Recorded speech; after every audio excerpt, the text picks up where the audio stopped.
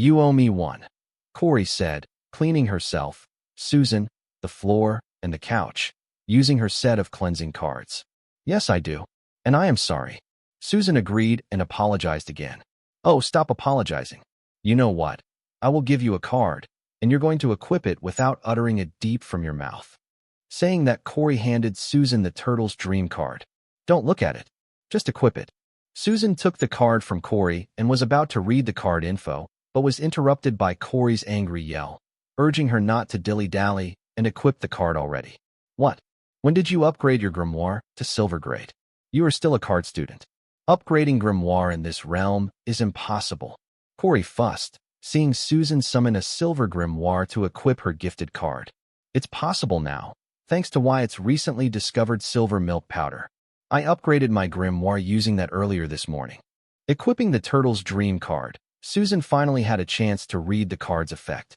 Realizing the precious nature of the card, she added, Corey, this card is too. You owe me one. And if you consider me as your little sister, you will not bring it up ever again. Also, I promised my uncle that you could keep a secret. Knowing precisely what Susan would say, Corey interrupted her and reminded her the card was confidential. Susan gazed deep into Corey's eyes. Seeing that she would not back down, Susan decided to go with it for now. Good, now go get ready, said Corey, reminding Susan about their adventurous plans for later. I am ready. Susan assured Corey that she was, in fact, ready. Get changed. Your office formals and heels are not fit for a dungeon raid. Corey rolled her eyes and announced that they were going to a dungeon raid, not an office meeting. Hence, Susan should get changed into something appropriate for a dungeon raid from the formal attire. Slime armor morph, C-rank armor, the Amazon princess. With Susan's command, with a flash of bright light, the formal attire worn by Susan morphed into black liquid and covered her entire body. Then the black liquid morphed, changing into a golden female armor. Downing the golden armor, Susan turned to Corey and said, I told you I am ready. The office attire worn by Susan was, in fact, the morphed slime armor. Since the day I helped Susan create her origin card, she had grown a habit of collecting various armor cards. The armor cards that Susan collected mainly were considered as failed products and sold at low prices to the Association Guild. Failed cards, meaning cards with low card durability and high card rating. Since Susan's origin card, slime armor eats armor cards and replicates them regardless of their durability and rating. For Susan, the failed cards sold by card creationists to the Association Guild were a golden opportunity to collect good cards at a low price. No matter how low the card durability and high the card ratings of a card were, as long as it was an armor card, Susan would purchase it at a bargain regardless of their rank. Over the period, Susan has collected an arsenal of armor cards with various attributes, stats, and skills. Susan herself doesn't know that unknowingly she has grown invincible in the card student realm. Wow, just like the first time I saw you. Corey was left mesmerized as she saw Susan change into the Amazon princess armor. So this is the rumored armor I have heard so much about, Diana murmured, unconsciously witnessing Susan's office dress morph into a golden armor. Sister, I want one, demanded Jaya. If you know where you can buy one for me too, replied Diana. Cindy grew speechless hearing the two sisters. Well, as the creator of that armor, let me inform you guys that unless you have metal-type fated ingredients, you can forget about owning such armor. Seeing one of my masterpieces at work, I felt proud. And remind the girls to stop dreaming about such an armor if they do not have metal-type fate ingredients. Well, currently, I don't. But in the future, if I do, I hope Master Wyatt will help me create such an armor. Diana seemed to have taken an interest in the slime armor. Sure, my doors are always open for my friends and subordinates. I carefully chose my word, even though I did not require seeing how Diana has decided to work with me for now. Wyatt, speaking of fated ingredients, I have found my second fated ingredient.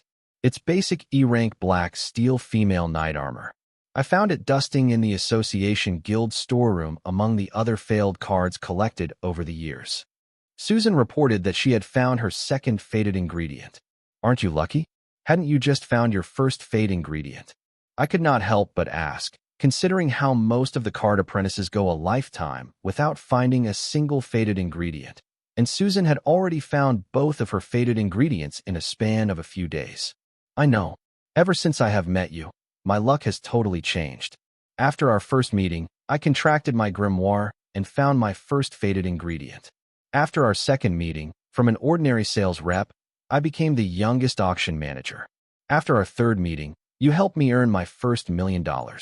Since then, I have progressed a lot in my professional life, social life, and personal life. Susan reminisced about the past events and how high she had climbed in a reasonably short period.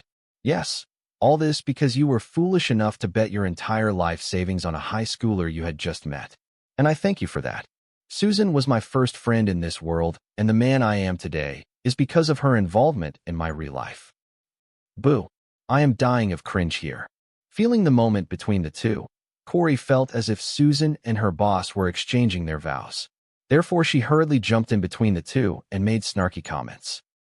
Corey wasn't the only one who felt that cheery blossoms bloomed as Susan and their boss spoke earlier. Cindy and Diana, too, thought the same thing. They instantly knew that Susan was one of their potential lady boss candidates and made a mental note to get on her good side. Corey, shut up. Feeling the moment being ruined by Corey, Susan was pissed. Big sis forgot about that. You found your second fated ingredient. That's great news. Having successfully saved Susan from Wyatt's demonic words, Corey tried to change the topic. Thank you, Corey. Susan chose to forgive Corey. After all, Susan was a pushover when it came to this kind of stuff. Susan was good at her job, but in the game of relationships, she was a rookie. Hearing Susan's words, Corey knew Susan forgave her. So her heart grew ambitious, and she added, Big sis, leave your fated ingredient to me. I will help you create your second origin card. It is going to be way better than your first one. About that, let's discuss it later. Susan knew Corey as a person, and she wasn't a reliable one. So, she doubted that Corey would make a reliable card creationist. Therefore, when Corey offered to create her second origin card, Susan didn't hesitate to find a reason to delay answering Corey. Come in, big sis. Don't you believe me? Corey was not new to this game. She was not planning to leave unless she heard a yes. Corey, honey, please don't take this the wrong way, but you are the moodiest person I have met. I wouldn't trust you to look after the warehouse alone. Forget having you help me create my second origin card. Seeing that Corey was not backing down, taking a hint from her words, Susan decided to make it clear by using another set of vocabulary, which she had saved especially for this type of situation. Hearing Susan speak, removing the training wheels, Corey felt her thick skin wasn't thick enough, and decided to leave the matter for now. And also, I know what kind of second origin card I want, and I doubt you can create the card that I want. Susan tried to console Corey, but to Corey, these words were sharper than Susan's words earlier. What? Let me know what kind of card you want, and I will be the judge whether I can create it or not. Corey felt her pride hurt hearing such words from Susan. If it was somebody else, she could have ignored it, but not her previous life mother. Corey, you haven't seen the card. It's a new variant of one of the cards created by Wyatt. Those cards are so good that the royal family has placed a bulk order on those cards and wants to build a new army regiment of card apprentices solely equipping those cards led by Card Emperor Luna Lorne herself.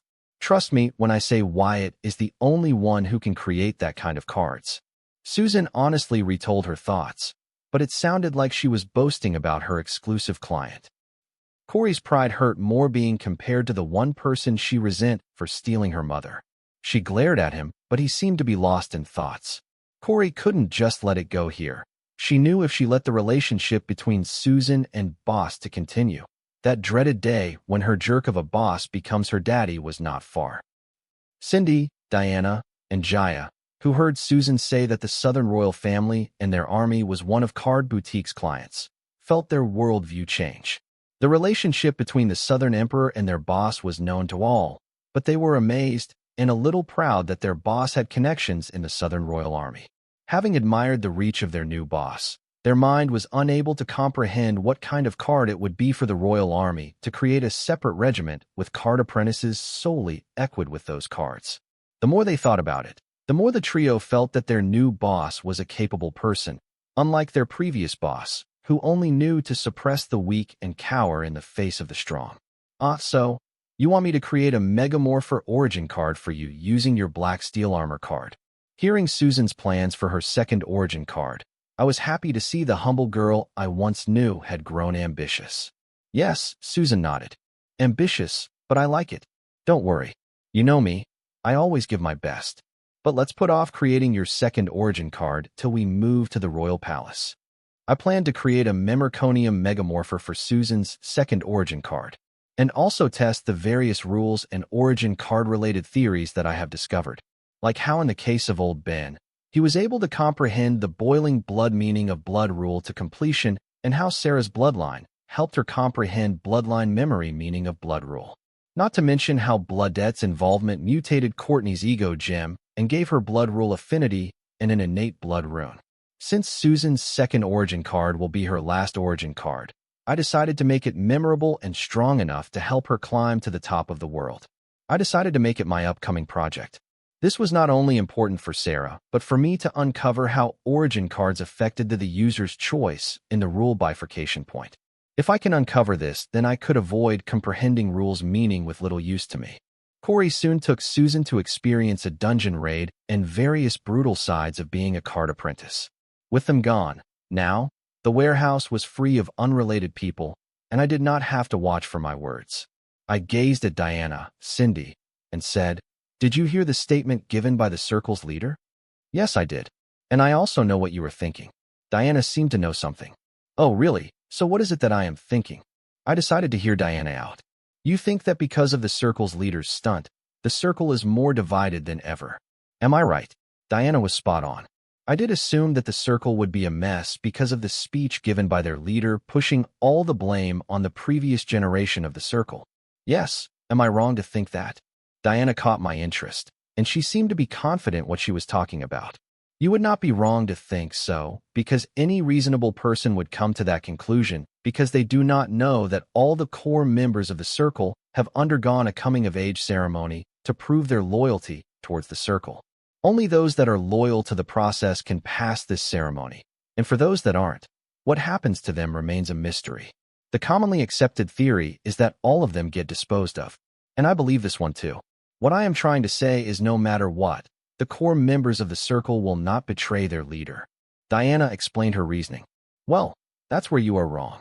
That coming-of-age ceremony is not only to test the loyalty of the members, but also their capability.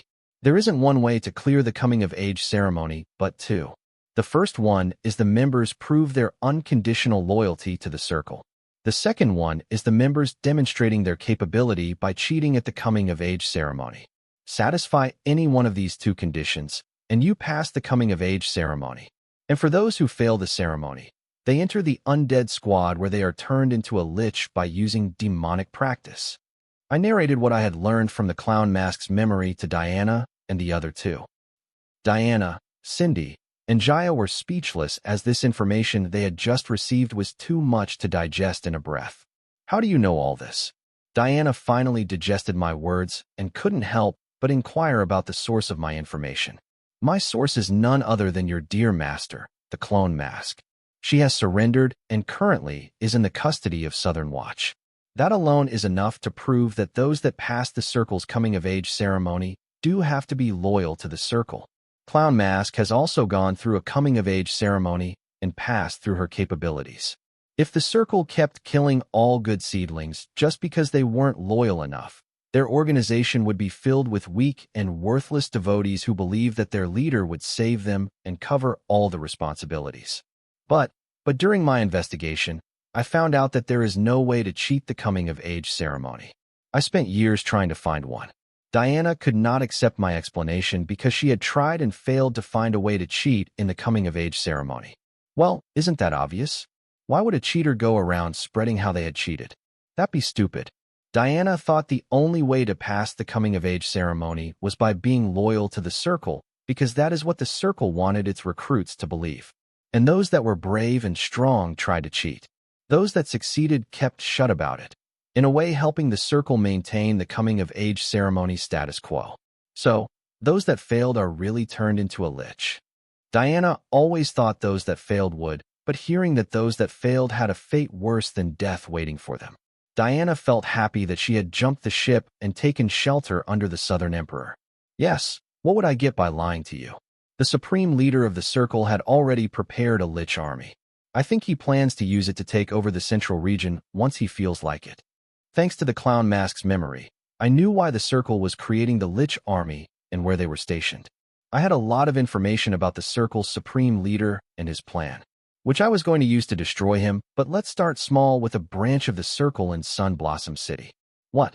Even if it is the lich army, it is nowhere near enough to invade the central region. The central region was filled with the best card apprentices. It housed about 40% of humanity's strength.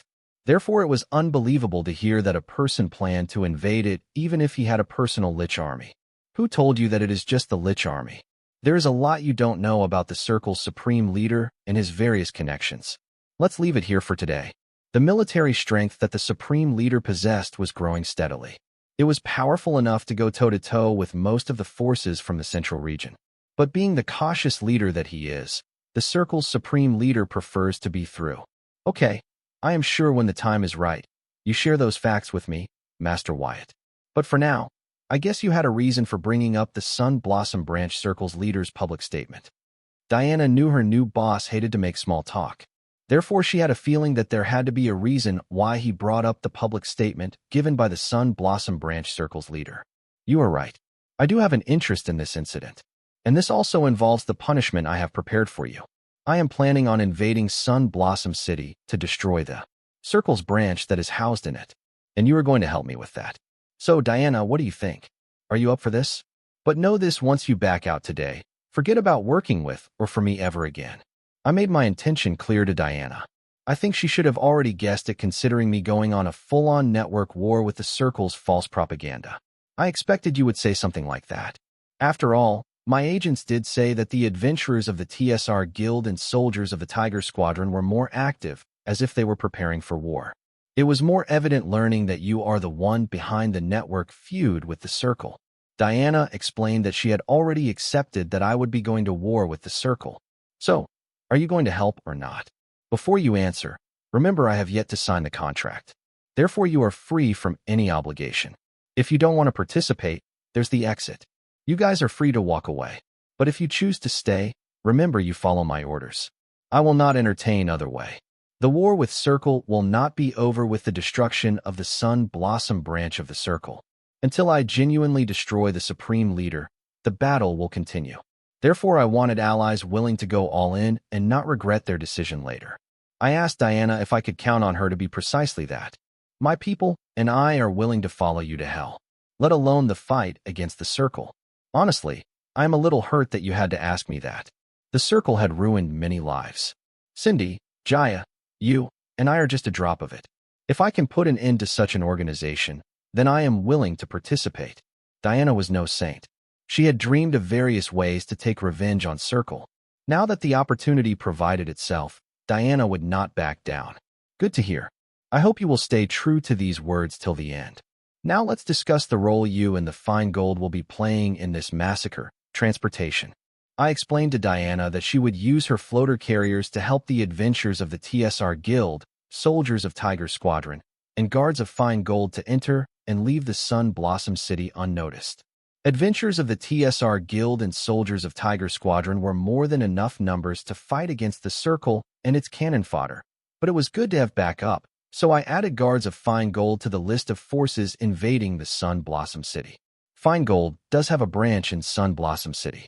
Therefore, when the Sun Blossom City guards notice Fine Gold carrier floaters, they will not get suspicious.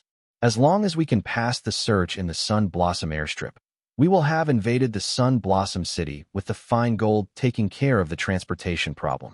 The next step was how to avoid the local forces that were bribed and had submitted to the Circle. These forces will not sit ideally by as I attack the Circle. Handling them wasn't a problem, but I would instead not prefer fighting with them because it would turn from my act of vengeance on the Circle to a feud between two cities. After the Great Monster War, when the city borders were marked and recorded, there was a lot of infighting between the neighboring cities. They all wanted as many dungeons as possible to fall under their city jurisdiction. In this world, dungeons were the natural source of enormous wealth, like a gold mine. The dungeons were a stable source of monster meat, soul jades, card ingredients, and some even had natural mines and other resources. Dungeons were basically an inexhaustible source of various resources. So, the cities fought with each other to ensure that their border would enclose the most dungeons. This fight turned into a bloodbath, and many lost their lives until the royal families stepped in and distributed the land themselves based on the merits of the cities during the Monster War. Greater the merit, larger the border with better dungeons in it. With that came the immigration frenzy. People started to desert cities with smaller borders to the bigger cities. But locals were not hospitable to the immigrants as their family members had died to gain those merits, which gave them bigger borders. They were unwilling to share what they had earned through their blood and sweat with the immigrants or the refugees. This led to another bloodbath. And once again, the royal families and the government stepped in to make the immigration law, which forbade a person from immigrating from the native city to another city without a valid reason and being approved by both cities involved. So basically, there was a lot of bad blood between the two cities. If I carelessly harmed the city authorities and families, the next day, the local news would read, "Outside forces attacked the elitist of the Sun Blossom City," which would lead to people digging up the past wounds, and I would indirectly become the trigger to start the next city war. Even though I could escape the legal persecution with the help of the Southern royal family, I will not be able to forgive myself. Diana, what do you think we can do about this? I seek Diana's opinion regarding how to prevent the local authorities and families from meddling during our siege on the circle. Diana, too, was not clear on this matter. "We bribed them to stay out of the war," said Jaya, attracting all the gazes in the room. Having taken the spotlight, she went ahead and explained herself. "They are corrupt officials and families. Accepting bribes is their thing. So that's what you do.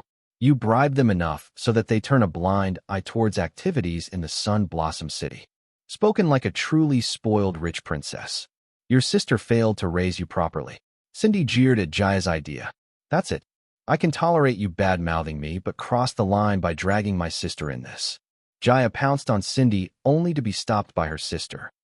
Diana could feel that her secretary Cindy had gotten ballsy in the presence of the new boss. Diana knew this was bound to happen, but she was not worried, nor did she plan to suppress her later. Because she knew as long as she was more capable and more intelligent than Cindy, then she had nothing to worry about. Suppression is not her style, as she controlled every one of her subordinates by being better than each one of them and everything that counts. "Jaya, how many times have I told you to know who you are dealing with? Do you think the authorities from Sun Blossom City will be willing to watch as we cut their golden goose just because we gave them an extra golden egg? As long as the circle occupies Sun Blossom City, the authorities will routinely get paid. Now, why would they give up on such a sweet deal just because you bribed them better once? Do you understand how much capital we will require to bribe an entire city? Even if the whole fine gold was sold, we still could not satisfy the appetite of the Sun Blossom City authorities and families. The Circle can afford it because they are an enormous organization and have amassed an enormous amount of stolen wealth from the Sky Blossom City during their tyranny here. Even if you are willing to bribe them, and they're greedy enough to take it, it is not certain that they are willing to double-cross the Circle.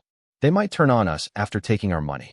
In the end, bribing is not a solution to our problem." Diana explained the flaw in her plan to Jaya. "I did not think of that," replied Jaya embarrassedly. "That is because Cindy was about to mock Jaya again, but was interrupted by me. I hope you only open your mouth when you guys have something related to the topic," I announced, eyeing Cindy. This woman has not added anything worth to the conversation. Honestly, I did not understand why Dana brought her along. I did hate Jaya, but now she is one of my subordinates and is trying to contribute. I preferred positive reinforcement rather than suppressing the voices of my staff, no matter how stupid they sounded. "Yes, boss. And if I may." Cindy took my warning way too positively and asked permission to speak her mind. "This is not a classroom. Just speak when you get the chance to." The Cindy I am seeing right now and the one that came to me to create Deborah's origin card were two different people. The previous one barely showed any emotion, and this one was just too giddy. She was kind of getting on my nerves. I considered whether I should sew her with one of my Calamity Daughter gems. It would become so easy for me to monitor Diana with one of her trusted aides, a Calamity Daughter core. How about we coerce the authorities and families by kidnapping the people they cherish? I know this makes us no different than the Circle, but this is better than the alternative. Cindy spoke her mind all right, but she was right. The alternative was an incident that would trigger a war between the two cities. That is too much work to pull off. It will get complex. Kidnapping people, monitoring their families, and watching our backs as we fight the Circle. All this was too hectic, and there are chances of information leakage to the Circle. Cindy's plan involves too many steps, leaving a lot of room for risk. During this process, anything could go wrong. Not to mention the Circle would come to know who their enemy in the dark is. I agree with you, boss. It is indeed too hectic. But I think the Circle is pretty much aware that somebody out there is out to get them. Cindy took my rejection positively again. It made me wonder if she was being serious when she gave me her idea to control the authorities and families of Sun Blossom City. Keep the enemy guessing. Do you understand what I am saying, Cindy? I asked Cindy. After all, she appeared to have a good head on her shoulder. I think she understood what I was implying. Yes, boss. As expected of you, you are wise. Cindy nodded and did not miss the chance to butter me. Explain it, said Jaya. She thought Cindy was nodding her head to impress their new boss despite not understanding a thing. What the boss is trying to say is, if the Circle doesn't know who they are facing, they won't know what to expect. If they don't know what to expect, they cannot prepare against their enemy in the dark prematurely. With no prior information on their enemy, they will have no option but to cover all their bases, spreading their workforce thin. So basically, you can dodge an arrow but not an arrow with your name on it. Cindy flawlessly explained what I meant by the words, keep your enemy guessing, changing my evaluation of her. A wise girl who acts stupid so that her boss doesn't feel threatened by her. Humph. Jaya snorted at Cindy's explanation. Boss, I think Cindy is onto something. Coercion seems to be the only way to persuade the local authorities and families from butting in. I know that it is hectic and has a lot of risks, and may let the Circle onto us. But this is the only way we can avoid confronting the elitists of the Sun Blossom City. I think you should consider it. Diana did not mind supporting Cindy's idea. This is her way of showing to Cindy that she did not consider Condi as a threat. And a good idea is a good idea no matter where or whom it came from. You are right, and coercion does indeed seem to be the only feasible way for now. How about this? You make a list of all the important bureaucrats and top family leaders. We will only coerce the top of the cream and have them stop the rest of the Sun Blossom City forces from meddling in our decisive battle with Circle. Understood? Any doubts? Coercion may seem to be the only way for an average person, but I am no average person. I am the proud slayer of Dungeon Calamity Seed.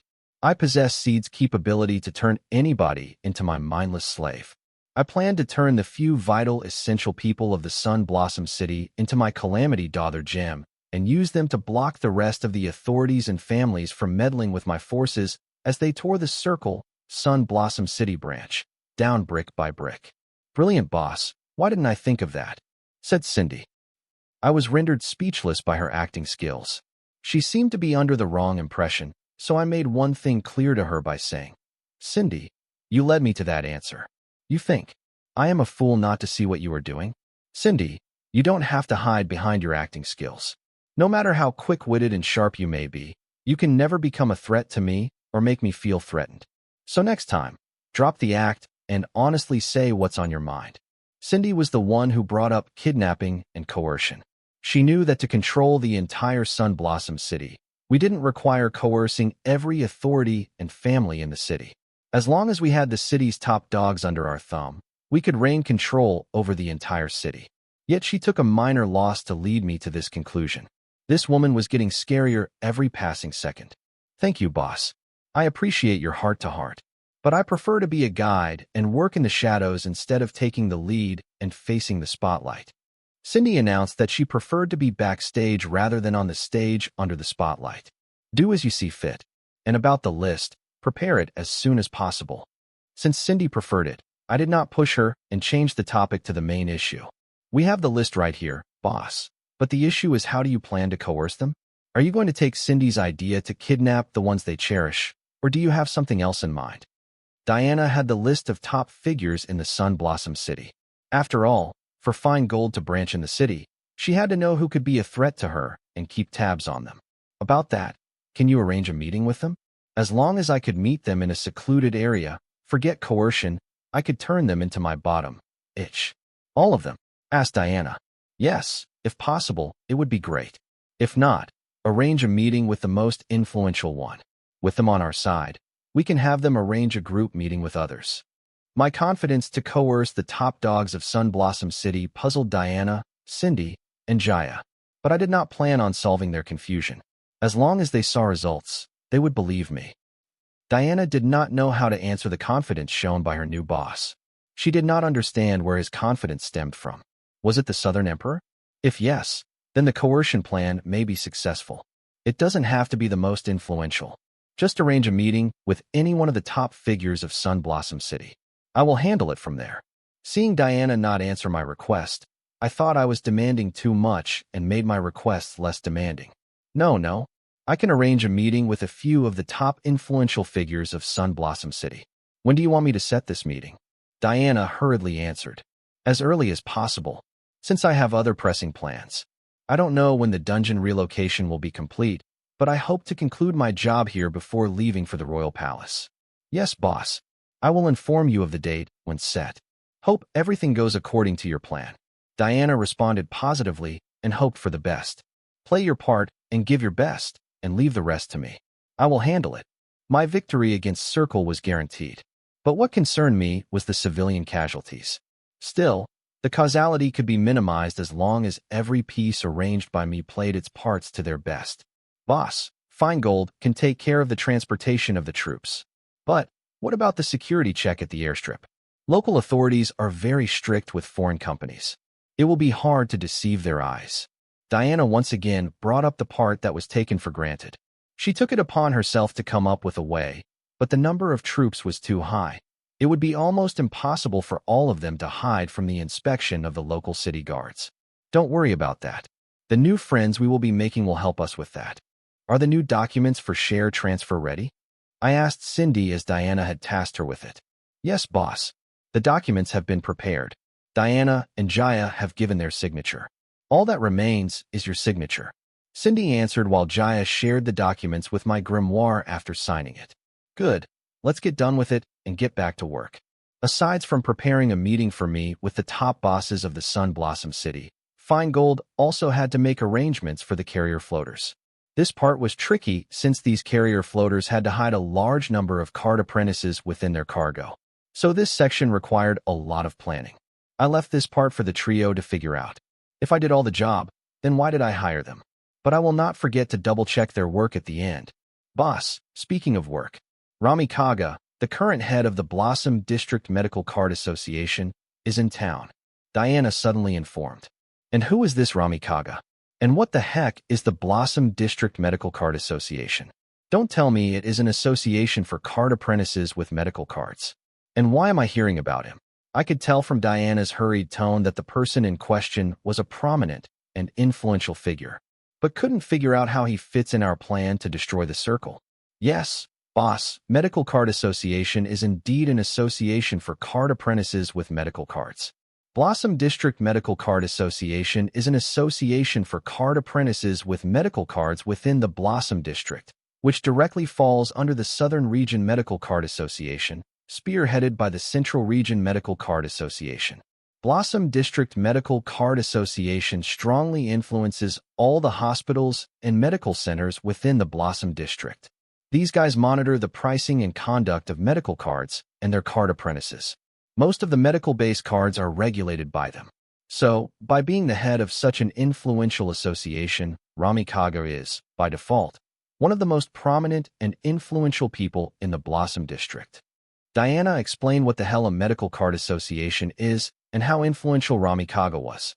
According to Diana, during the period of the Monster War, the royal families had made a separate decision for medical card apprentices in their army. The royal family specifically trained these card apprentices to use medical cards with the most optimum efficiency in a short period to respond to the casualties on the front line.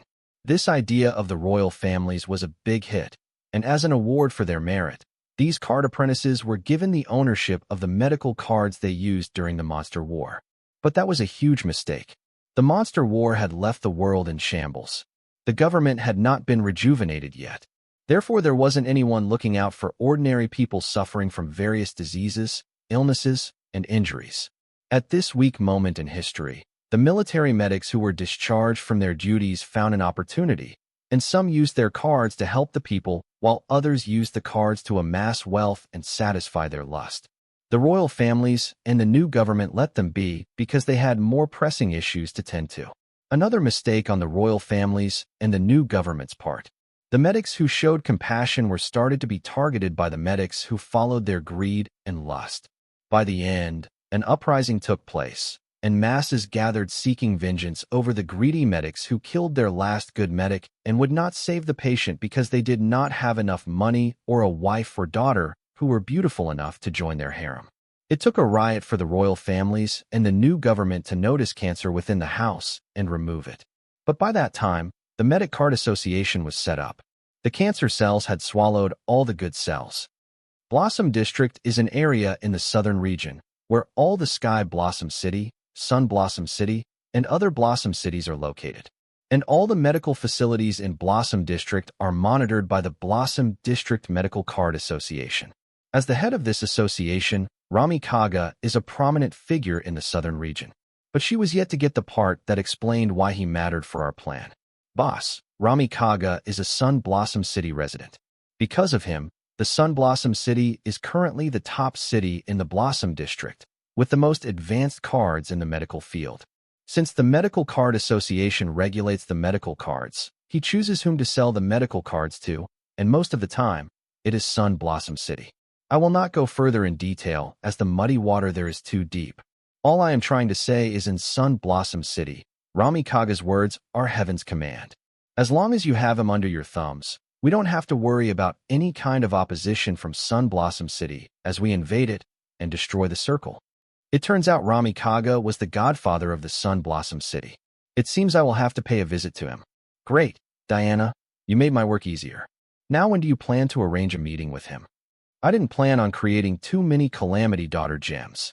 Until now, I have only used Calamity Daughter gem to get information about Papa and Mama Wyatt's death, or to protect myself, or because I like their origin card. So unless it was essential for my comfortable life, I never planned to use the Calamity Daughter gem. Because with every Calamity Daughter gem I create, I had one more extra secret to hide. In this world where literally anything could be made into a card, I did not know what could happen next. Who knows? One of my Calamity Daughter gems could get exposed. Nothing is set in stone. Just take the matron and the Paw clan, for example. I bet she would have never guessed that her shadow organization members, who have been operating in the shadows for decades, would be caught in one of Anna's weird field cards and expose almost all of her secrets about her origin card and the organization. I bet the matron is still in doubt whether her secret has been revealed or not. I did not want this to happen to me with regards to my Calamity Daughter gem. Unlike Matron's secret, which was just a memory manipulation trick, my secrets are more than just a trick. They are so big that they can start a world war. About that boss, Rami Kaga is a very busy man, and won't meet with anyone unless it's of profit to him. Fine gold has nothing of interest for him, so it will be tricky to get an appointment with him. Diana wasn't sure whether it was within her ability to meet with the man who reigned over the Blossom District Medical Card Association. Sister, announce that you are going to make a huge donation to the Medical Card Association. It will catch Rami's attention and get you the meeting with him. Jaya spoke from experience. Whenever she promised a huge donation, even the most arrogant of the bunch would bend over backward for her. Ha, boss, I really can't hold it. Please let me do it. Cindy could not hold back her laughter hearing Jaya's words and begged me to lift the no-nonsense ban. Sigh dash. Well, go ahead, but have a little mercy on her, will you? After all, she is young and a little inexperienced. Considering Cindy's attitude thus far, I let her do as she pleases because she proved she was worth my investment. Don't worry, boss. I think this is already insulting enough for her, said Cindy looking at Jaya, who was filled with fighting spirit, not understanding where she went wrong. Right now, she is the perfect example of ignorance is bliss. Cindy shook her and added, Jaya, dear, what you proposed works only on people who are poorer than you. Blossom Medical Card Association makes fine gold's gross profit in a week or less. What makes you think that we can flex our money to them? Aren't you being stupid to think that would work? In the end, Cindy did not forget to use the opportunity to mock Jaya.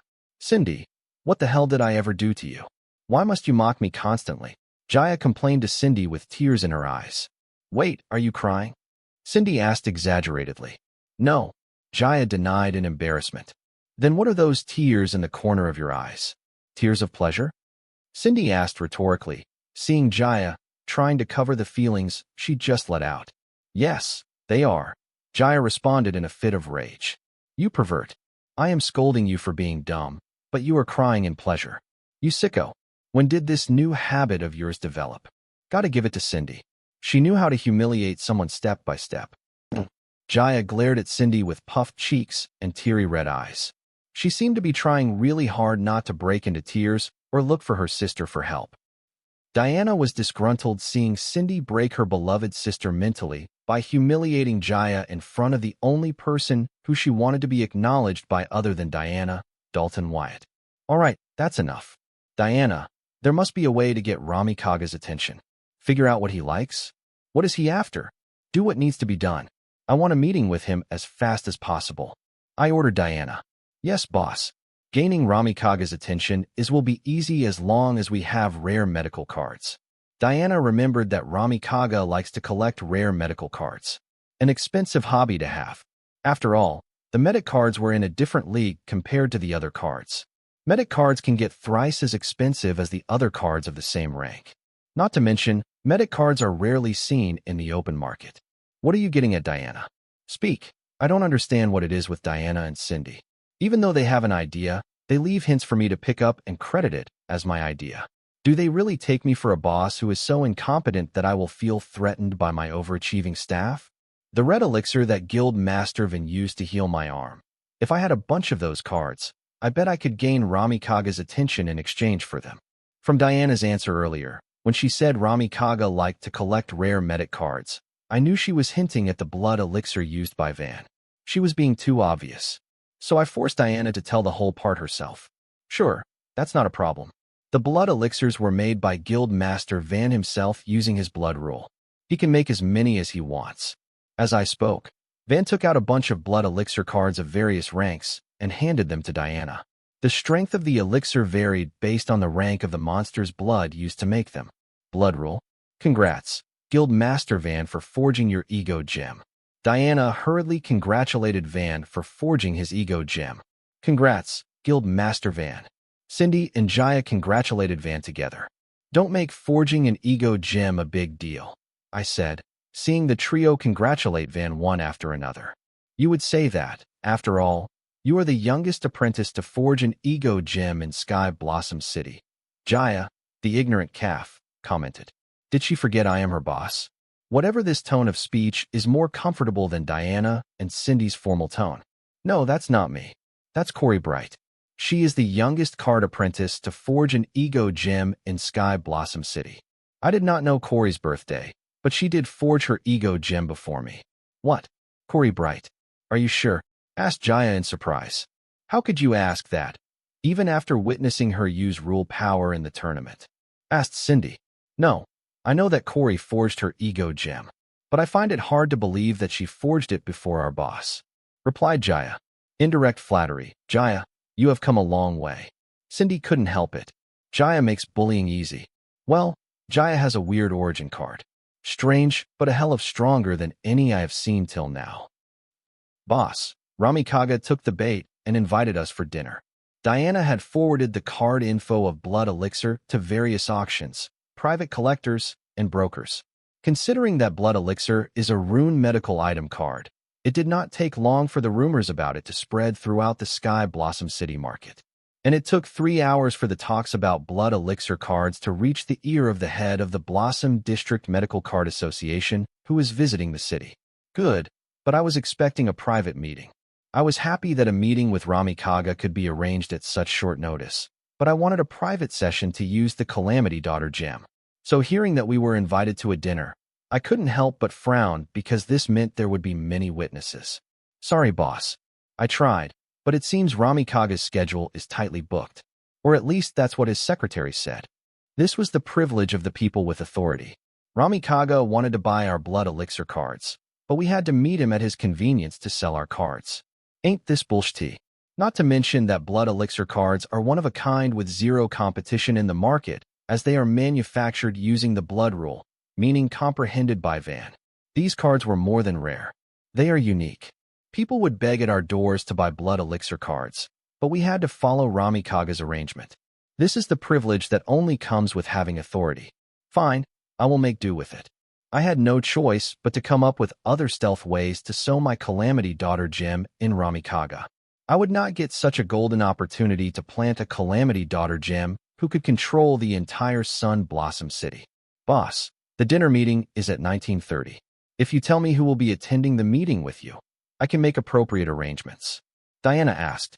Just Guild Master Van and you. I replied and then asked, how are the plans for the carrier floaters coming? I have assigned Cindy to that task as her origin card is a good fit for the task. She will contact you once she is done, boss. Diana responded as she made transportation arrangements for the dinner meeting in the evening. Date, March 30th, 2321. Time, 1930. Location, Sky Blossom City, Privilege Restaurant. Diana Keith, party of 3. Diana announced to the front desk. This way, madam. Mr. Rami Kaga is expecting you at VIP box number 01. Please enjoy your stay here. The lady at the front desk guided us to Rami Kaga. Sir, Ms. Diana Keith and her +2 have arrived. The staff announced our arrival in the VIP box and let us in. Right on time, Ms. Diana. It seems you are as eager as me. Let's not waste on pointless chatter and get to the point of our meeting. I have another meeting in about 15 minutes. A silver-haired, wrinkled old man in a suit greeted Diana. With his words, he made it clear that he was Rami Kaga. Surprisingly, he was alone in the spacious VIP box. As the head of the Blossom District Medical Card Association, I expected him to have a few bodyguards. Thanks to the ability You See Me, I See You of my Calamity Daughter gem, I was not deceived by what I saw. As soon as I entered the VIP box, I felt 4 extra pairs of eyes watching me since I could not turn into my Gigamite form to catch the voyeurs using the other half of the skill. I opened my soul pupils, and what I found made me realize that I could not go through the plan. I found 4 peak card overlords, each hiding in the shadows of 4 corners of the VIP box, monitoring Diana, Van, and me. They weren't the problem. The problem was as I swept my gaze through the VIP box for anything else unexpected, I learned that Rami Kaga himself was a card overlord. Yes, the silver-haired crusty old bastard was a card overlord. Fuck. Diana, why did you not tell me that this old Mitch is a card overlord? I can't blame her because she thought I would coerce him. How could she know that I was planning to use my Calamity Daughter gem? The only limitation of the Calamity Daughter gem is that it cannot be used on someone in a higher realm than my grimoire grade. Currently, I had a golden grade grimoire, which meant that I could only use Calamity Daughter gem on Card Apprentice in or below Card Lord realm, which meant I could not use Calamity Daughter gem to control Rami Kaga, who is in the Card Overlord realm. I guess I have no choice but to improvise now. I mean, the man loves to collect medical cards and is the head of the Blossom District Medical Card Association, so I bet a man in his position would be thrilled to have a card apprentice like Van who can create blood elixir on a whim. Now that everything has come down to this, I had no choice but to use Van and his blood rule, meaning blood elixir, to negotiate with Rami Kaga.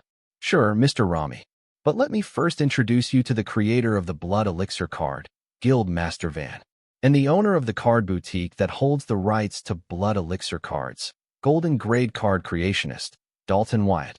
Diana introduced Van and me to Rami Kaga. Haha, that kid is a Golden Grade Card Creationist? Ms. Diana, you are funny. Rami Kaga laughed, pointing at me. Clearly, this man was drunk on pride and arrogance that came with his authority. In response to Rami Kaga's laughter, I summoned my Golden Grade grimoire. Wait, you are not joking, said Rami to Diana, witnessing me summon a Golden Grade grimoire. And later, turning to me, he added, aren't you too young to be a Golden Grade Card Creationist? Yes, I am. Haha kid, I like you. Which family do you belong to? Wyatt family. Never heard of it. Are you from another city? I did not expect the power-drunk Rami to take a liking to me, but I guess he says the exact words to every young genius he meets. Considering that the Blossom District is a third-rate district in the southern region, this doesn't happen a lot. No, I am an orphan, born and raised in Sky Blossom City. I answered him as I sat on the couch across from him. Meanwhile, Van and Diana stood behind me, making it clear who is in charge of the 3 of us. This was necessary as, considering my young age, people tend to underestimate my role. Now, I like you even more. You run a card boutique. Boy, tell me, how does an orphan of your age own a card boutique which happens to be the parent of a guild and a company? Rami asked, gazing into my eyes. And here I thought you were eager to complete the exchange and send us packing. I pointed out that it was Rami who asked us to spare the useless chatter. Ha ha. Boy, you got guts, or have you grown ignorant because of your small success? One call, and I can close your tiny card boutique. The sudden change in Rami's speech did not surprise me. Like all arrogant pricks, Rami was the type who wanted to make it clear that he was the alpha dog in the room. Oh really? I dare you to do it. Hearing my provocation, Diana, who was standing behind me, gasped in fright, because she knew that Rami did indeed have the connections to make his claims happen. But my words did not surprise her. After all, we are here to coerce him, not make friends. Ha ha ha, it has been quite a while since I have been challenged. Though Rami laughed, his eyes remained fierce as she said these words. Really? I think you are the wolf who spent too much time surrounded by sheep and forgot what it is to be in the company of a tiger. It felt good taunting a card overlord, not to mention one who held a lot of authority in Blossom District. Rami did not respond to my taunt. He closed his eyes as if meditating. I used my soul pupils to check, and it turns out he wasn't meditating, instead waiting for his bodyguard to finish the call he threatened me with. The atmosphere in the VIP room had grown tense, especially for Diana, who did not know what was happening. As for Van, unlike Diana, he had complete trust in me, and he kept his guard up in case of something unforeseen. After a minute, the bodyguard who made the call stepped out of the shadow, surprising Diana and Van. But he showed no malicious intent. Instead, he whispered the information he found in Rami's ears. You are the fraud who is in the news these days and have the protection of the Southern Emperor. No wonder you dare to be cocky in front of me. Rami spoke after hearing the information collected by his lackey. Cocky?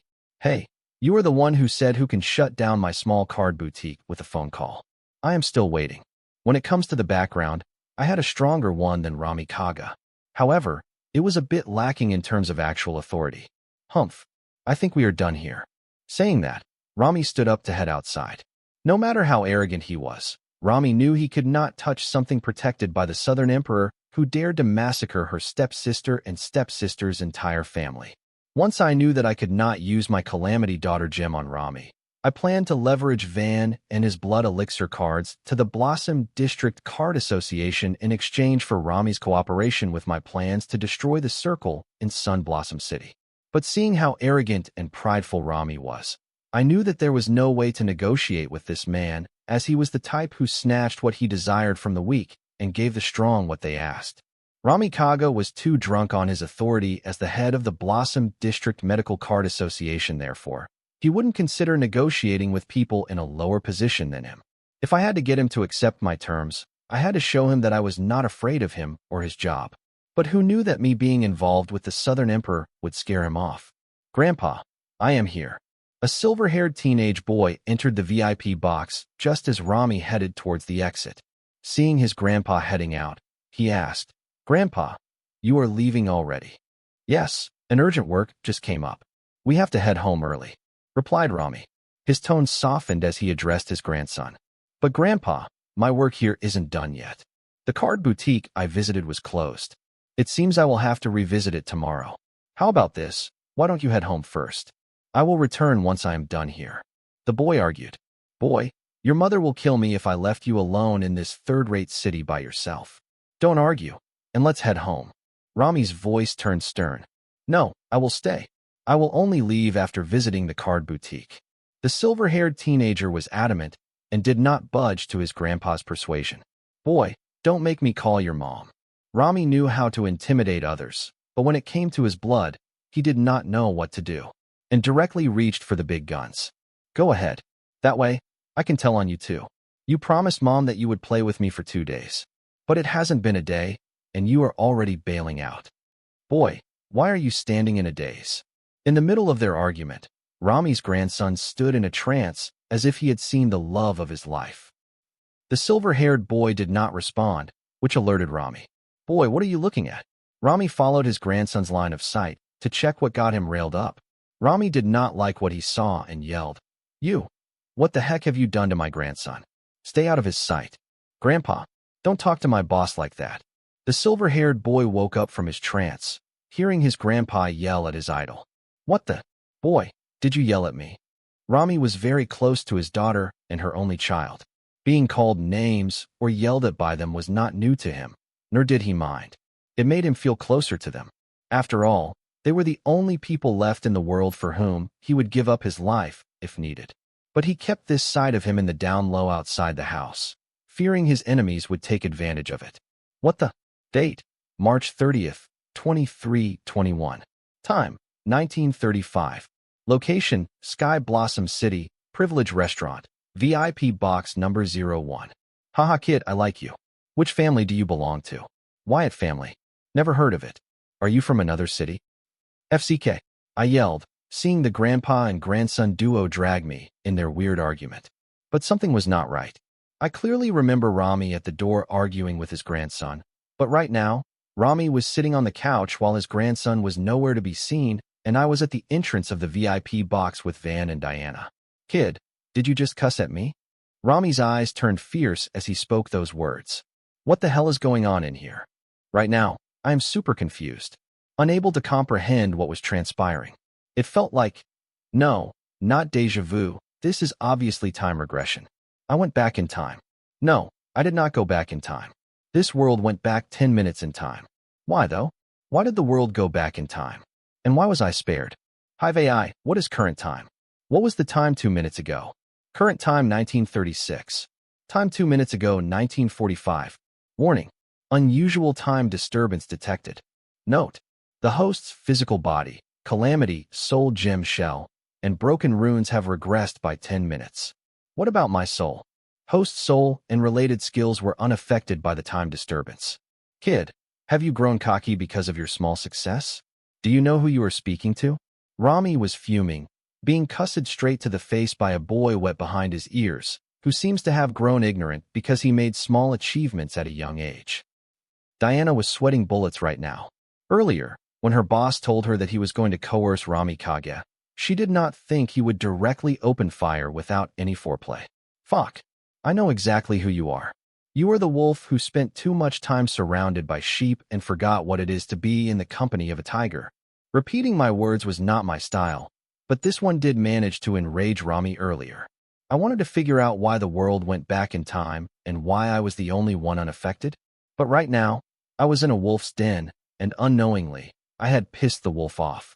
Before it came for my jugular, I had to subdue it.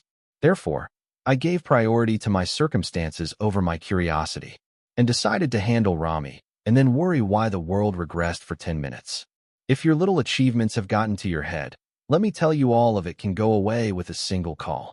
Despite being strongest in the room, Rami did not suppress the ignorant calf which dared to taunt him with his realm, as he loved to crumble the world of those that dared to cross him and watch them wallow in regret as they begged him for mercy. Oh really? Then, why don't we make a wager? You can achieve what you claim. I will give you 10 A-rank blood elixir cards. If you fail, then you will promise me one thing. I dare you to make it official by signing a soul contract. I don't expect Rami to agree to the wager, but it was worth a try. After all, he seemed to be very humiliated right now and the type who would not stop at anything to regain back his pride. 10 A-rank blood elixir cards? Don't underestimate my promise. Make it a 100, and we have a deal. Rami, though angry, did not lose his sense of reasoning. But he did not want to directly refuse the boy's wager because that would be humiliating since backing out would be seen as him chickening out. Therefore, he came up with unreasonable stacks to accept the wager, believing that the boy would back off, fearing the high stacks. Okay, Diana, prepare the soul contract as per the agreed terms. I could not help but laugh as I thought how Rami was digging his own grave. Since I have agreed to his unreasonable stacks for the wager, if he backs out now, he would look like a chicken. Sure, boss. Diana knew time was of the essence. She hurriedly prepared a soul contract, took my blood print, and headed towards Rami for his blood print. Rami glared at the boy in front of him. By now, if he did not understand, he had messed up, then his years of experience would be considered a waste. But still, he chose to sign the soul contract because he had decided that he would use all the favors in his pocket to destroy the boy in front of him, no matter which family in the Blossom District he belonged to. "I am waiting," I yelled while Rami closed his eyes and his bodyguard, hiding in the shadows, made the call. A few minutes later, Rami's bodyguard walked out of the shadow and whispered the information he received, trying to have my card boutique closed. Hearing the news, Remy's face paled, and his lustrous silver hair lost its glow as if it would wither any moment now. "Your status as fraud is not for show. You managed to defraud me." Rami finally said a few words, and his tone made it sound like he was being wronged. "Defraud? Correction, I outwitted you. Old fossil, don't make it sound like I am the villain. That's what you get for looking down on people, especially young people." "Got it. Last time I did not use this trick because I did not know where Rami's limit was. Plus, I did not know how he would react. Therefore, I played it safe. But now I know that he did not have the balls to cross Anna. So, with all my worries taken care of, I went for a home run. And boy, it was so worth it and satisfying. Boy, don't get cocky. If not for the Southern Emperor behind you, this would be a different story." Rami gritted his teeth as he fiercely glared at me. "Huh," I snickered at Rami, knowing he was only a tyrant to those weaker than him and a mule to those stronger than him. Having taunted him enough, I said, "Rami, be a good boy, and I will not use my winnings to make you do something you'd regret. Give your personal grimoire QR to Diana, and pick up when she calls, so that I can cash on the promise I just won when I need to." "Fine." Rami summoned his gold grimoire and let Diana scan its QR code. "I assume you are still stuck in the card overlord realm because of your grimoire grade," I commented, seeing Rami's golden grimoire. "Well, aren't you a genius?" responded Rami sarcastically. "See, Rami, I was planning on helping you get a platinum grimoire, but now I am not so sure. I did plan to get Rami a platinum grimoire, of course, for a price. Seeing him be a naughty boy, I decided to discuss it later after him being disciplined. Boy, don't kid yourself. Do you even know how hard it is to get a platinum grimoire?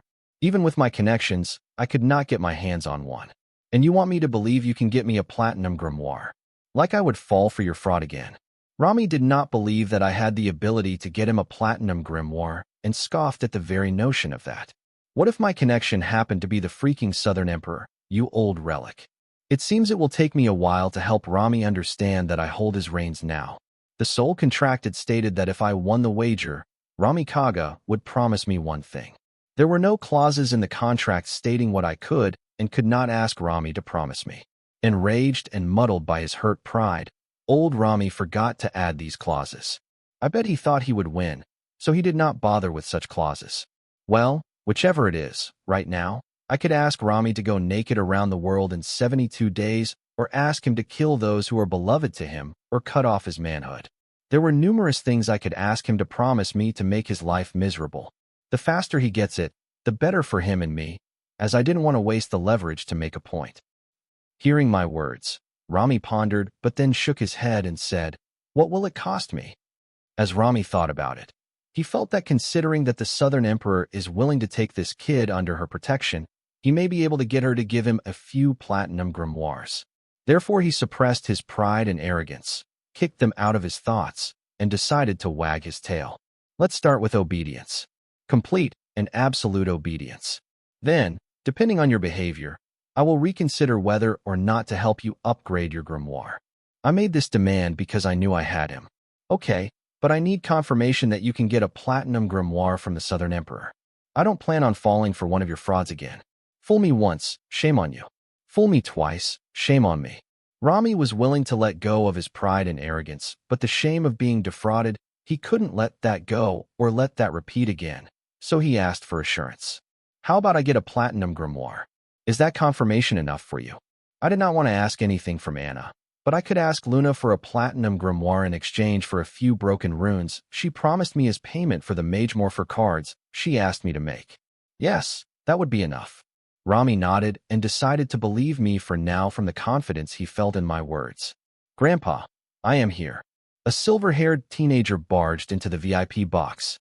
Who dares to barge into the head of the Blossom District Medical Card Association's VIP box? None other than his grandson. Boy, how many times have I warned you to knock before you enter a room? I am in a meeting now. Come back after 15 minutes. Rami had learned his lesson and could not afford to be haughty anymore. So this time he did not dare to ignore our existence and get into an argument with his grandson like he did previously. Okay, Grandpa. Just as the silver-haired boy was about to excuse himself, he stopped and stood in a daze as if G had seen his first love. Master Dalton Wyatt, I am Kane Kaga, your biggest fan. I have been your fan ever since I saw the viral video of your fight against the local high school gang Bright Loins. I admire the way you stood up to your bullies. Your story is an inspiration to all children around the world. Snapping out of the daze, the silver-haired boy introduced himself rather than excusing himself as instructed by his grandfather. Kane, have you gone crazy? Did you just ignore my words? I won't myself. Get out this instant. Rami yelled at his grandson, seeing how he ignored his direct orders in front of his company. After all, he had to keep up the facade. Old man, don't be so hard on your grandson. It's always good to meet a fan, though I think I didn't do anything an average person wouldn't do. I signaled Rami to be quiet and added a few humble words for my fan. Handling fans was something that I picked up in my previous life. Good to me that it is coming in handy in this life too.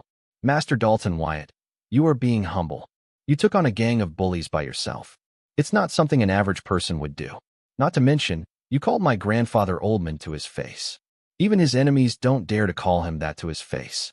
This is not something a normal person can achieve.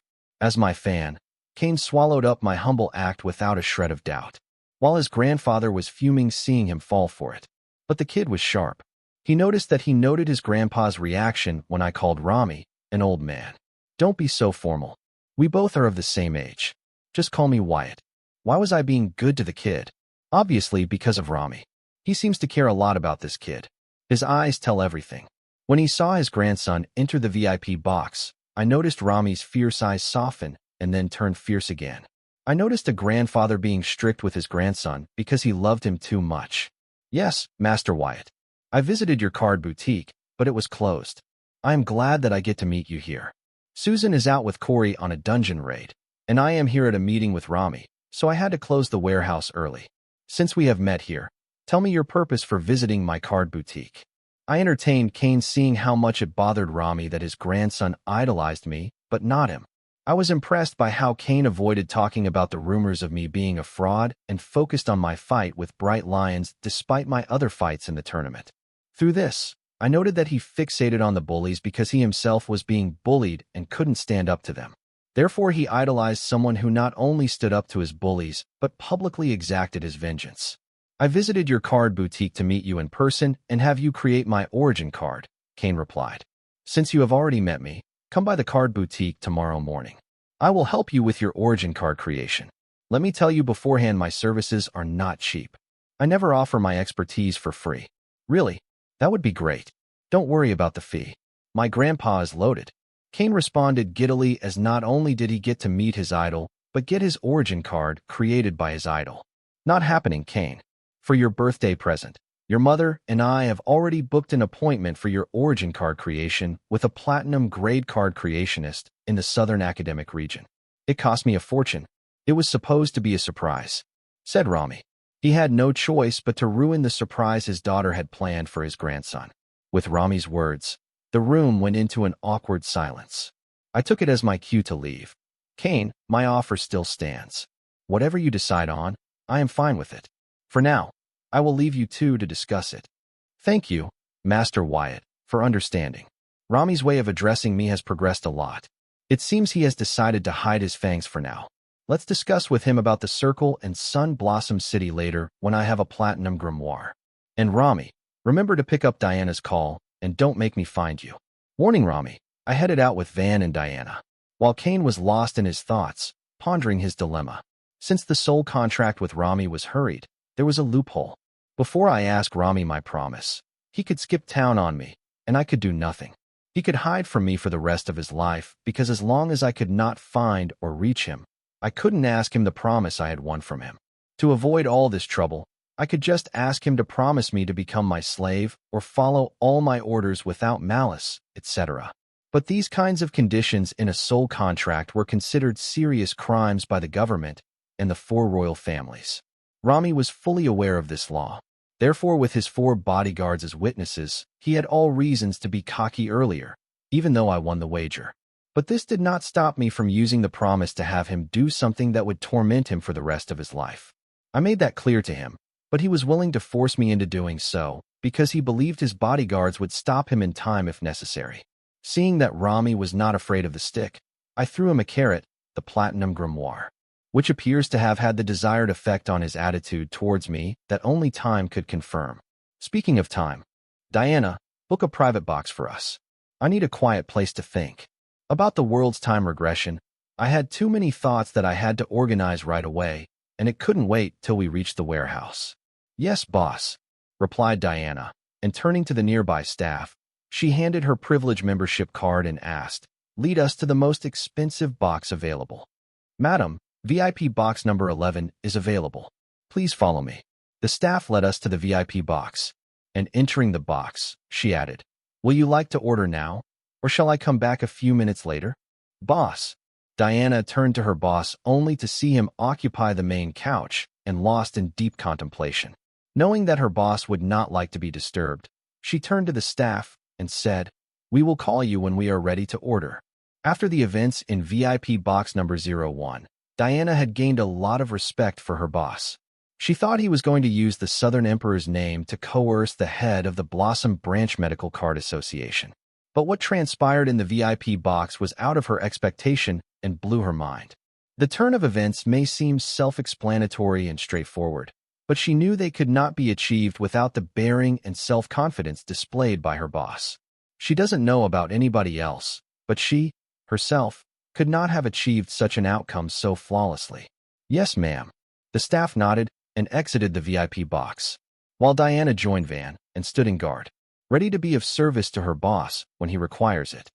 The host's physical body, calamity, soul gem shell, and broken runes have regressed by 10 minutes, while the host's soul and related skills were unaffected by the time disturbance. According to Hive AI, even I underwent time regression along with the rest of the world. But my time regression was limited to the physical aspects, and my soul and things related to it were unaffected by time regression. No, regression is not the correct word for what the world experienced. Regression means going back in time while remembering the original timeline. But, except for me, nobody else seems to realize that the whole world has gone 10 minutes back in time. I could talk to Diana and Van about this, but I was too afraid that the being that was behind the time disturbance earlier would take notice of me if I spoke about it. It was brought to my notice that if a person speaks a demigod's original name, the demigod in question will become aware of them. Therefore, demigods are given titles and addressed as such. So, if a being is powerful enough to turn the time back 10 minutes for the whole world, I guess the said being would be sentient enough to give some merit to my fear of it realizing when I speak out about the time disturbance. Since I was too cautious about talking about it aloud, I asked Van about it through Hive AI, but he had no idea about the time disturbance. It made it clear that nobody other than me even noticed the time disturbance. Hive AI, show me last 30 minutes data for all the Calamity Daughter gems, and check for any possible time disturbance in data. Hive AI followed my commands and showed me the data I asked for. Neither Hive AI nor I could find any anomaly in the data as we did in mine. That's when I realized that Salve Hive AI were not part of my soul, but an arrangement of the soul pathways of the Calamity Parent gem that connected it to the Calamity Daughter gem, making Slave Hive AIs vulnerable under the effect of the time disturbance, just like the rest of the world. Rewind. Yes, this was the word I was looking for. The world rewinded. Even my physical body rewinded with it, but my soul was spared. There has to be a reason for this. What makes my soul special? It was not from this world. I was a transmigrator. This was the only reason I could think of why my soul was unaffected. The only way to confirm if my assumption was correct is to ask about it indirectly to another soul that isn't from this world. Who do I know has a soul that doesn't belong to this world? The list was too short as the Otherworldly Club only had 2 members, for now, Corey and I. It seems I will have to find Corey right away. So, I summoned my grimoire to call Corey and ask her to come here and see. Call, Identity Loon. The person you're calling is out of reach. It seems Corey is still in the dungeon with Susan. But I didn't want to wait, so I contacted Nick Bright, one of my Calamity Daughter gems, to find out Corey's whereabouts. Knowing Corey, she must have taken Susan to one of the Bright family dungeons, so the Bright family should know their whereabouts. Hive AI, connect me to Nick Bright. Connecting to Nick Bright. Hello, Master Wyatt. How may I be of service to you? Find which Bright family dungeon Corey took Susan to. I want to meet her ASAP. Right away, boss. I patiently waited for Nick as he dug through the Bright family records for the information I needed and noticed that Van and Dana were still standing. As my calamity daughter Gem, it was normal for Van to behave like this, but I was surprised to see Diana do the same. If she is trying to earn some good points in my book, then she did it all right. Since I was too cautious about talking about the time disturbance that transpired earlier, I decided to ask about time-related cards in general to Diana.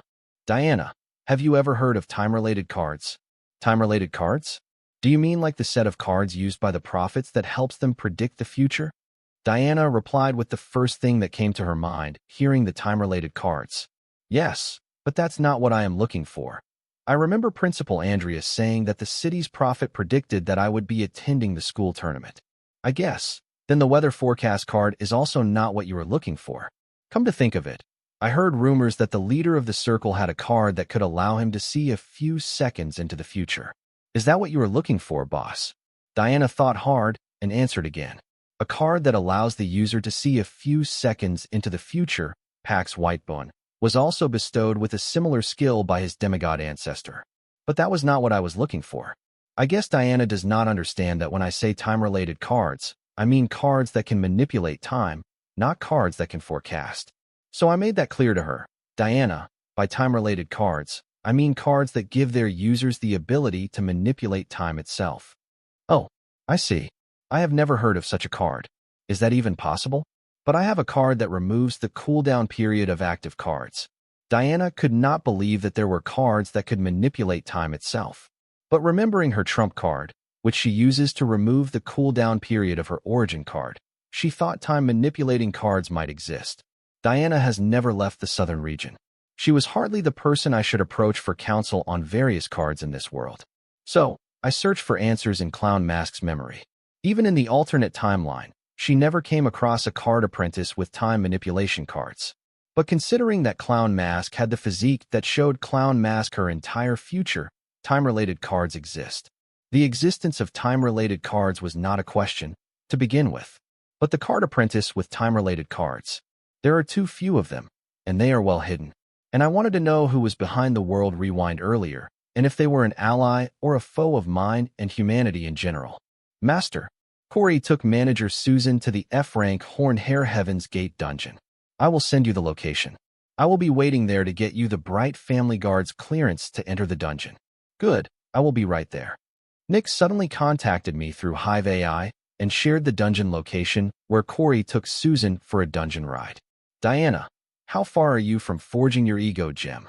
Seeing Diana's sincerity, I decided that it was time I gave her a carrot. I have found my ethereal spirit, but the soul energy refining is a bit lacking. Recently, I haven't found enough time to refine my soul energy managing the company. Diana replied honestly. Then make time. Come by to the warehouse tomorrow for silver milk powder. With that, you should be able to forge your ego gem in the next 3 months. For now, get back to your work. And have your people keep an eye on Rami. If he tries to skip town on me, I should know ASAP. Diana's progress in forging her ego gem was more than I expected. I thought, her being an upstart with no background, she would not know the procedure to forge an ego gem, but it seems she is more capable than I give her credit for. Yes, boss, I follow your arrangement. And rest assured, if Rami tries to skip town, you will be the first to know. Diana nodded in agreement with me. Good. Van, you head back to the guild and see to it that the guild members are mentally for the upcoming war. You too, Diana. Even though fine gold guards are reinforcement, I want them both mentally and physically prepared for war. I will take my leave now. I exited the VIP box and walked out of the restaurant. Summoning my nanomorpher, I headed to the F-rank Horned Hair Heaven Gate dungeon. According to the map, the D-rank Silver Beach Gate dungeon was en route to the F-rank Horned Hair Heaven Gate dungeon. So I decided to make a stop there and meet up with Luna to talk about the Platinum Grimoire and time manipulation cards. Date, March 30th, 2321. Time, 2016. Location, Sky Blossom City, D-rank Silver Beach Gate Dungeon. This is a restricted area. Unless you are authorized to be here, please leave the place immediately. A middle-aged soldier blocked my path as I tried to get near the route to the D-rank Silver Beach Gate Dungeon. I think I am authorized to be here, soldier. Let me pass through. I used my soul pupils on the soldier and found that he was in the Card King realm. And to my surprise, I found another 10 Card Kings hidden in the darkness of the night, watching my every move. You think? Hey buddy, let me tell you, this is not a place to create trouble. Unless you want to be charged with trespassing, please take a turn and go away. The soldier's voice turned cold fast, and he started to leak an intimidating aura. Anna, how long are you going to keep watching? Isn't it about time for you to come and stop your soldiers from making fools of themselves? I said, gazing into the dark sky. When I was exploring my surroundings, I found Anna hidden in the night sky watching the show. Those beautiful eyes of yours, how many secrets are they hiding? Said Anna as she flew out of hiding and landed next to me. Seeing that their commander was acquainted with me, the soldiers returned to their post. When did you turn into a poet? Anyway, I am here to meet Luna, to ask for an advance payment. I made my purpose of the visit clear. I hope one day you will trust me enough to confide in me. Anna noted that I was trying to change the subject from the secrets hidden in my eyes to the purpose of my visit. Is Luna busy? I chose to avoid Anna's words by acting as if I did not hear them. Yes, she is. She will continue to be for the foreseeable future. So, you should leave now. Anna was worried that if she took her crush to meet Luna, he would meet, and who is helping Luna set up the dungeon relocation apparatus. What? I was confused. Anna never asked me to leave. She would cling to me unless I took the initiative to leave. Was she angry because I was dodging her questions? Luna is busy. She can't meet you now. Since you have no work here, you should leave. Anna repeated herself. You don't have to be rude. I need to access the Silver Beach dungeon to create some silver milk powder for myself. I did not plan to enter the dungeon right now. Since I am here, I decided to make an appointment for later. The dungeon is not open for use due to the dungeon relocation. Just leave already. Anna lied as visiting the dungeon meant exposing her crush to Anne. Geez, what crawled up your butt? I don't know why Anna was acting like this today. I don't know. Why don't you check and tell me? Anna's eyes twinkled with a naughty glint while her teeth bit in her lower lips as she added, I love it when you talk dirty to me. What did you go through in your childhood to turn out so messed up? I couldn't help but look at Anna with pity. Let's share a beer and talk about it on my bed. Offered Anna. Fine, I will leave. But can you share Luna's contact with me? Fearing another session of molestation with Anna, I finally caved and asked for Luna's contact info. I lost her contact info, said Anna. Recently, she had a feeling that Luna was scheming something against her. Therefore, she did not want her crush to get close to her cousin. Whatever. I will leave now. I knew Anna was lying, but I did not call her out on her lie as I knew it would result in another meaningless argument. I guess I will revisit on my return after I have met Corey at the F-rank Horned Hair Heaven Gate dungeon. Wait, where this? Anna summoned her diamond grimoire. Activating a card, she handed me an expensive-looking ring. What is this? I asked, looking at the ring Anna was handing to me. I did not reach for it. It is an engagement ring. It was passed down for generations in my family. My grandmother gave it to me to give to my soulmate. Anna explained the purpose of the ring. Hell no. Climbing back on my nanomorpher, I decided to make a run for it. This crazy woman, soulmate? Who the fuck believes in that crap these days? What the? No matter how much I raised the accelerator, the nanomorpher didn't move an inch. I turned to find Anna holding down the nanomorpher with one arm. Anna, this is not funny anymore. Let me go. I had no option but to beg Anna to let me go. Are you telling me my honest feelings are just a means of fun for you? Anna asked with her deadpan eyes. Anna, let go, I beg you. I desperately pleaded with Anna. Shut up. I was kidding, yelled Anna. Her eyes continued to remain blank. Really? I asked, ignoring Anna's dreadfully blank eyes. Yes, but your response was hurtful, replied Anna as her grip on the nanomorpher grew stronger until she crushed its tail light with her bare hands. About that, don't take it personally. I am still young and have a lot to do and achieve. I am not just ready to settle just yet. I spewed all the bullshit I could remember from my breakup in my past life. Whatever. My mother thinks that the card emperors that tried to assassinate you will not stop and may try to kill using a curse. Therefore, grandmother sent me this SSS rank mythical grade item card called Dummy Ring. This ring can withstand 3 demigod realm curses in place of its wearer and is immune to other low-rank curses. Since you are not eligible to equip this card, I have equipped it in your stead. Do you want this or not? Anna lied. She was not kidding when she said that this ring was given to her by her grandmother to give to her soulmate. Seeing her crush's overreaction, she decided to lie and explain the use of the ring instead. After all, the intended purpose of giving this ring to him was to protect him from harmful curses. Do you mind if I ask to see the card info? I trusted Anna, but not entirely, and her crazy prank earlier about the engagement ring has raised my guard against her. Yes, I mind.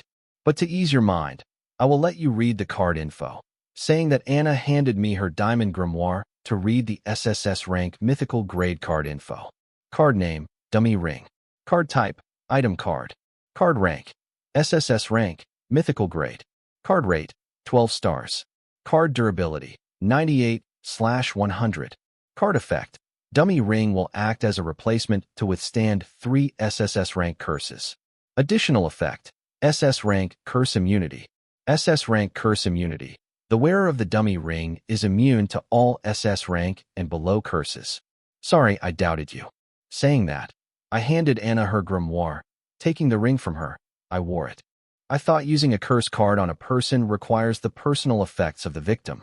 For example, hair, blood, nails, sweaty cloth, etc. I knew curse cards were a thing, but I was not worried about them because long-distance and high-level curses needed the victim's DNA to work. As for low-level and close-range curses, they were more of a debuff than a curse.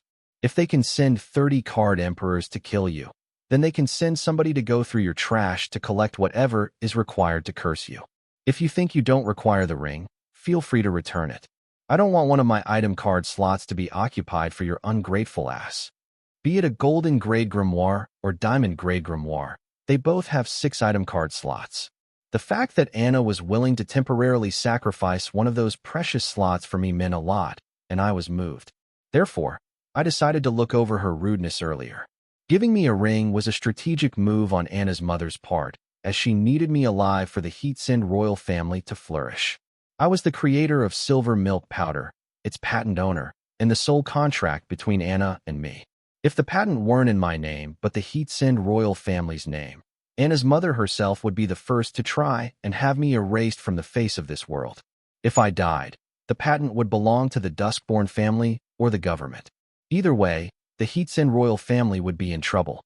Seeing how the ring was given to me to protect their family's interest, I felt safe, but not grateful. No, I will be keeping it. Thank you for the ring, and I will leave now. I appreciate that Anna went out of her way and volunteered to sacrifice her item card slot temporarily for me when she could have any other card emperor to do it. And this card emperor would be Anna's mother's spy to keep tabs on me. Okay, where are we headed? Asked Anna as she sat on the back seat of the nanomorpher. F-rank Horned Hair Heaven Gate Dungeon. Wait, I did not know you would be tagging along. I am bewildered. One moment she asks me to leave, and now she tags along with me. What do you want from me, woman? I wanted to yell this, but chose not to. I have nothing to do here and am bored. I was planning to visit you. Since you are here, accompany me. Since all her roles were taken over by the ideal daughter, and Anna had no work here and was free to do as she pleases. I'm sorry, but I cannot accompany you. I'm busy, and I have matters to attend to. I needed to talk to Corey about otherworldly stuff, and time rewind earlier. Therefore, I thought bringing a card emperor who has a personal interest in me would be a bad idea. It's okay, do what you have to. I will quietly tag along. Saying that, Anna leaned on me with her massive melons pressing on my back while her arms folded around my waist. Laying her head on my shoulder, she whispered in my ears, I don't know what's holding you back, but please give me a chance. I will think about it once I settle the score with people that wronged the Wyatt family. I planned to live a chilled life. In it, I had a girl in my arms. It wasn't clear who the girl was, but I had no time to pursue her as, right now, I had a lot of scores to settle. I will be waiting, but you better finish it quickly, because I don't know how long I can hold back from pouncing on you. After whispering into my ears, Anna gently chewed on my earlobe. Fine, you can tag along, but you will have to behave or what? You will punish me. I could feel Anna's steamy breath on my neck as she said these words. No, I was going to say I will ditch you. I corrected Anna. Anna, does your family have a time manipulation card? While en route to F-rank Horned Hair Heaven Gate dungeon, I decided to pick Anna's brains regarding the time manipulation cards and their users. No, we don't. As Anna replied, I felt a tingly sensation due to her breathing on my neck. None, really? Is there anybody in this world with time manipulation or related cards, or not? The Heatsen royal family has a long history with generations of demigods in their family. It was a surprise to hear that they did not have time manipulation or related cards. Not to my knowledge, no? I have studied my records about wars in different eras, and there has been a single mention of a court apprentice, supreme being, or monster that could manipulate time. Why do you ask? Anna's ancestors have recorded all the wars they fought, be it with card apprentices, supreme beings, or monsters from dungeons, hoping that their battles will be a lesson for their children. I was thinking about rules, how many kids are there, what they are, and if time was one of the rules. Choose not to mention the 10 minutes world rewind to Anna, unless I am sure it will not harm us. I don't know, but there is a saying that there are millions of rules with millions of meanings. Maybe time is one of them, but I have never seen or heard anybody use it. If there is someone in hiding, they sure are wise to hide because both orthodox and unorthodox parts of the world will hunt them to get their hands on their broken runes and cards. They have no place in this world. It would be in their best interest for them to stay hidden. Along the way to the dungeon, I could help but think about what Anna said. If there is a time rule, and if a card apprentice were to comprehend it, then the said card apprentice should stay hidden or one leak, and the whole world will kill him for his time rune and cards. I didn't understand why to kill the card apprentice, instead of locking him up and having him create time rune cards for the rest of their life. What these morons are doing is akin to killing the goose that lays the golden egg. Anna, wake up. We are here. Arriving at the F-rank gate dungeon, I woke up Anna, who was pretending to fall asleep on my shoulder with her arms warped around my waist. We are there already. Just when I thought that it was getting romantic. Anna replied sluggishly. Getting off the nanomorpher, she hugged my arm, burying it in her braless sweater cleavage.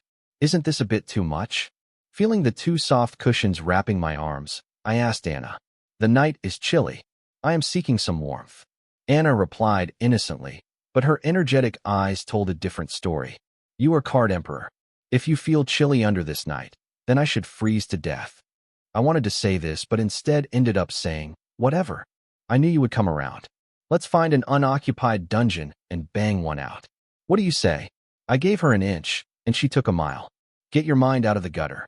I am here for work. I told Anna as I headed towards the dungeon gate where Nick was waiting. Let them in. They are with me, said Nick hurriedly, seeing the bright family guards guarding the dungeon gate about to block Anna and me. Master Wyatt, you are here. I was about to head into the dungeon to inform Corey and manager Susan that you would be visiting soon. For an F-rank gate dungeon, Horned Hair Heaven is a vast dungeon. Nick wanted to track Corey and Susan before his master arrived. That's okay. Let's head in together. Anna and I followed Nick into the dungeon gate. Stepping out of the dungeon gate, I witnessed a vast woodland. At the entrance, I found a few scorch marks. It appears that after killing the horned hair, Corey burned their corpses. During a dungeon raid, monster corpse dismantling is a part of a card apprentice's job because that's where most of their profits lay for the adventurers to make money. But it seems Corey did not bother to teach this part to Susan, maybe because she, herself, did not know how to dismantle a monster corpse. Following the scorch marks, I traced Corey and Susan's path.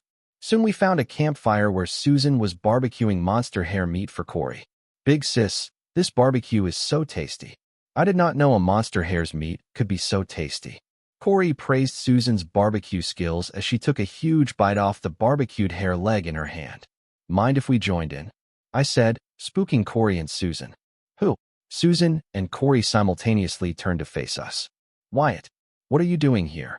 Yelled Corey as she glared at me with her fierce eyes. One day off, and you already forgot who your boss is? I asked Corey walking next to the campfire. This outside, you're my boss only during office hours. Corey defended herself. Stop it, you two. Wyatt, why are you here?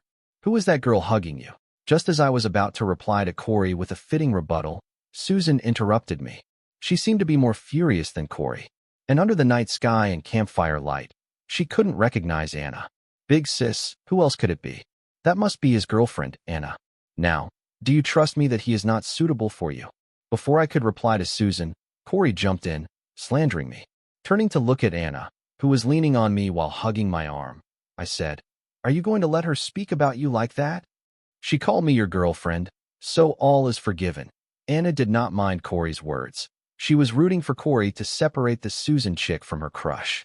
"Your Highness Southern Emperor, please forgive my rudeness." Susan hurriedly apologized, recognizing Anna. "Big sis Susan, you don't have to apologize to her. You did nothing wrong," said Corey, not fearing Anna's status or realm. Excess freedom from past life in Earth and demonic nature from her past life in the Dark Realms made the current Corey so wild and untamed that she would not hesitate to challenge Anna's authority. "Corey, shut up. I am sorry, Your Highness." Corey is still young and has not experienced the outside world. She doesn't know how to behave. I will see to it that this doesn't repeat again. Susan hurriedly rebuked Corey for her attitude towards Anna and begged for forgiveness in her stead. "Susan, you don't need to apologize for Corey. She is right. You did not do anything wrong, so stop apologizing." Anna supported Corey's words and asked Susan not to be nervous around her. "Yes, Your Highness," Susan politely responded. Susan's behavior and reaction towards Anna, a royalty, were expected for this world. If not for our past lives' memories, even Corey and I would be behaving like her. As for Nick as my calamity daughter Gem, other than me, he doesn't accept anybody else's authority. Surrounded by us three odd people, Susan's reaction seemed odd. Instead, "I am famished. I would love some barbecue." "Nick, catch a few horned hares and barbecue them." "WTF? Who the heck are you to order around my cousin like that?" "Cousin." Before Corey could seek justice for her cousin, she saw Nick walk into the woods to catch a few hares following my command. "Your cousin is my subordinate now, with your grandfather's blessings, of course," I announced to Corey, clearing her confusion. "Oh, I see." Corey did not erupt with rage as she knew that if it was her grandfather's idea to send her cousin as a subordinate to her boss, he must have a hidden agenda for doing this. She did not want to come in the way of her grandfather's plan by becoming overzealous and poking her nose where it didn't belong. Instead, she should mind her business, especially when her boss is crashing her plan of spending quality mother-daughter time with Susan. "How do you like your meat? Raw, medium rare, or well done?" Anna, who was still clinging to my arm, asked me. "Well done, of course." "Wait, don't tell me you are planning to barbecue for me." As I replied to Anna, I realized that she seemed to be planning to prepare barbecue for me. Yes, Anna remembers her grandmother's saying, "If you want to capture a man's heart, conquer his stomach first." "Your Highness, you don't have to trouble yourself. I will barbecue the meat." Susan offered help. "I will only be barbecuing Wyatt's meat. You can barbecue for the rest when I am done." Anna, though madly in love, still had the pride of an emperor. She only planned to barbecue for her crush and herself. "Yes, Your Highness." Susan politely responded while her thoughts were totally messy as they were preoccupied with how her Highness's two overgrown meat bags were smothering her exclusive client's arm. "Do you know how to barbecue?" I asked in suspicion. Because Anna was a real-life princess, I did not expect her to be well-versed in chores. I know better than to judge others' capabilities based on their upbringing, but I did not want to suffer from food poisoning. "You tell me after you dine the meat I barbecue for you." Anna was angry as she felt that her soulmate treated her with the same prejudices and stereotypes against the rich. "I won't get food poison, will I?" I asked, but feeling Anna's fierce gaze, I hurriedly added, "I am forwarded to your cooking." Feeling the harmonious nature between her exclusive client and the Southern Emperor, Susan's face turned dark. Depressed, she walked into the woods, saying, "I will collect more dry wood." "Big sis, wait up. I will help you." Corey had watched how Susan was depressed seeing her boss was so close to the Southern Emperor. So she followed Susan into the woods to strike the iron while it was hot and erase all romantic feelings in her mother's heart for her boss. Susan quietly searched the woods and collected dry woods for the campfire. If possible, she did not want to return to the campfire. Even though Susan knew that was not possible, she could help but hope for it, because she did not want to see the man she had unclear feelings for in another woman's arms. "Big sis, I think we have collected enough dry wood." We should return to the campfire.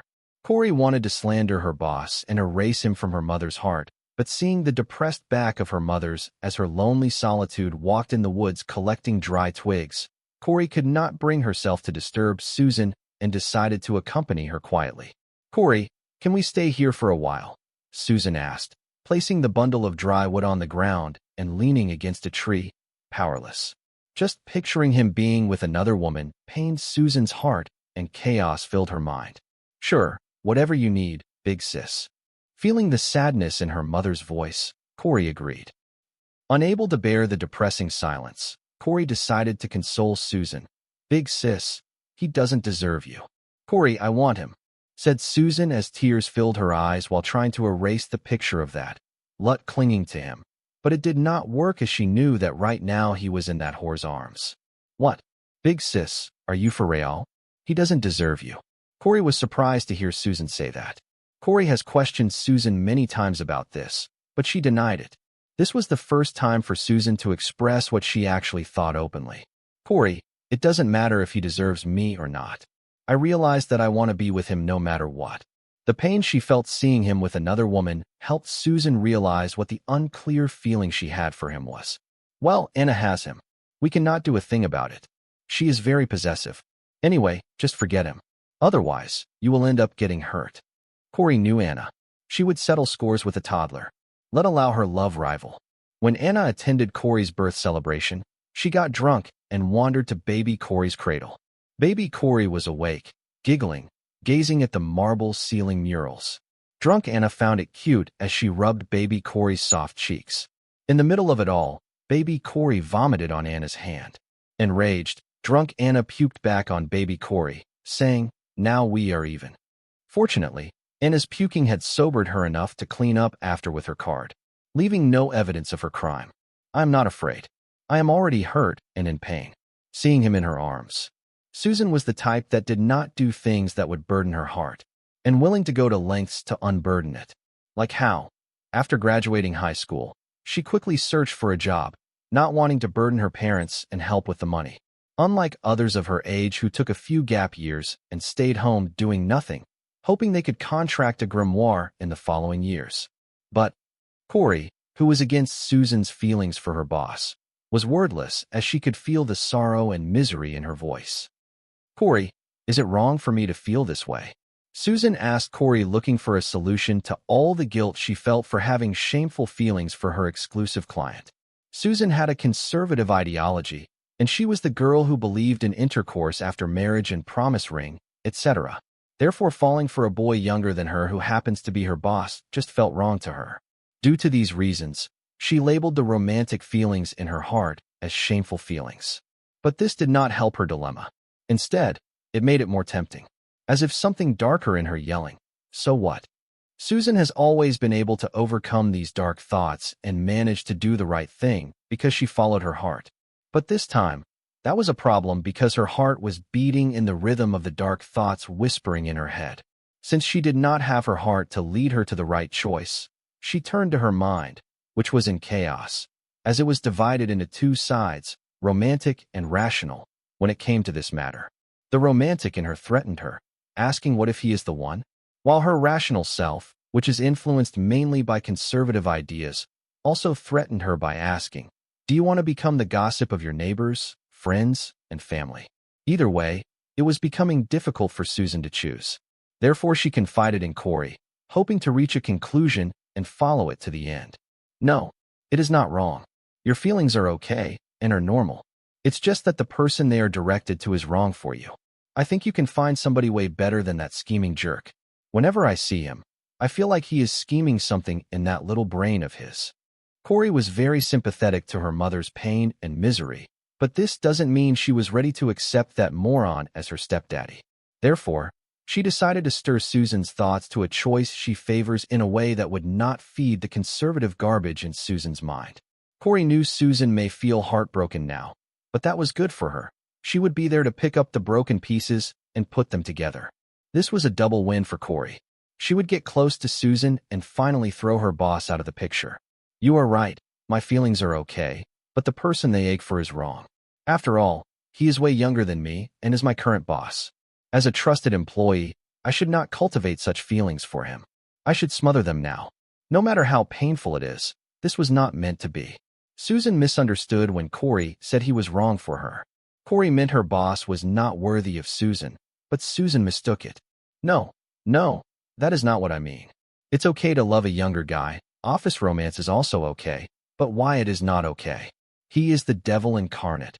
For somebody as pure as you, he will be the stain that smears your glow. Your feelings are okay, but that guy is not the one for you. Corey did not want her mother to suffer and limit herself from being bound by conservative ideas. Therefore, she felt the need to stress some points and clear the misunderstanding. Whatever, I have decided to stop worrying over such unimportant stuff and focus on work. Wyatt has enormous plans for the future of our card boutique. I should focus on learning about the Central region's culture and market, especially the Central Academic City, as for the next 4 years, it will be our base of operations. I have a lot of things to learn to continue to be a competent manager in the Central Academic City. When Susan accepted to move to the Central Academic City, she not only saw an opportunity to be with the best and grow, but the shortcomings she had. The small market of the third-rate city could not compare to the large market of the Central region. Not to mention that the Central Academic City market is the hub of all the major innovations in the world. The competition there is fierce. Every day in the Central Academic City, thousands of startups are birthed, and every day, thousands of startups die. For a startup to thrive in the Central region, a lot of effort and hard work is not enough. They need to stand out and know their stuff. According to Susan, her boss was very good at standing out and would hold that front. The other stuff, it was her job to be well-versed in it and make sure nothing would try to hammer her boss as he stood out and shone the brightest. Susan has shortened her sleep time from 6 hours to 3 hours because she required the extra hours to brush up on her knowledge about the Central region market, the requirements to set up a shop in the Central Academic region, etc. To make money, one has to be creative and know the business. Susan had taken the burden upon herself to know the business so that her boss's creativity would grow unhindered. Behind the scenes, Susan has been shouldering a lot of burdens and preparing for more to come. Even though most of it goes unnoticed, she is happy to do it for him. Good, big sister. I knew you would understand.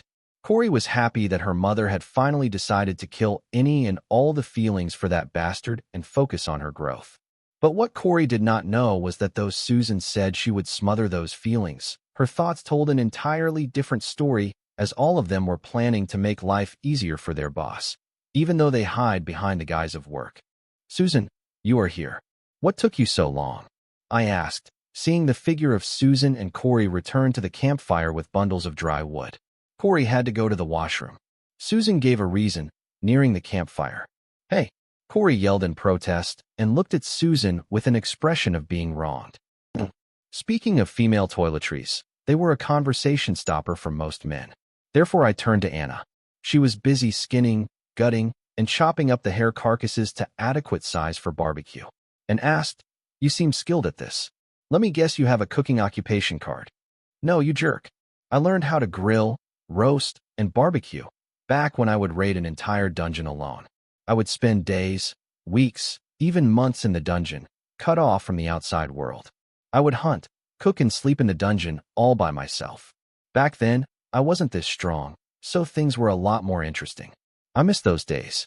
Anna did not like the fact that her crush looked at her with stereotypes of the rich. She had to struggle a lot harder than others because everyone accepted the descendant of the unparalleled to be the strongest in their generation. But only Anna knew that even the world's sharpest sword had to go through vigorous honing to achieve its sharpness. "My bad. I am sorry, and I am looking forward to the magic in your hands."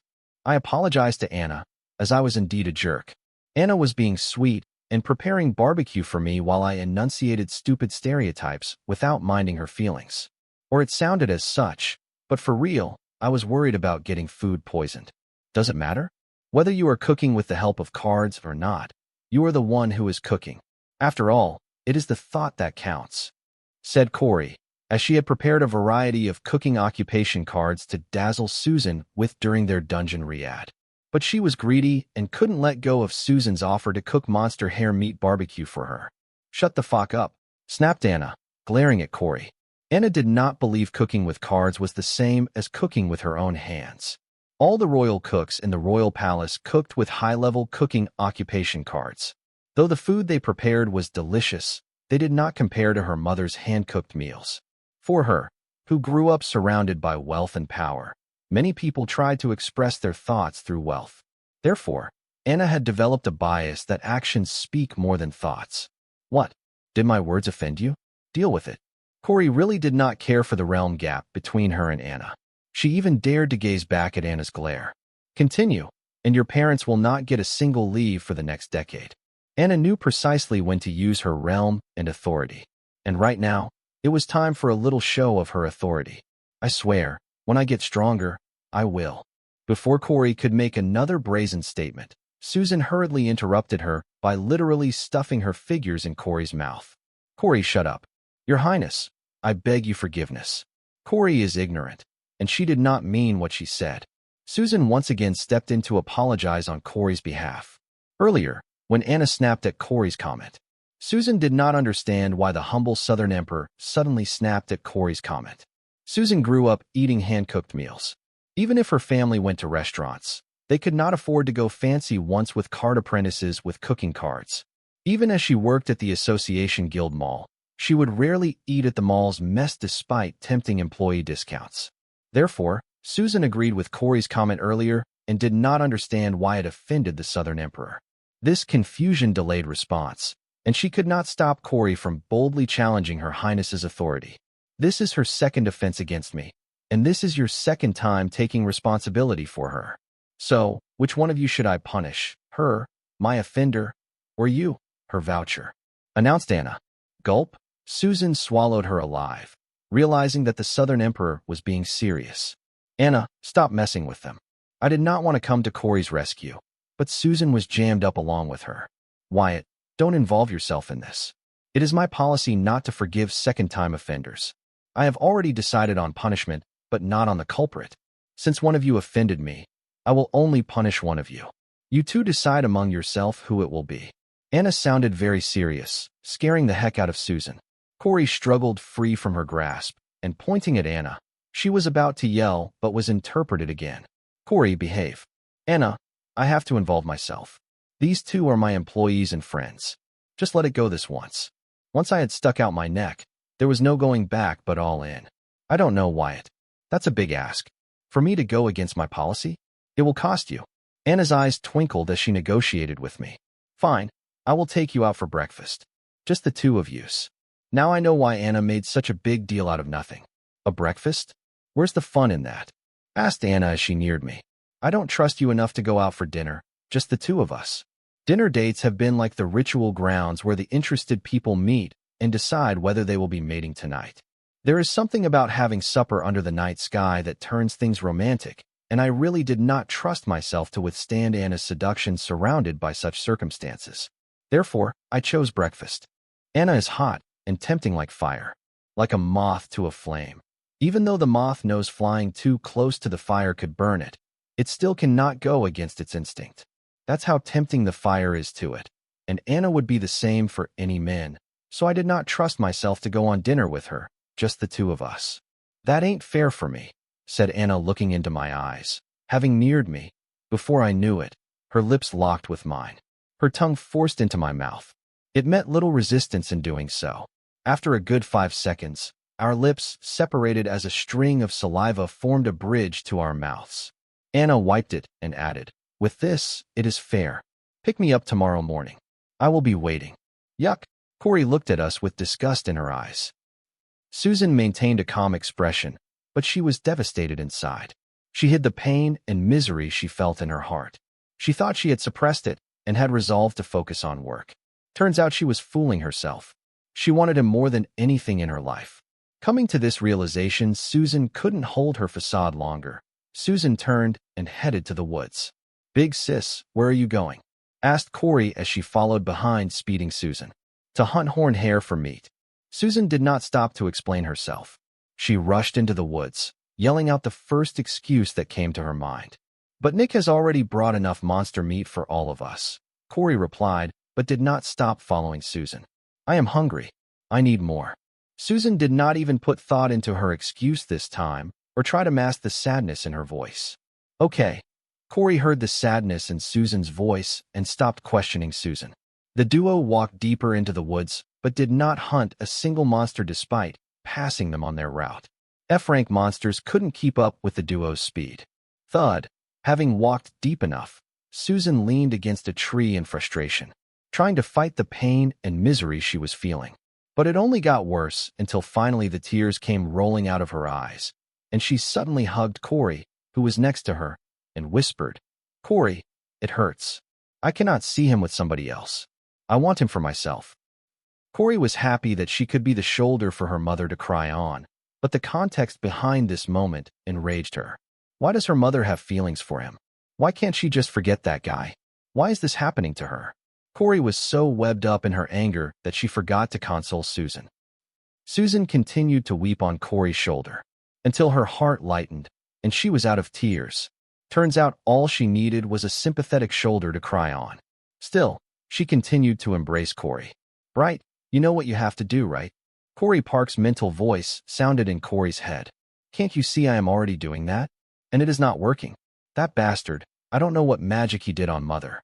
I am unable to wipe her feelings for him." Corey acted like she did not get what Corey Park was conveying. "Corey, don't be stubborn. Can't you see how much she is hurting? Does this feel right to you? She trusts you enough to be vulnerable in front of you, and you are misusing it. You are making a mistake." Corey Park, despite existing, had little authority being Corey Bright's ego fire, so she tried to reason with her younger reincarnation. "This pain is momentary.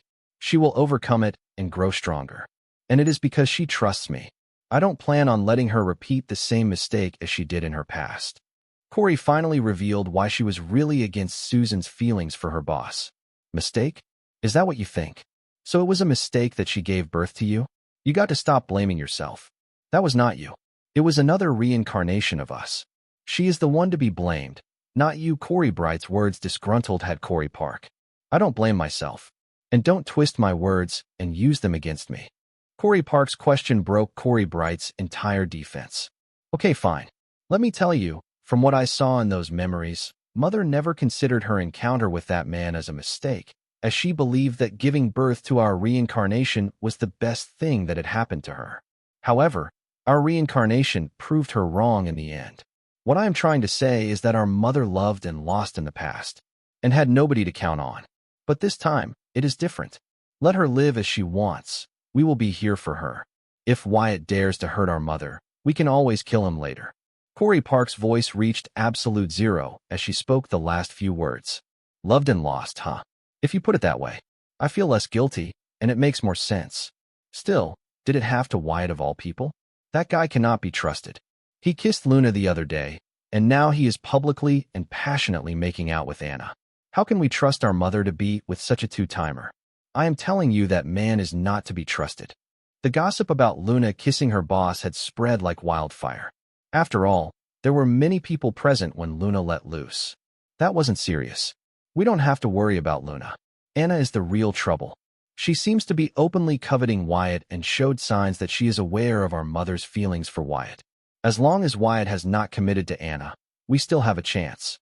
Corey Park has lived almost a century in a realm where lust and carnal desires were celebrated. Her conservative ideology of ancient Korea made it hard for her to accept them, but over the years, she learned to live with them. Now you know what to do, right? Corey Park wanted Corey to stop opposing their mother's love interest and, if possible, aid her in her pursuit of love. "I will not oppose it, but don't expect me to help. I will sit back and let nature take its course. When she requires a sympathetic shoulder to lean on, I will always be there." Corey answered to her ego fire mentally. Though she was pro-love, she did not like that her boss would become her stepfather. Corey Park nodded in understanding. "Big sis, are you all right now?" asked Corey in concern as she gently rubbed Susan's back. "I am fine, Corey."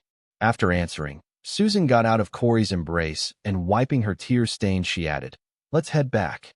"Okay, what about the monster meat?" Heading towards the campfire, Corey asked Susan. "I lost my appetite. Let's just hurry back." Susan hurried to the campfire, knowing the heartache that awaited her, seeing her low in another's embrace. Okay, despite agreeing with Susan, Corey still collected a few monster corpses on their way back because she did not want Anna to see through her mother's facade. I looked at Anna as she grilled the meat on a makeshift barbecue grill meticulously. Basked in under the campfire's light, she looked more lovely today. WTF am I thinking?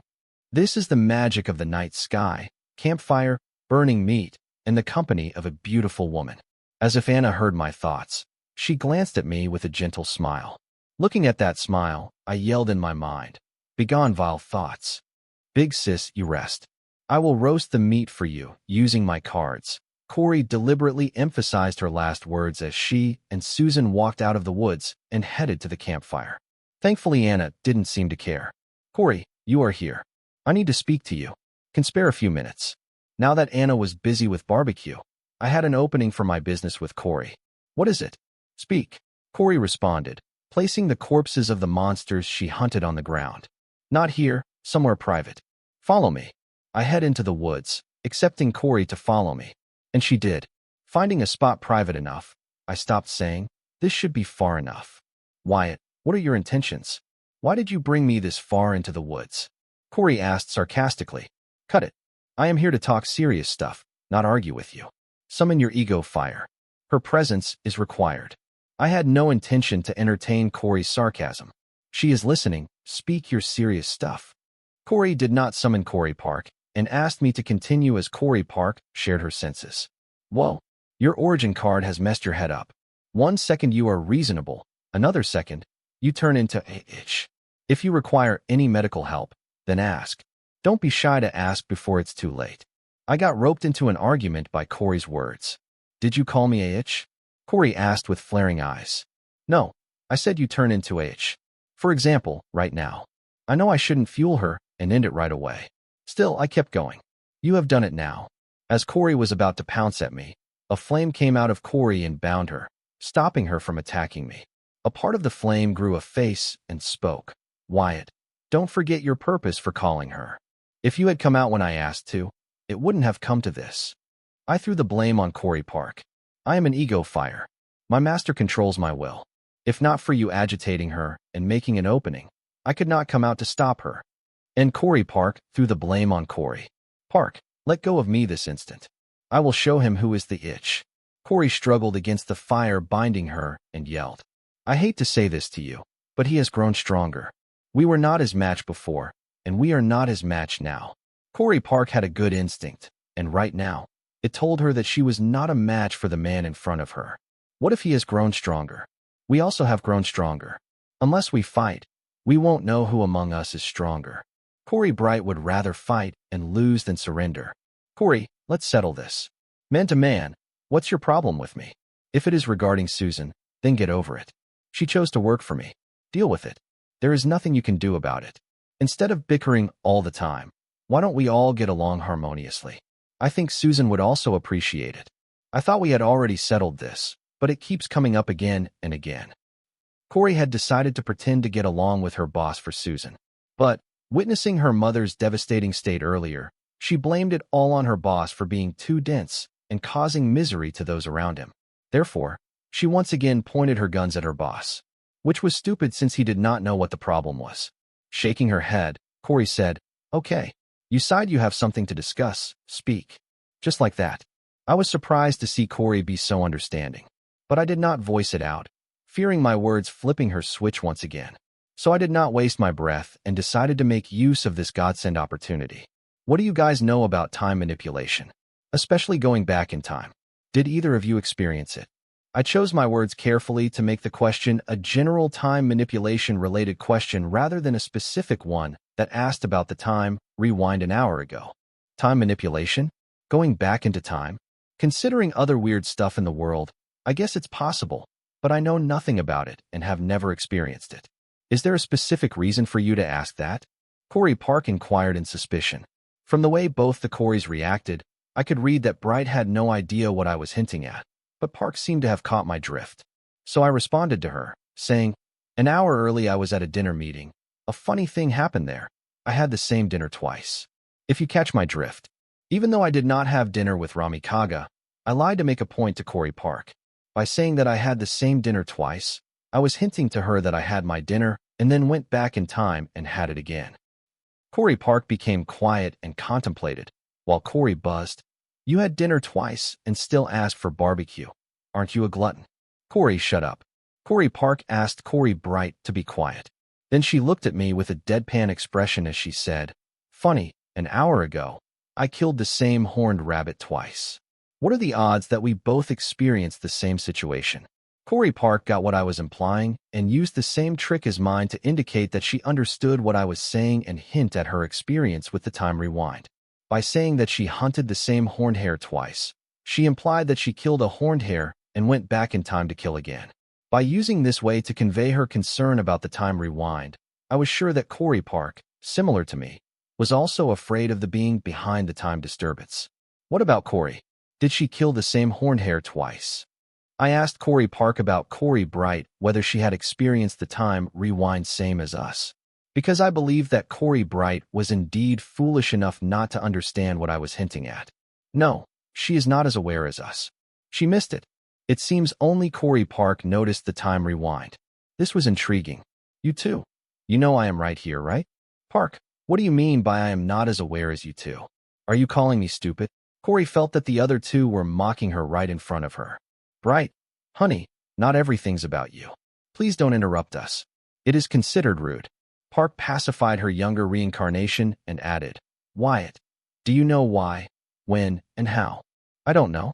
Therefore I came to you for an answer. However, Park's question was very vague. I knew what she was talking about, and without addressing the elephant, I told her what I had learned. So far, that is nothing. How am I supposed to know about it? I don't even belong to this world. But what prompted you to find us in the first place? You must have found something.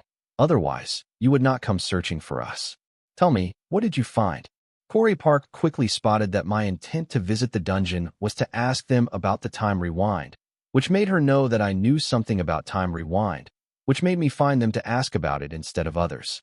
You are right. I have a theory. We are more aware than others because our souls are different. You are from another world, and my soul is mutated. I thought Corey would also be the same as us. It seems my assumption was wrong, and she is normal, but her origin card isn't. I only conveyed the half-truth about my soul because 1, I don't have to share everything with Park, and 2, I don't want to. I see. Anyway, stop investigating further into this matter. With our current strength, it is better if we don't search for more trouble.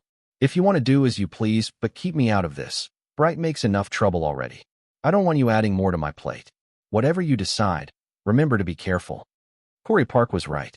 Investigation in the time rewind event would do me more harm than good. Except for feeding my curiosity, I would gain nothing from exploring this venture. I have hit a dead end anyway. It is in my best interest to give up now.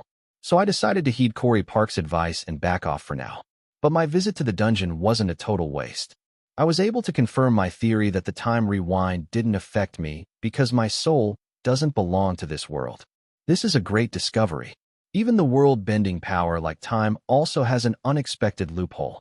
This would come in handy when facing card apprentices with time-related cards, though these cards are almost non-existent. Still, it is good to one that I am practically immune to time-related skills in this world. If you two are done, I would like to head back. I promised my mother that I would cook for her, and it is getting late. Corey Bright finally spoke up. She did not understand what made Corey Park and her boss talk so seriously, but her patience had run thin, so she did not care and wanted to return to the campfire and cook a delicious meal for her mother, who is suffering from lovesickness. Right now, her mother needs her more than ever. Corey, I have one last question. This is for you. How sure are you that Susan is your reincarnated mother from a past life? Don't you think Susan looking like your past mother could just be a coincidence? Am I being a skeptic? Considering that I am a transmigrator, Corey Bright is a reincarnate, and Corey Park is a summoned ghost flame from another realm, I, of all people, don't have the right to be skeptical about this matter. Still, I think Corey assuming Susan as her mother was far-fetched. You take that back. Anna, I can't thank you enough for a wonderful dinner. It couldn't be better. The barbecue was delicious. I enjoyed it. Whoever is going to marry you is a lucky man. Anna's barbecue was surprisingly good. I was full of praise for it. She will get cholesterol if you keep buttering her ass like that, Corey commented. What's cholesterol? Anna asked. Yes, Corey, what's cholesterol? This word poly would have been appreciated back on Earth. But here in the card world where people don't know cholesterol, it would just sound dumb. Shut up, Wyatt, Corey snapped. You two are close and have a lot in common with each other compared with any of us here. I wonder why you two can't get along. Susan spoke her thoughts out loud. According to her, both Corey and her boss spoke words that nobody ever heard of except these themselves. They often made jokes only they could understand. Not to mention both of them were young, talented card creationists. The similarities between the two were uncanny. Big sis, stop making jokes. How can you compare me with him? I am nothing like him. Corey hurriedly denied Susan's comment. Whatever, my work here is done. I am heading back to the warehouse. See you two tomorrow at work. I did not want to continue the pointless banter. I still had to visit the Silver Beach Gate dungeon to create enough silver milk powder for everyone. By everyone, I mean my new and old subordinates. My Calamity Daughter gems, TSR Guild, Tiger Squadron, and Fine Gold. What? I have planned a week's worth of dungeon experience for Big Sis. So don't expect us to come to the work for the next few days. Corey announced her plan to continue Susan's dungeon for another week. Yeah, I think I have already seen and experienced enough dungeon for one day. It has made me appreciate my job more. Thanks to this experience, I can work with more motivation and enthusiasm. I am looking forward to work tomorrow. Susan hated the dungeon raid. For her current strength and origin card, a measly F-rank dungeon was not a challenge for her. And most repulsive part of the dungeon raid was the blood and gore. Thankfully, her origin card armor could clean itself of the blood and brain matter splatter. Otherwise, she would not have lasted this long. Since Susan has agreed, see you two tomorrow at work. Not giving Corey the opportunity to retort my decision, I turned to Nick and, thank you for sticking along. Now, you can get back to your work. Pleasure is mine, Master Wyatt. Don't forget to call me if you need my help again. Cousin, see you later. Replying politely, Nick bade his goodbye to Corey, me, and the rest of us before heading out of the dungeon. Susan, do you need a ride? As I was about to head to the dungeon gate, I turned to Susan and asked if she required a ride back. But before Susan could reply, Corey snapped back, Wyatt, you are asking for it. First, you cancel my dungeon experience week, and now you want to snatch the few minutes of alone time I have with my big sis. Stop meddling. I will give Big Sis the ride back to the city. Corey is right, Wyatt. I will return to the city with her. And don't forget you already have company.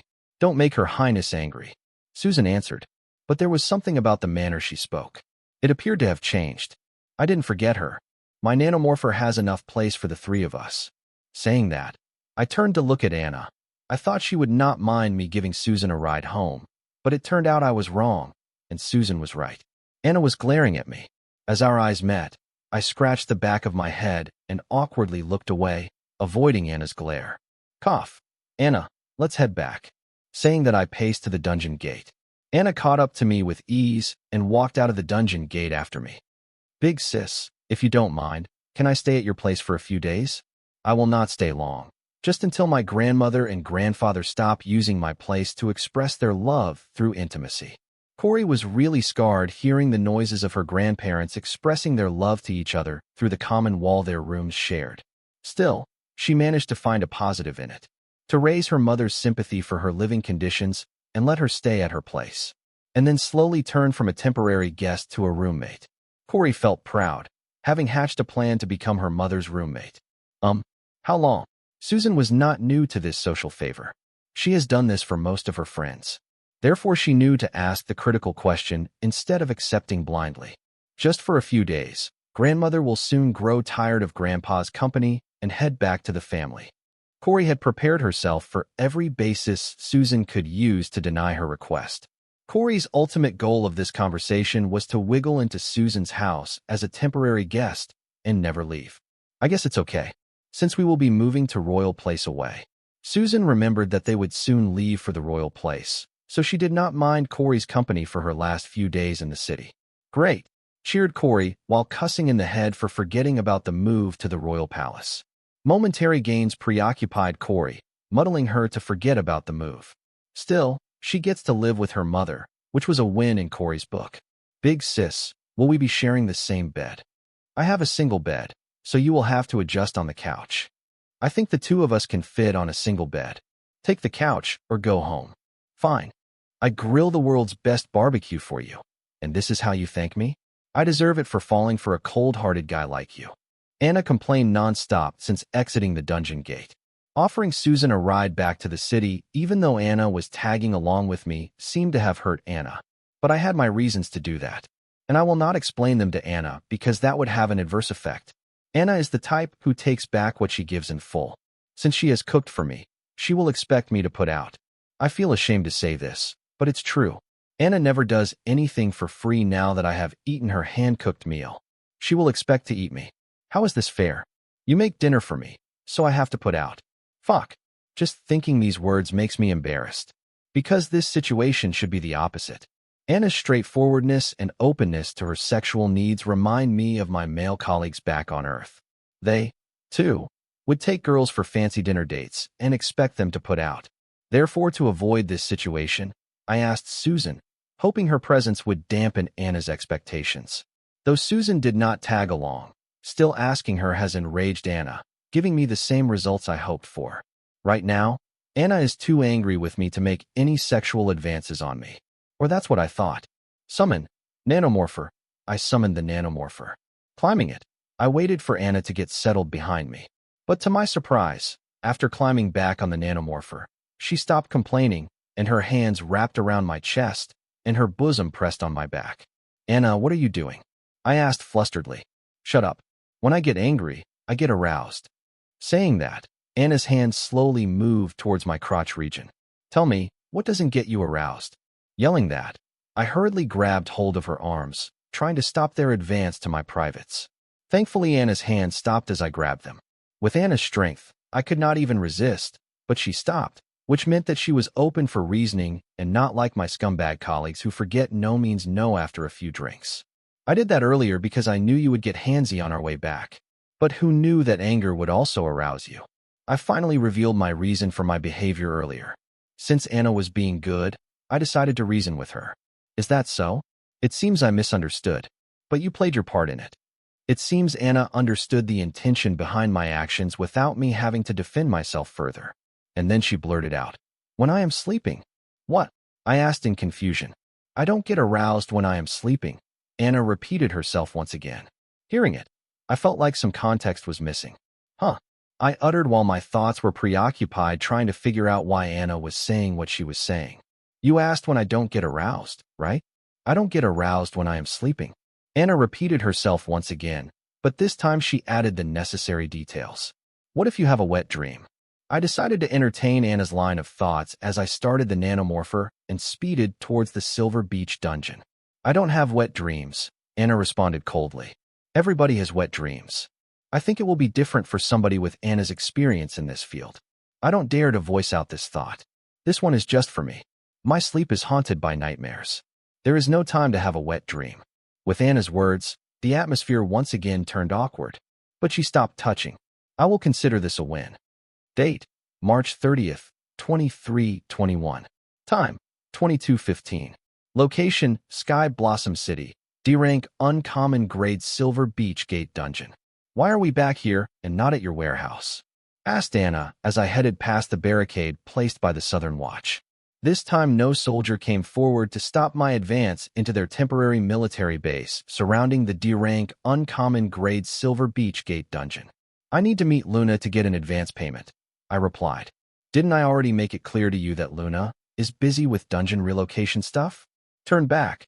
Let's head to the warehouse. Anna ordered. You did. But it has been almost an hour since then. She might be free now. Let's go and check on her. Yep. This time I did not plan on letting Anna have her way. Stop. I will call Luna here. You can discuss whatever you want with her here. Anna yelled. Hearing her yell, the soldiers hiding in the darkness of the night suddenly jumped out and surrounded the nanomorpher, halting my advance into the military base. Anna knew and was stuck powering the dungeon relocation apparatus with her mental energy, so she could not move around. Since her crush insisted on meeting her cousin, she decided to have her cousin meet them instead of them going to meet her. This way, Anna could successfully avoid her crush meeting with Anne. WTF. I couldn't help but cuss, not understanding why Anna was acting like this.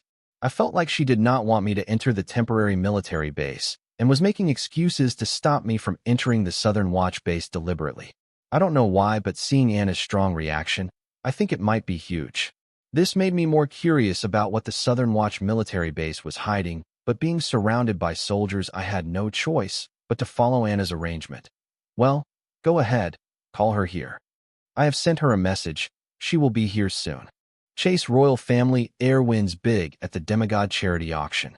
Chris Chase hits the jackpot at the Demigod charity auction. The biggest winner of the Demigod charity auction, Chris Chase. Chris Chase, the luckiest guy in the world. Chris Chase. Demigod charity auction. Jackpot. Fortune favors the bold. Chris Chase. Biggest winner of the Demigod charity auction. Western region's prince favored by the goddess of luck and fortune. Who won what? List of items won in Demigod charity auction. The total charity amassed at this year's Demigod charity auction breaks all the records. Which top 10 colleges will Prince Chris attend? While waiting for Luna, I summoned my grimoire to check how my super brain card was flaring with its fight against the circle on the grimoire network, since I was too angry at Anna to talk with her. But to my dismay, the local, state, and region-wide grimoire network was filled with posts about the Demigod charity auction occupying all the top 10 spots of the trending list. All the posts read that Demigod charity is a big event held once a year. And this year's winner of the charity event was from the Western region, heir of Chase royal family, Prince Chris Chase. In other words, were just fillers giving no insight into what Demigod charity auction actually is and why Prince Chris Chase was the biggest winner of the charity auction. I don't get it. What's all the hype about? And how can a person be the biggest winner of a charity event? Do charity events have winners? Aren't the beneficiaries of the charity supposed to be the biggest winners of the charity? And what the fuck is up with these popular posts on Grimoire Network? Price Chris Chase's favorites. Price Chris Chase at the Havana pool. Price Chris Chase's fiancé. Prince Chris Chase's top 10 picks. Prince Chris Chase nude. Does Prince Chris Chase have a girlfriend? What type of girl does Prince Chris Chase like? Does Prince Chris Chase prefer boys? Prince Chris Chase and silver milk powder fraud. Prince Chris Chase calls out the fraudster Dalton Wyatt. Motherfucker. Reading the last two posts, I cussed out loud. Turns out the Western region Prince, Chris Chase, was the one who started the claims that silver milk powder is fraud. What the hell, Wyatt? Do you use your mouth to wipe your ass? Asked Anna. It seems my cussing has offended her in some way. What? I yelled in dismay, hearing Anna's words, and turned to look at her, adding, is that even possible? I don't know. You tell me. You are the one with the dirty mouth. My hunch turned out to be correct. It was my cursing that got Anna into a sour mood. But you two cuss all the time. I have heard Anna cuss a lot worse many times. Now, that's just slander.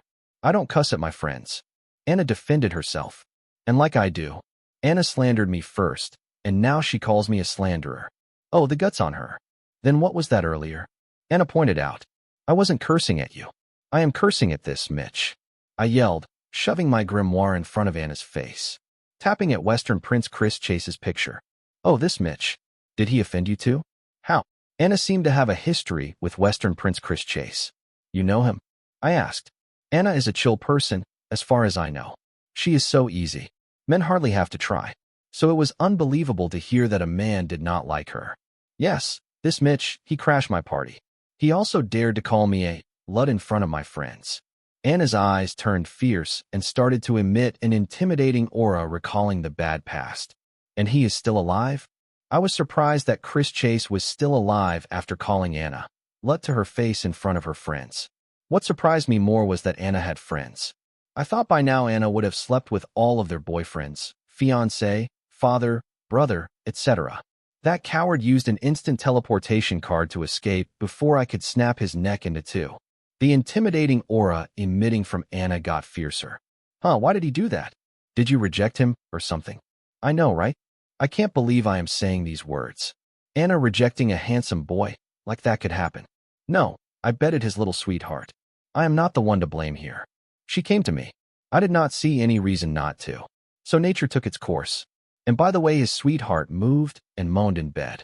I could tell I was not her first, despite her claiming otherwise. Believe when I say that girl knew her stuff. Anna recalled her night with Prince Chris Chase's sweetheart as she narrated it to me.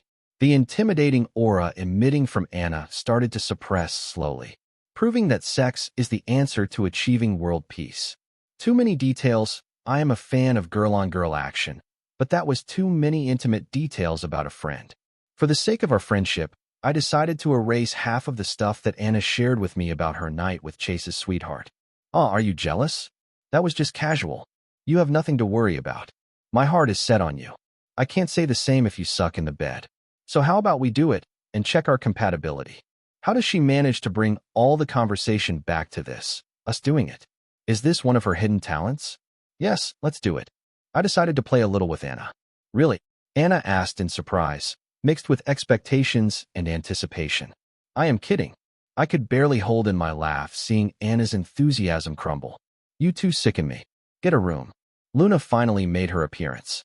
Speak. Why did you call me here? Luna spoke in a sore mood. Ask him.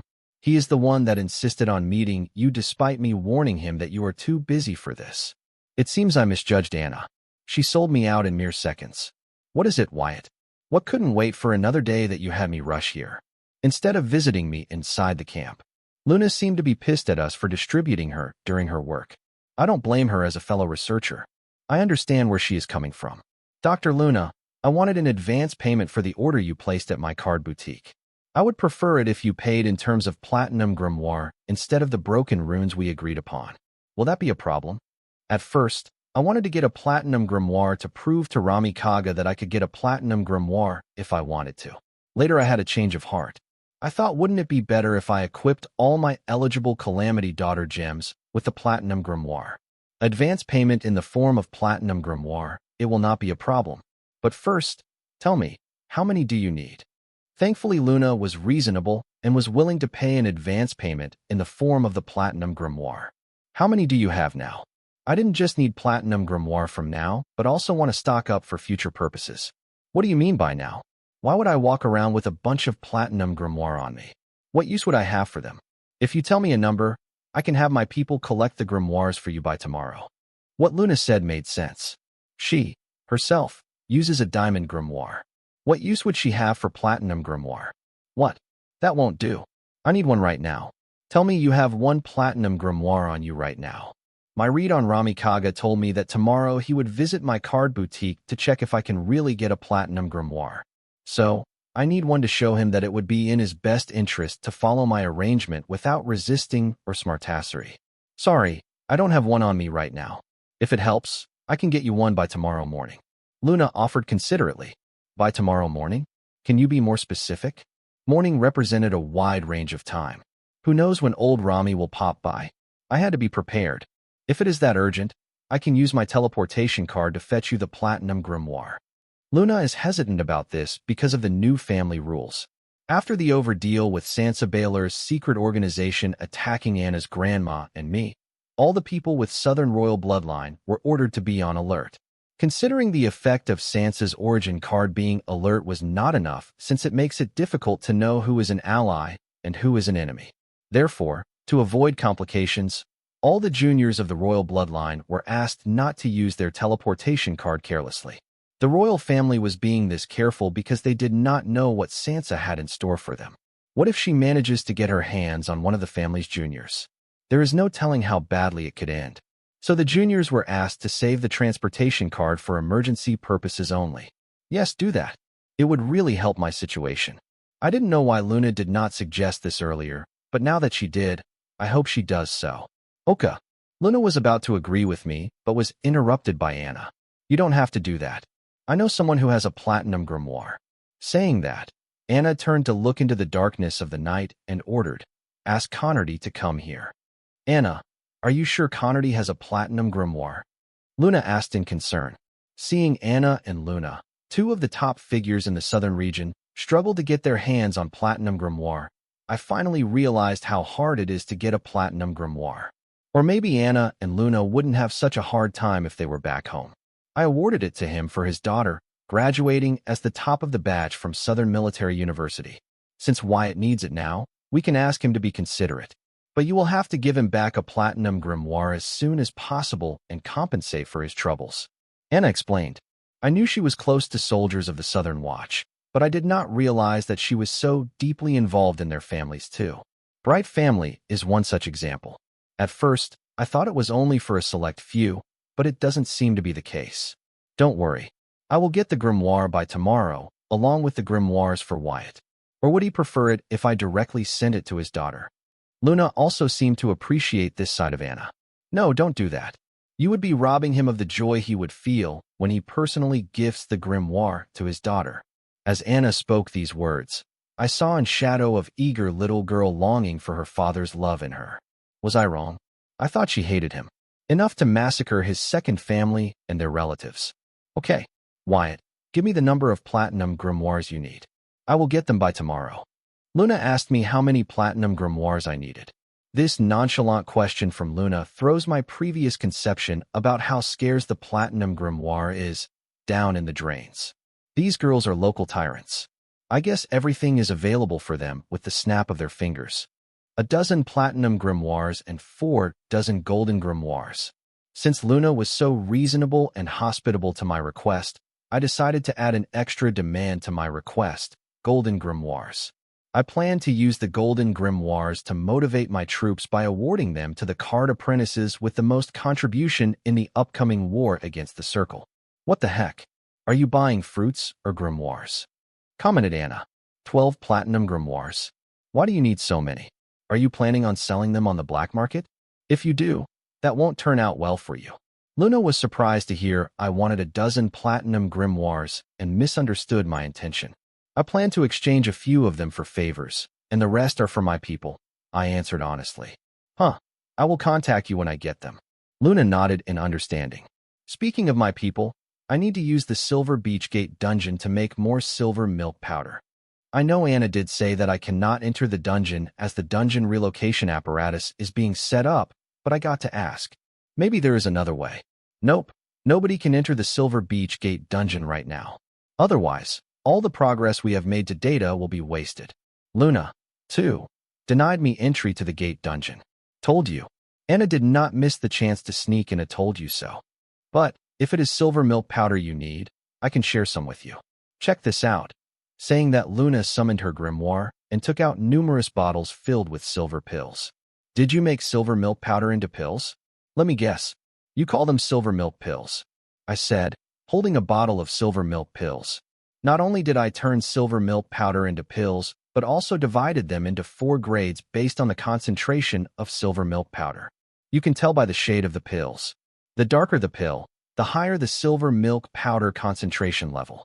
And named the silver milk grades accordingly: average, good, best, and excellent. Luna then went on to explain how the grading system worked. Average grade, mortals. Good grade, card students, card scholar. Best grade, card soldiers, card masters. Excellent grade, card grandmasters, card lords. What about the higher realms? I asked, seeing that the grading system was only limited to the card lord realm. After card lord realm, almost all card apprentices wait to form their ego gem and then break to the higher realm unless they are running out of lifespan. The effect of silver milk powder on ordinary card overlord realm is already very little useless. The contraction of silver milk powder is increased by massive levels. Despite that, the effect becomes negligible for card overlords with ego gems. Not to mention that if we increase the concentration of silver milk powder to match the needs of higher realm card apprentices, the profit margin on affordable pricing narrows down to almost nothing, leaving us with only one choice but to increase the product's price. But higher realm card apprentices have many affordable alternatives to help with their active soul control. Therefore, we decided to limit the production to the needs of the card apprentices up to the card lord realm. Luna explained how the effect of silver milk powder decreases with an increase in the realm. To maintain the effect of the silver milk powder, the concentration level has to increase. And this method is only profitable till the card lord realm, limiting the final grade to the excellent grade silver milk pill. Makes sense. After all, our target customers are the mortals and low-level card apprentices. Keeping the product affordable is our best bet. The Southern Royal family's marketing strategy to sell silver milk powder products was to sell large quantities at affordable prices instead of selling small quantities at high prices. This strategy was optimal for our product, considering its customer base. Okay, so how many do you need? Luna asked generously. A dozen storage cards of each grade except for average grade pills. The average grade is for mortals. I had no use for them. I don't have that amount of pills. Here, take this storage card. It contains highly concentrated silver milk powder. It should meet your requirements. You divide the powder according to your use. Saying that, Luna handed me an A-rank storage card. This will be enough, I said, having taken a peek into the card after equipping it. Anything else? Luna inquired. No, that's all. Thank you. Seeing that Luna had work to attend to, I thanked her for her help as she was about to excuse herself. Anna, you could help, and with your help, we can decrease the time required to set up the dungeon relocation apparatus by 1/3 of the original estimated time. Before leaving, Luna asked Anna to be of more help than loitering around. I could do a lot of things with my time, and right now, I am on watch for any potential enemy attack. Anna seemed to be pro at escaping responsibility. Humph, suit yourself. If only you were half as diligent as Big Sis, and this world would be a better place to live in. Luna snorted and hurried to her post. Wyatt, the night is still young. So where to? With Luna gone, Anna prepared to state her intentions. For you maybe, but not for me. It is way past my bedtime. I am heading back to the warehouse. I wanted to return to the warehouse, divide the silver milk powder for my Calamity Daughter gems, and then go to bed. I was in no mood for a party like Anna was hinting on. Don't be such a killjoy. Let's go to a club, relieve all this stress by getting drunk and dancing silly, advised Anna as she massaged my shoulders. Nope, not happening. If it were someone else, I would have given it a little consideration. But with you, I am not going anywhere, especially not to the locations with easy access to booze. Anna, get off the nanomorpher. I am not taking you on a long drive. Seeing that I wouldn't even consider clubbing, Anna demanded I take her on a long drive, and she was very adamant about it. Wyatt, I didn't want to do this, but you forced me. Anna grabbed me by my waist and flew to the sky. Stopping at a certain height, she added, either you take me on a long drive on your hoverbike, or I will take you on a long flight holding you like this. Choose. Fine, but only this once. Don't think this kind of persuasion will work on me twice. I had no choice but to cave. I started to resent myself for being too weak. Great. Anna cheered, getting her way. Anna, since I agreed to your request, how about you tell me more about Demigod's charity auction? I didn't ask Anna about the Demigod charity auction because I knew if I asked Anna a favor, she would ask something unreasonable in return. I did not want to be in such a situation with Anna, so I avoided asking about the charity auction. Instead, I had my super brain spare a few bots to collect any and all information regarding the Demigod charity auction. But now that I knew Anna could get her way with other means of persuasion, I directly asked her about the charity auction. Don't make it sound like a transaction. It will no longer seem romantic. And know this, never hesitate. All you have to do is ask. I will help you with my all. Anna said some cringe stuff. I wanted to yell. There was nothing romantic about what we were doing right now, but I chose not to. Though Anna's words made me cringe, I felt sincerity behind them. Demigod charity auction is where all the rich and powerful families, sects, cults, gather to show their wealth and assert their strength. Anna began to narrate the history of the Demigod charity action as I drove the hoverbike aimlessly and went where the road took us. I had a card emperor in the passenger seat, so I had nothing to fear. The first Demigod charity auction was held to gather funds for the fight on the way beyond. As the war progressed, the Demigod charity auction started to be held more frequently until it became a thing, and it would be held once in a while. And after the war, the charity auction was held to gather funds to help rebuild everything destroyed during the war and make living more comfortable for the people. Soon holding a Demigod charity auction to address the problems in the society became a tradition, and since then, the Demigod charity auction has been held once every year. Demigod charity auction is where card apprentices compete in a bidding war over the card eggs. Card eggs are artificial eggs created by demigods using an SSS rank null wood card ingredient to create the external shell of the card egg, which encloses a card. SSS rank null wood is a demigod realm wood with absolute anti-spy ability. The null wood anti-spy ability is unmatched. Not even a demigod can peek into the null wood cover to spy on whatever it is hiding. Therefore, this null wood is used to create the eggshell of the card eggs used in the charity auction. The idea behind having card eggs auctioned instead of actual cards is to add the addiction of gambling to the auction. After all, the demigod charity auction was created to gather as many donations as possible. To make the auction more fun, the card eggs are divided into 4 tiers: silver, golden, platinum, and diamond. Silver card egg, A rank to SSS, rank cards. SSS rank card, 1% chance. SS rank card, 3% chance. S rank card, 6% chance. AA rank card, 90% chance. Golden card egg, AA rank to SSS, rank cards. SSS rank card, 3% chance. SS rank card, 6% chance. S rank card, 90% chance. AA rank card, 1% chance. Platinum card egg, AA rank to SSS, rank cards. SSS rank card, 6% chance. SS rank card, 90% chance. S rank card, 3% chance. AA rank card, 1% chance. Diamond card egg, AA rank to SSS, rank cards. SSS rank card, 90% chance. SS rank card, 6% chance. S rank card, 3% chance. AA rank card, 1% chance.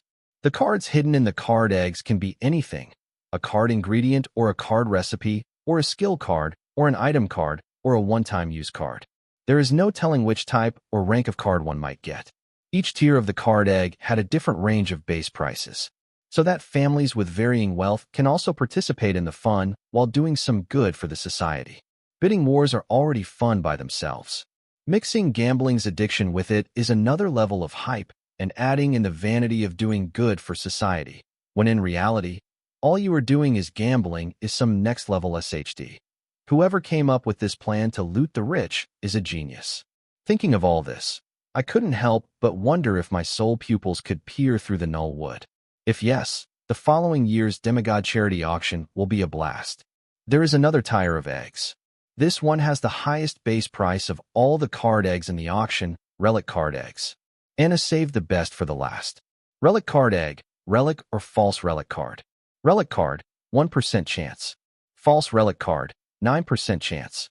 Better luck next time, 90% chance. Hearing about the relic cards, my head spun as my soul pupils were a false relic. If a false relic can be this power, then the power of a relic would be worth starting a war. And this card egg tier was unique, where one had a 90% chance of winning nothing. Yet, it was set at the highest base price. This shows how much a relic is coveted and sought after. Have you ever participated in the demigod charity auction? I asked Anna. No, my family is too poor to indulge in those things, Anna said calmly. Your family has 5 demigods that I know of. How can you be so shameless? Anna's shamelessness stumped me. The Heatsend royal family rules the entire southern region. Just the yearly tax alone should overflow their treasury. Wyatt, you don't get it. The southern region is underdeveloped and the poorest of all the 5 regions. Most of the tax we collect goes into maintaining the state.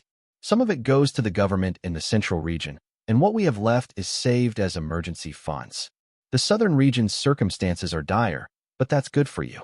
If not for that, my family would never go all out for the silver milk powder. Even with our background, we can afford an all-out war with the world. But silver milk powder is the only hope to help the southern region catch up with other regions and even surpass them. Anna explained the southern region was one step away from bankruptcy, making silver milk powder their only hope for revival. Still, if not you, someone in your family must have participated just to keep the appearance, I asked. Yes, my cousin did and bid for 2 diamond card eggs. Utter waste. For the cost of 2 SSS rank cards, he won 1 SS rank card and 1 S rank card. Had I known he was that unlucky, I would have taken Anne. She seems to be blessed by luck. Anna got pissed how her cousin lost money in the auction. Well, look on the bright side and think about how many people the charity will help. I tried to console Anna. What if it were your money? It took one simple question for Anna to shut my mouth. I choose to stay silent, thinking, if it were my money, I would not send my cousin to gamble in my place. This way, at least, I would get to experience the joy of squandering money. The worst thing is that asshole Chris Chase won 3 SSS rank cards in a row. All 3 of the card eggs he bid for were golden tiers. Can you believe it? He bid for 3 golden card eggs in a row. and each one of them turned out to be an SSS rank card. The crowd was baffled by his fortune. They called it the 10 minutes golden luck, because he won 3 SSS rank cards from 3 golden card eggs within 10 minutes. A fortunate stroke of luck. Anna whined about how her family made a loss in the charity auction and her enemy prospered. 10 minutes. For some reason, this stood out to me. So I hurriedly asked, Anna, when did Chris Chase win the 3 golden card eggs? Time of his bid, to be specific. Please be as accurate as possible. This is important. Give me a second. I will ask. Saying that, Anna summoned her grimoire and massaged her people to inquire the exact time of Chris Chase's bids. Soon she received a reply which she narrated to me. 1736, 1739, 1742. Fuck yeah, I yelled in cheer. The time rewind started at 1745, 3 minutes after the last bid, and went back in time for 10 minutes, precisely 1735, 1 minute before the first bid. It seems that somebody couldn't let go of their greed to win 3 SSS rank cards at the cost of 3 S rank cards. It is like buying gold for the price of copper. With such a haul, it is easy to get the media hopped up about it. No wonder he was listed in the top 10 searches of the Grimoire network. Anna, did he bid for any other card eggs? I asked, trying to gain more legitimacy for my theory. No, he bid just for those 3 card eggs and seemed to be pretty adamant about buying those 3 card eggs, and did not bid again. When asked why, he said he was lucky and did not want to test the patience of his luck further. WTF does it even mean? Such a pretentious stooge. Anna seemed bummed out as her enemy gained attention. Got him hearing what Anna said. I was 90% sure that Chris Chase was the one behind or somehow related to the time rewind incident. Stupid idiot. He was too cheap to cover his track. Now it is going to cost him. Earlier, I wanted to meet him to punish him for the silver milk fraud case fiasco, but now I want to ask about his stroke of luck in the demigod clarity auction. Since the golden goose decided to mess with me, I don't mind making him obedient. By obedience, I mean Wyatt, why are you giggling to yourself like a fool? Anna asked in annoyance. Anna, you are my lucky star. Your information now saves me a lot of trouble. Let's hope it pans out. I yelled enthusiastically. I know there is a possibility that Chris Chase is not related to the time rewind event, but the chance of him being the one behind the time rewind and me getting my hands on his secret made me giddy. Chris Chase seems to be a lucky bastard no matter what he is hiding. I will make it mine. Oh, really? Then how are you going to reward me? Anna's voice turned, luttery as her hands hugging my waist got tighter and her bosom squeezed harder on my back. I thought you did not want our relationship to be transactional, and you would do your best to help me. I remind Anna of the cringe stuff she spoke about earlier. There is nothing transactional about this. I am happy that I could help you, and now you are happy and want to reward me as a show of appreciation. I woke up feeling a warm and squeezy embrace. I turned to check. To my dismay, I found naked Anna cuddling me in her sleep. I panicked and hurriedly checked if I was fully clothed. I was in the same clothes I wore yesterday. But knowing Anna, I was not assured. I asked Hive AI to recall what had happened yesterday night. Since I refused to party or go clubbing, Anna asked to buy a beer keg. I decided to allow it as appreciation for her help with information on Chris Chase. Late at night, Anna and I returned to the warehouse with a beer keg. We drank ourselves silly to the point where we couldn't speak without stammering. Then we climbed on my bed and went to sleep. At that moment, both of us were clothed. Hive AI didn't report any foul play. So why is Anna naked? It is morning already. What time is it? Anna seemed to have woken up due to my movement. 7:12. I answered, still trying to figure out why Anna was naked when she went to sleep in her clothes. What is wrong with you? Why did you wake me up so early in the morning? Oh, you want me to take care of your morning wood? Anna spoke sheepishly, yet she did not forget her adult humor. Shut up. Why the heck are you naked? I yelled. Don't you remember? Anna answered with a question. I do. I remember every little detail, but I don't remember you getting undressed. Despite Hive AI's help, I don't seem to recall Anna getting undressed, which is why it bugged me. Well, I undress in my sleep. It usually happens when I am sleeping in my bed at home, but this is the first time I have undressed in my sleep outside my bedroom. It seems subconsciously I felt safe next to you, as safe as I feel in the royal palace. Anna once again started with her cringe bullshit. Are you done? Now get dressed before Susan comes. Susan usually comes after 7:30. I don't want her to see naked Anna in my bed and misinterpret the situation. Why? What will happen if she sees us like this? Anna's questions stumped me and forced me to think about the worst-case scenario of Susan seeing Anna rolling naked in my bed. Shut up and get dressed already. This warehouse is my place of work. I don't want Susan to think that I am using it for purposes other than work. Yes, I did not want Susan to misunderstand what was happening here. Why do Susan's thoughts matter to you? Anna did not budge from the bed. Instead, continued to question me why I do what I do. Susan is my friend and colleague. Her opinion matters. Anna, I beg you, please get dressed. I don't know why, but every time I think about Susan seeing naked Anna in my bed, for some reason, I feel guilty. Nope, not happening. I am sleepy. I will continue to sleep. Do not disturb me. Anna threw the blanket covering her to the ground and slept on her side, leaving me facing her bare naked ass. Fine, you win. Can you use your dirt purge card on me? I gave up trying to change Anna's mind and let her be. Aqua wash, dirt purge, having helped me clean up dentally, physically, and even my clothes. Anna continued her sleep, but naked. Thank you. Make yourself at home. I will excuse myself to the card lab. I still have to divide the silver milk powder into various construction levels. Now that I think about it, I have nothing to worry about. I can tell Susan that Anna used my bedroom for a night while I slept on the couch. She will believe me, right? Not waiting for Anna's reply, I head out of the bedroom and go to the card lab. Date: March 31st, 2321. Time: 8:34. Location: Sky Blossom City, Guild Association Mall, warehouse number 234.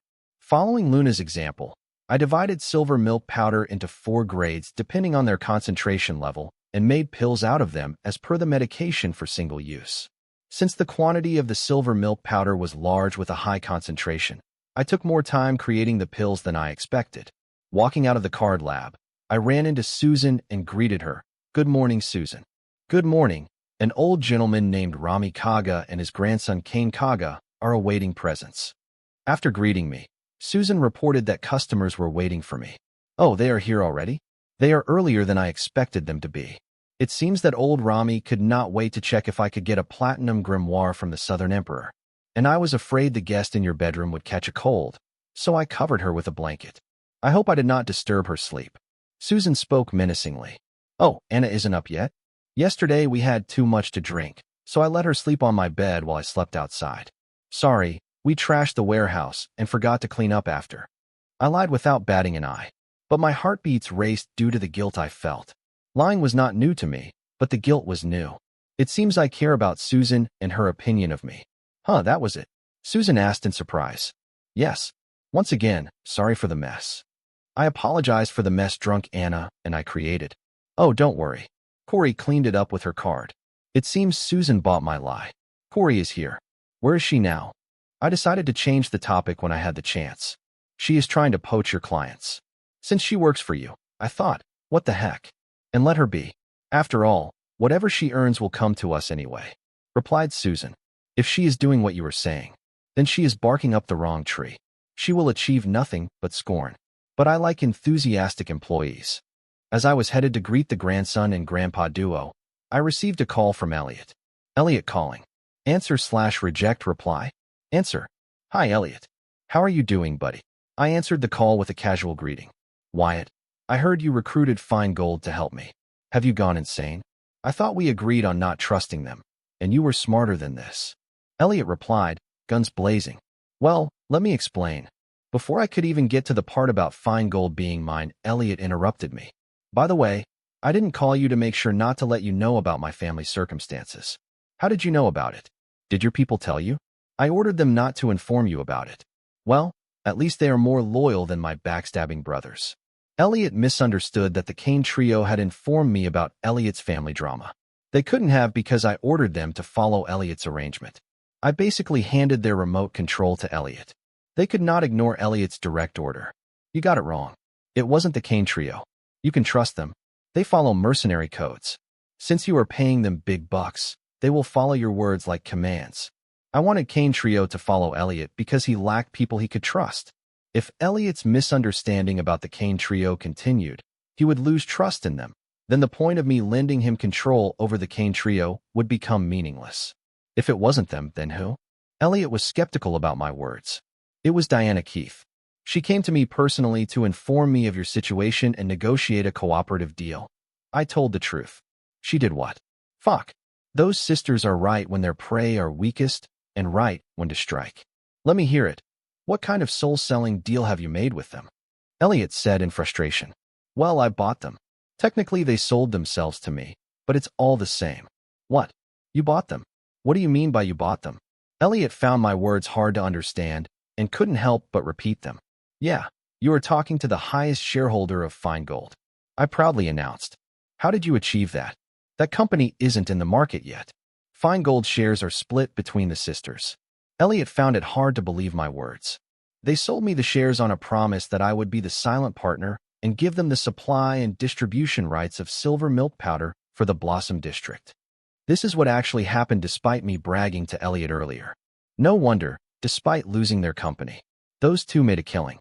Anyway, how are you dealing with all the rumors about you being a fraud spreading in the Grimoire network? Why hasn't Anna come to defend you? And why are they launching an investigation into silver milk powder? Are they trying to cut you off after getting the complete recipe for silver milk powder? This is a true friend. He cared about me despite me not living up to the promise. Not a promise, but an unspoken understanding. When Elliot helped get the patent for silver milk powder in a day by introducing me to Anna, we had an unspoken understanding that I would give Elliot's family company the supply and distribution rights of silver milk powder in Blossom District as a show of my appreciation for his help. But I ended up giving it to Feingold to swallow it. It's not like that. Things will become clear soon. I got it all under control. So don't worry. I decided not to go over the details and asked Elliot not to worry. If you say so. Anyway, thanks for the help. I was hesitant about using Feingold's help, but now that I know it is my buddy's company, I will no longer hold back. It is good to hear you are doing well, buddy. I have a lot of faces to slap and revenge to take. So I will be hanging up now. See you later. Elliot sounded like he has been through a lot these days and is eager to give back with interest. Sure, and don't worry about the silver milk powder supply and distribution rights. In all the cities where your family company has its branches, I will order Diana to hand over the rights to your company. Seeing how Elliot did not complain about the silver milk rights, I decided to make my stance about it clear. You don't have to do that. You have already done a lot for me. I don't know if Elliot was being polite or he actually felt that way. Either way, Elliot helped me a lot by giving me the Dungeon Calamity Seed and introducing me to Anna. This is just my token of appreciation. Come on. There is no need for us to keep scores. We are friends, remember? You would have done the same for me. I said politely and meant every word of it. Okay then. I will not thank you then. Elliot choked as he said those words. Spending his youth in a wheelchair with delicate care, Elliot always thought he missed out on making friends for life. But hearing his friend's words, he realized he was wrong. It wasn't too late. He could make friends now and already had one. Therefore, he couldn't help but get teary and choke while masking his emotions. Did you just choke? Don't tell me you are crying. This is getting too cringy for me. I am hanging up. Hearing Elliot cry over the call, I had a smile on my face because right then, I knew that Elliot appreciated my friendship as much as I did his. I love you, buddy. In the final second of our call, before I hung up, Elliot yelled out these words. Audible enough to be heard by Susan, who was passing by. It is not like what it sounds. I can explain. I fucking hate you, Elliot. Good morning, Mr. Rami, Kane. I hope I did not keep you guys waiting too long. I greeted the grandfather and grandson duo as I made myself comfortable on the couch opposite theirs. Good morning, Master Wyatt. You came just in time. Your employee here was keeping us entertained.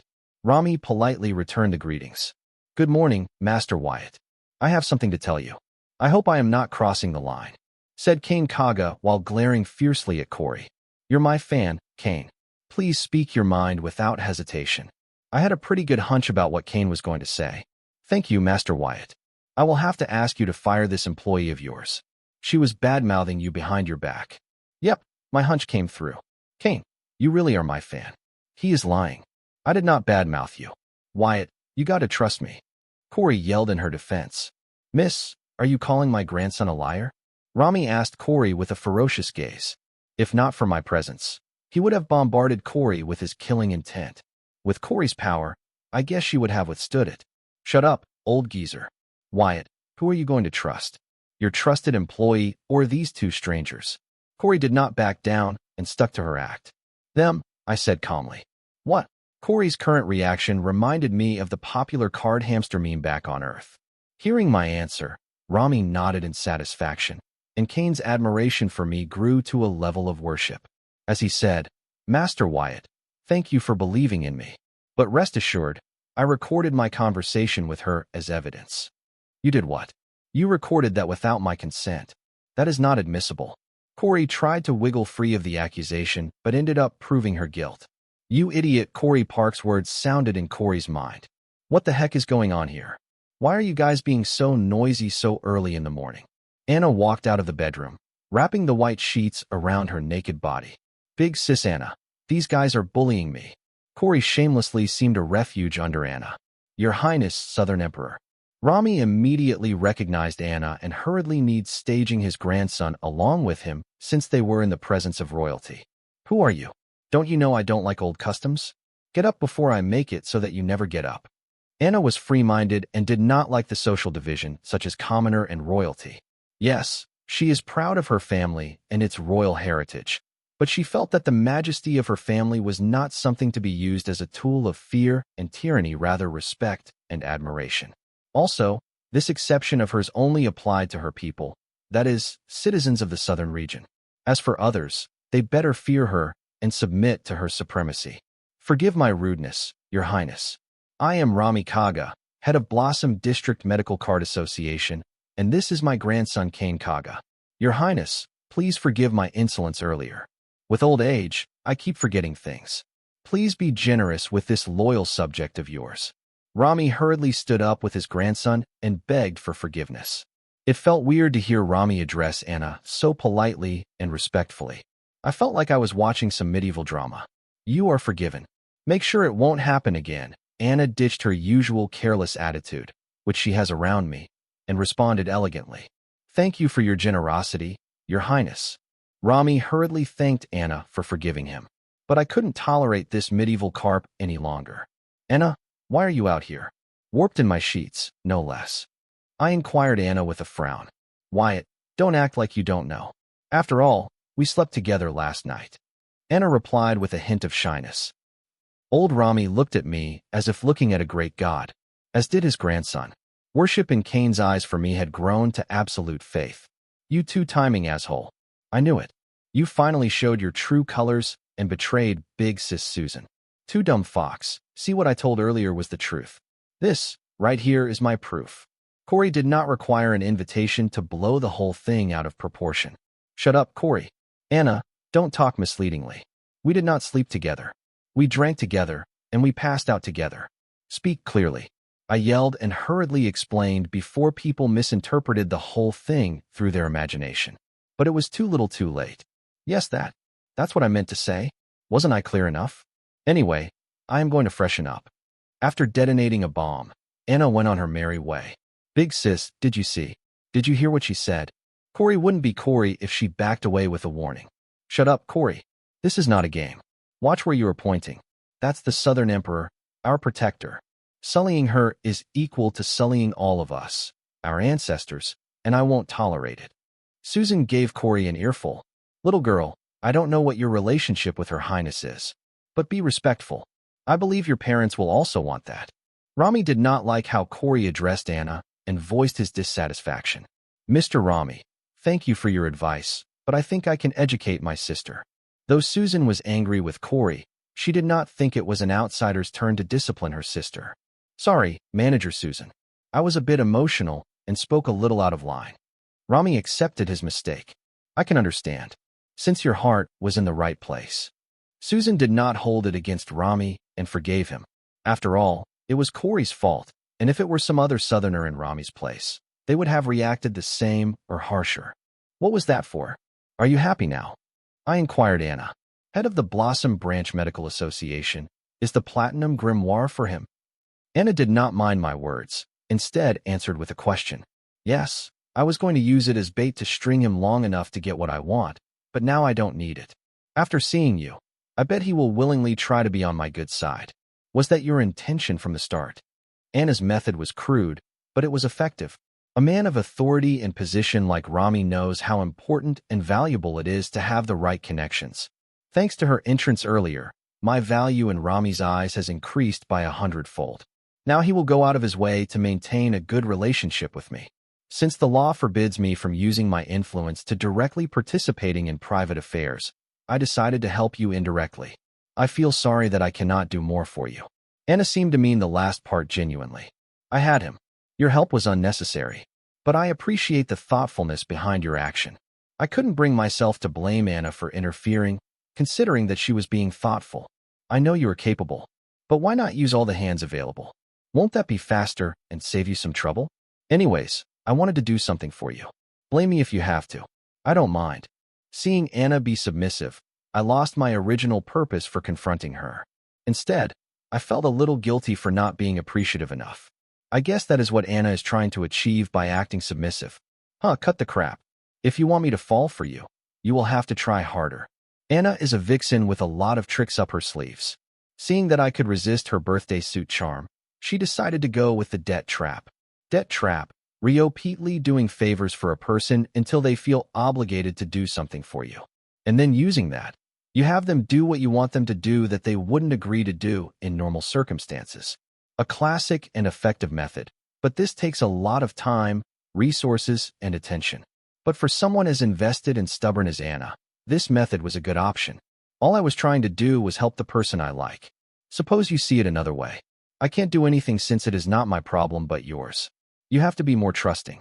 Anna pushed all the blame on me, trying to make me feel like I have a problem, saying that I find faults with her because I don't trust people. I know I have trust issues, but this isn't that. Now that I know what you are doing, stop doing it. I asked Anna to stop with her mind games. How can I stop doing it when I am not doing anything? Responded Anna. I am telling you, Anna, break it off. Anna's response had a vein pop on my neck.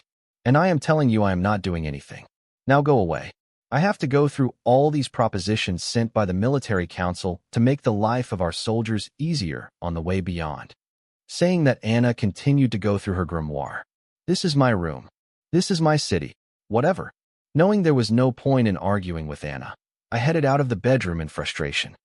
Wyatt, you lied to me, said Susan as I walked out of the bedroom. Susan, nothing happened. I can explain. I could see the disappointment in Susan's eyes. You don't have to explain yourself to me. The clients are waiting for you. Hurry back.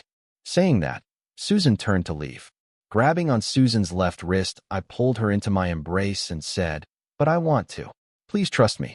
Nothing happened. Wyatt, let go of me. This is inappropriate. Susan struggled free of my hold and pushed me away. I am sorry. I apologized, realizing how inappropriate I was being. Susan turned to leave. Taking 2 steps, she paused. Without turning back to face me, she said, I trust you, and then hurried away like a frightened little mouse. Ain't that romantic? Anna's words sounded from behind. Fuck, I yelled, being startled. And turning to face Anna, I added, you were eavesdropping? Hey, I was passing by. That is different from eavesdropping.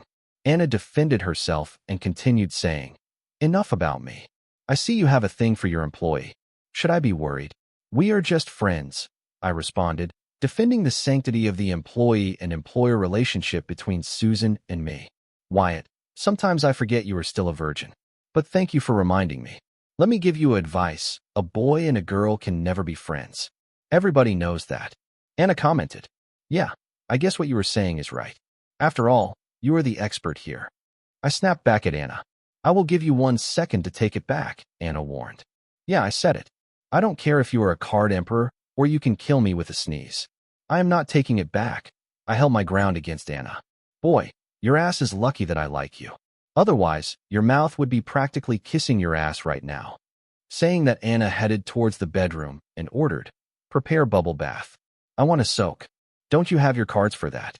Hearing Anna wanted to take a bath, I was surprised. Why use mortal ways when she had handy cards like Aqua Wash and Dirt Purge? You have too many questions. I could feel the chill in Anna's voice as she spoke these words. So I decided to take my win and yelled, yes, madam. Right away. Finding Susan, I asked her, Susan, Anna wants a bubble bath to soak in. Please buy what you need, but make it happen. It is for the Southern Emperor, so everything has to be top of the line. Don't hesitate to use all the funds. If you need help, contact Diana. You messed it up, huh? You have no idea. Mr. Rami, sorry I had to attend to the other guest and ended up neglecting you. I said politely. I understand. Please don't feel burdened. If I remember correctly, you visited me yesterday with a request. If you don't mind, could you tell me how I can be of help to you? Rami asked humbly. Since you asked, I will not beat around the bush.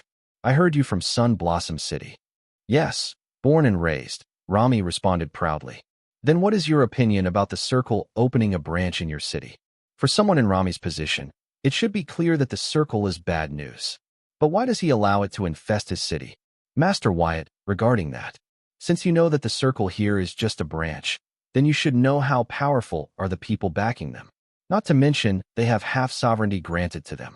My hands are tied in this matter. Half sovereignty means the royal family and its related forces cannot obstruct or meddle with their business. Okay, I will be more specific. Are you for them or against them? Seeing Rami hesitate to state his position on the circle matter, I decided to be more direct. Master Wyatt, that is too specific and unfair. This is not as simple as labeling good or bad. The interest of a lot of people is involved in this matter. What I am trying to say is that the circle is well connected, and if you were to shake it, then a lot of people would be unhappy. What Rami was trying to say is that the southern region is corrupt, and the circle is their passive and steady income. And they will not hesitate to do anything to keep the cash flowing in. Do the people you talk about involve Anna or people close to her? Rami was being rigid about this. He wanted to be on my good side without doing the work for it. From where I come from, people like that are the first to abandon the ship at first sight of trouble. What I am trying to say is Rami is proving that he is not worth making a friend. Not that I know of, Rami answered reluctantly. Then are you one of them? I asked if Rami was one of the people whose interest is tied with the circle's ship. No way in hell. Rami cried out, defending himself. The same enthusiasm was missing when defending Anna and those close to her. Proving that this Fakir is knee-deep in corruption, has dipped his toes in circle's bribes, and his loyalty to the southern royal family was for sale. Good. I will invade Sun Blossom City tonight to wipe out the circle. And I require you to help my troops invade and leave the city unnoticed and stop the local families and authorities from coming to aid the circle. Knowing that a willing corporation cannot be achieved with Rami, I decided to force him to a corporation. I did not use the soul contract from the wager. I was saving it for later. What? Rami cried out in astonishment. You heard me right. Do what I ask you, and you will be spared. Or tomorrow's top search in the Grimoire network would be regarding corruption in the Medical Card Association. Now that I know Rami is dirty and he knows that I know he is corrupt, and I have the Southern Emperor on my speed dial, he will cave to my wishes without me having to use the promise I won against him last night. Master Wyatt, you don't have to go that far. We can all discuss it. Rami was really angry at the teenage card soldier in front of him, but he could do nothing despite being a card overlord as a card emperor was present next door. Therefore he had no choice but to talk reason into the boy and stop him from killing his golden goose, the circle. Mr. Rami, I am still respectful to you because your grandson is my biggest fan. Don't make me repeat myself. My people will contact you, corporate with a smile. Rami, you have a good life ahead of you.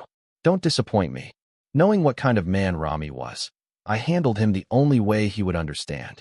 I was not afraid that Rami would alert the circle because he knew what he has today is because of his head post in the Blossom District Medical Card Association. Therefore, he would not do anything that could jeopardize his job and follow my command to die. Anna's entrance had made things a whole lot easier. Thank you, Master Wyatt. You won't be disappointed.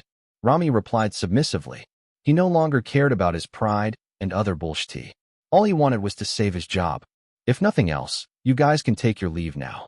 Now that I had Rami's leashes in my hands, I excused the grandfather and grandchild. Calling Diana. Hello, boss. How can I help you? Diana responded to the call. Prepare the troops. We are going to invade Sun Blossom City tonight. I announced, having already announced the same to Van and Old Ben through Hive AI. Yes, boss, Diana affirmed without hesitation. Contact Rami. He will help our troops to bypass the city gates and keep the local families and authorities at bay while we destroy the circle to its last brick. Don't hesitate to order him around. Make full use of that corrupt bastard.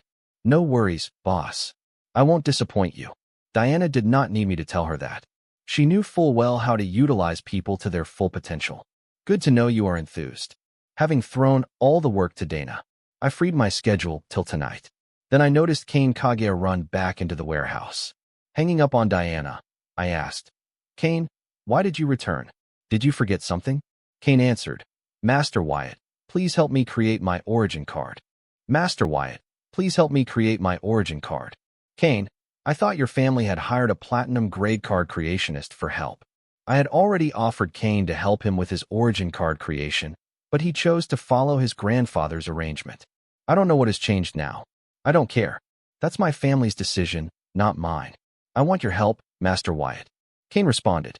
Kane, knowing your family has other plans for your origin card, as a professional, I can't interfere without their consent. Speak with your family, and if they agree, I will help you with your origin card creation. I don't fancy myself as a just person, but I take pride in my work. As a card creationist, I do not want to be irresponsible towards my clients. Kane is young. Without his family's consent, it would be professionally wrong of me to go ahead with his wish and help him create his origin card. I am an adult. I am 16 years old and will soon turn 17 in a few weeks. Legally, I turned adult on my 16th birthday. So, I don't require my family's advice in my decisions. I can make my own, and I will bear the responsibility for my choices as an adult. Kane announced. So, you are an adult, huh? Tell me, what made you choose me over a platinum grade card creationist? Kane looks young for his age. I thought he was 15 years old or something. I want my origin card to be genuinely unique like Manager Susan's slime armor or Pax Whitebin's iron flesh, or Deborah Khan's skeleton centaur knight, or J.K. Elliott's origin card, which cured his mortal illness.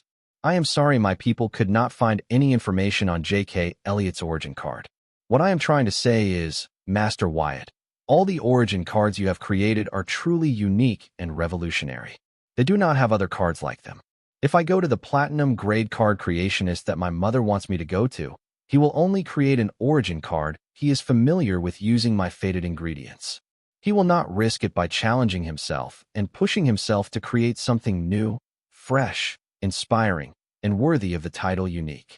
Because he knows if he tries to do something different than his routine, he will fail to create the origin card. But you, Master Wyatt, you are different. I know that if it is you, you will do your best to meet my needs and create a masterpiece. I have been following you for days, but it's as if I have known you for ages.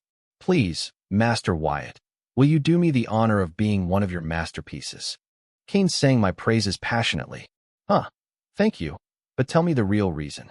Kane's flattery was well present, but I knew that alone wasn't the reason for him to seek help from me. This kid was hiding something not just from me, but from his family members. I am telling the truth. Kane stuck with his answer. Come on, we are alone here. What are you afraid of? Despite his ordinary demeanor, Kane had a haunted look, as if something was eating him from inside. He wanted to cry for help, but did not, fearing something or someone.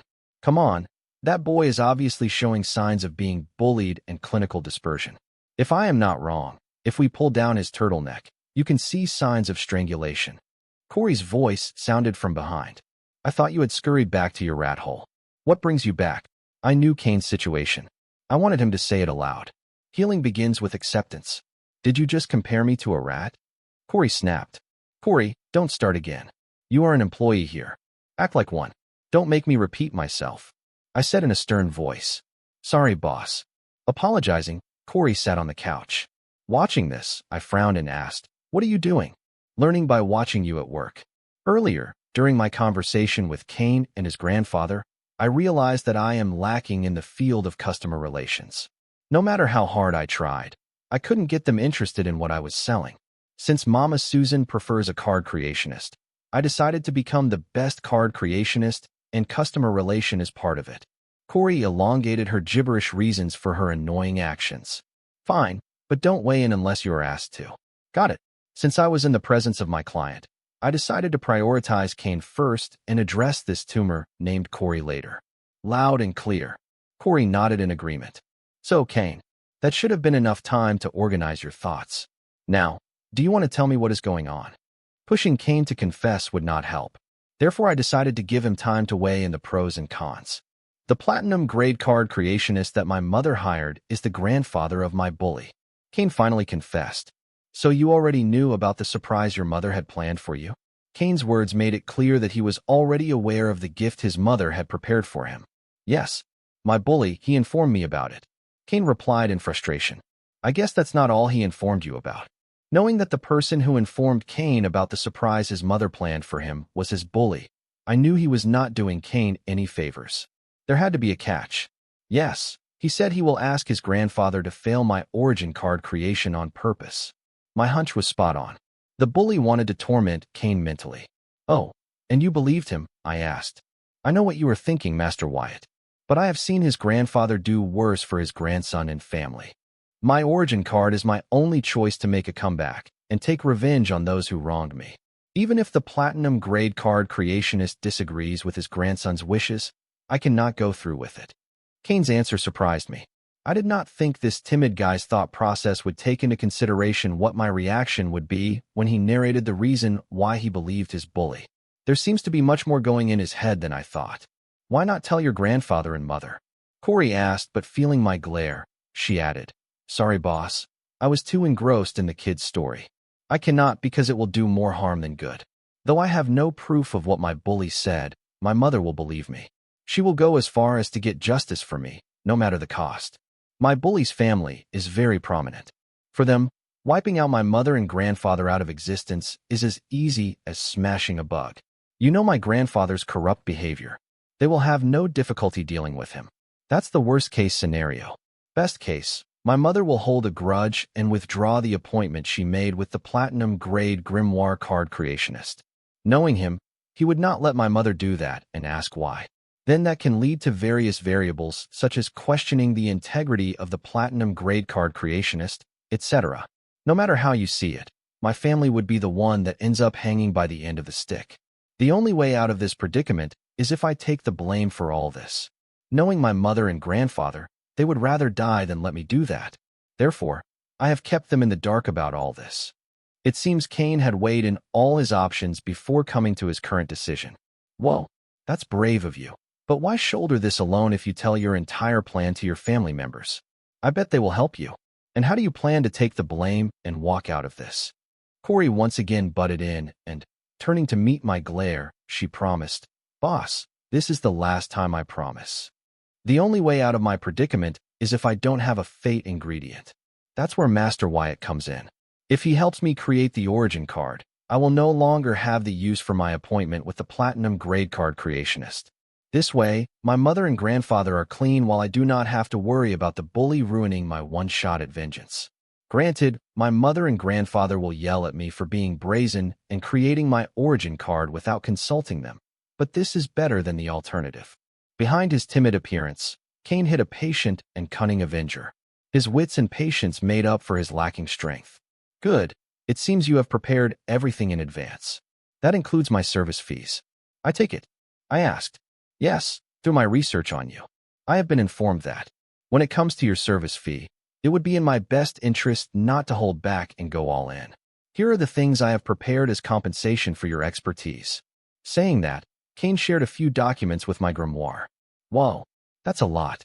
Are you sure you want to give this to me? If your grandfather knows this, he may die of shock. The documents that Kane shared with my grimoire were the deeds to various dungeons. 3A rank dungeons, 8B rank dungeons, 22C rank dungeons, 17D rank dungeons located all across the Blossom District and managed by multiple local adventure guilds. If converted to soul jades, the valuation of these dungeons will easily cross 1,000,000 soul jades. That's all the property my grandfather has purchased in my name through his ill-gotten gains. Master Wyatt, please give me the strength I need for my vengeance. Kane yelled, getting down on one knee and bowing his head to me. You need strength? You have come to the right place. Get up. We have lots of things to do. But let's begin with the introduction of your fate ingredient. My hands were itching. With the amount of assets Kane had provided as fund, sky was the limit. I was looking forward to his fate ingredient. In what ways it will prove challenging to me, or will it just be plain and rigid with a tiny place for improvement? AAA. My fate ingredient is an ironwood seed. Kane dragged his words before introducing his fate ingredient. It appears he is shy. No, ashamed about it. Cain, are you ashamed of your fate ingredient? I questioned Cain, looking into his eyes. No, I am not. Cain said one thing, but his body language told another. Clearly, you are ashamed of your fate ingredient. Corey butted in. Why is that, Cain? I asked, giving him a chance to understand if he was really ashamed of his fate ingredient. No, I am not. It is just that my classmates make fun of me because of it, saying I am a waste wood and my fate ingredient is waste wood. Ironwood is commonly known as waste wood in this world. Because it has zero use in this world, it cannot even be used as fodder for the fire or for woodwork. Due to the high iron content in the wood, it is not a good fuel for the fire or woodwork compared to alternatives available. Hence it was labeled as waste wood. Good, remember that. You gotta have your opinion. Don't let others force their opinion on you, especially your bullies. Cain was not ashamed of his fate ingredient, he only felt ashamed because his friends made fun of him because of it. An ironwood seed fate ingredient, this is not so challenging. I have so many ideas for this one. I mumbled aloud, kind of disappointed in Cain's fate ingredient. And looking at Cain's frowned brows, I add, I didn't mean it as a mockery of you fate ingredient. I was hoping for a challenge, but ironwood seed is a plain fate ingredient with too many directions of possibility. Creating a strong origin card using it will not be a challenge like I was hoping for. I don't mind. It's good to know Master Wyatt feels that way. But I have a way to make this card creation more challenging for you. Cain did not read too much in my words and accepted my explanation. What is it? I decided to hear out what Cain was going to propose. What if I add a few more conditions other than strength to the type of origin card I want you to create? When Cain asked me to help him create his origin card, his only condition was that the card should give him enough strength to get his revenge. But now, to make the card creation more challenging for me, he wanted to add a few more specific conditions to the type of origin card I should create for him. This way, the origin card creation becomes challenging for me, and he gets the origin card he desired. That is not how we usually do things around here, but considering that it will spice up the origin card creation, it's your lucky day. Cain, fire away. What features do you hope for in your origin card, including strength? In my previous case, usually, I decided on what kind of origin card I should create to meet the user's requirement. But this time, everything was up to Cain. All I had to do was make it happen. Thank you. Here, this is what I want for my origin card. Is it possible or too much? Saying that, Cain forwarded a file to my grimoire. Okay, let me check. I checked the content of the file sent to my grimoire. It turned out to be a picture book. That's my favorite book. I have read it 1,000 times. Every time I read it, I feel hope, said Cain as I read the picture book. The picture book told a story about a puppeteer who set out to create the world's most beautiful puppet in the image of his dream woman and was successful. The puppet was so beautiful that it even impressed the gods. To show their appreciation for the puppeteer's achievement, the gods bring the puppet to life. So this attracts trouble for the puppeteer, but the living puppet takes care of the puppeteer's troubles using its abnormal strength. The puppeteer falls in love with the living puppet. Then they marry, start a family, and live happily ever after. The end. So, Master Wyatt, what do you think? Cain asked eagerly. I could see big expectations in his eyes. I understood why Cain, who was bullied for most of his high school days, was fond of this particular picture book. This book contained 3 things he lacked and sought the most: miracle, dependence, and lust. Though Cain was a sensible kid, when the gods gave life to a puppet, it was like the miracle he prayed for in his life. Something which could turn him from the class loser to the class alpha. When the living puppet helps the puppeteer solve troubles using her abnormal strength, it reminds Cain of the times of him being bullied. He always hoped for someone dependable to help him out of the situation, like the living puppet did in the puppeteer's case. As a teenage boy in his prime, with a swarm of hormones forming a cocktail in his body, it is not surprising to see that Cain has a very keen interest in the opposite gender and their body. Cain is timid and bottom feeder in his school, so his experience with girls is self-explanatory. Therefore he hoped, like the puppeteer, he could get a loving puppet who would only listen to him, follow him, care for him, and let him do naughty stuff to its body. I think, my dear customer, Cain, you are a man of culture. Cain seems to understand what a man of culture is. It is surprising how slang and cussing are the same back on Earth and in this world. I called Kane a man of culture because this dude was straight up asking me to create a living blow-up doll as his origin card. To think my first perverted, deviant customer would be a 16-year-old, I shouldn't be surprised, I guess. I will take that as a compliment, Master Wyatt.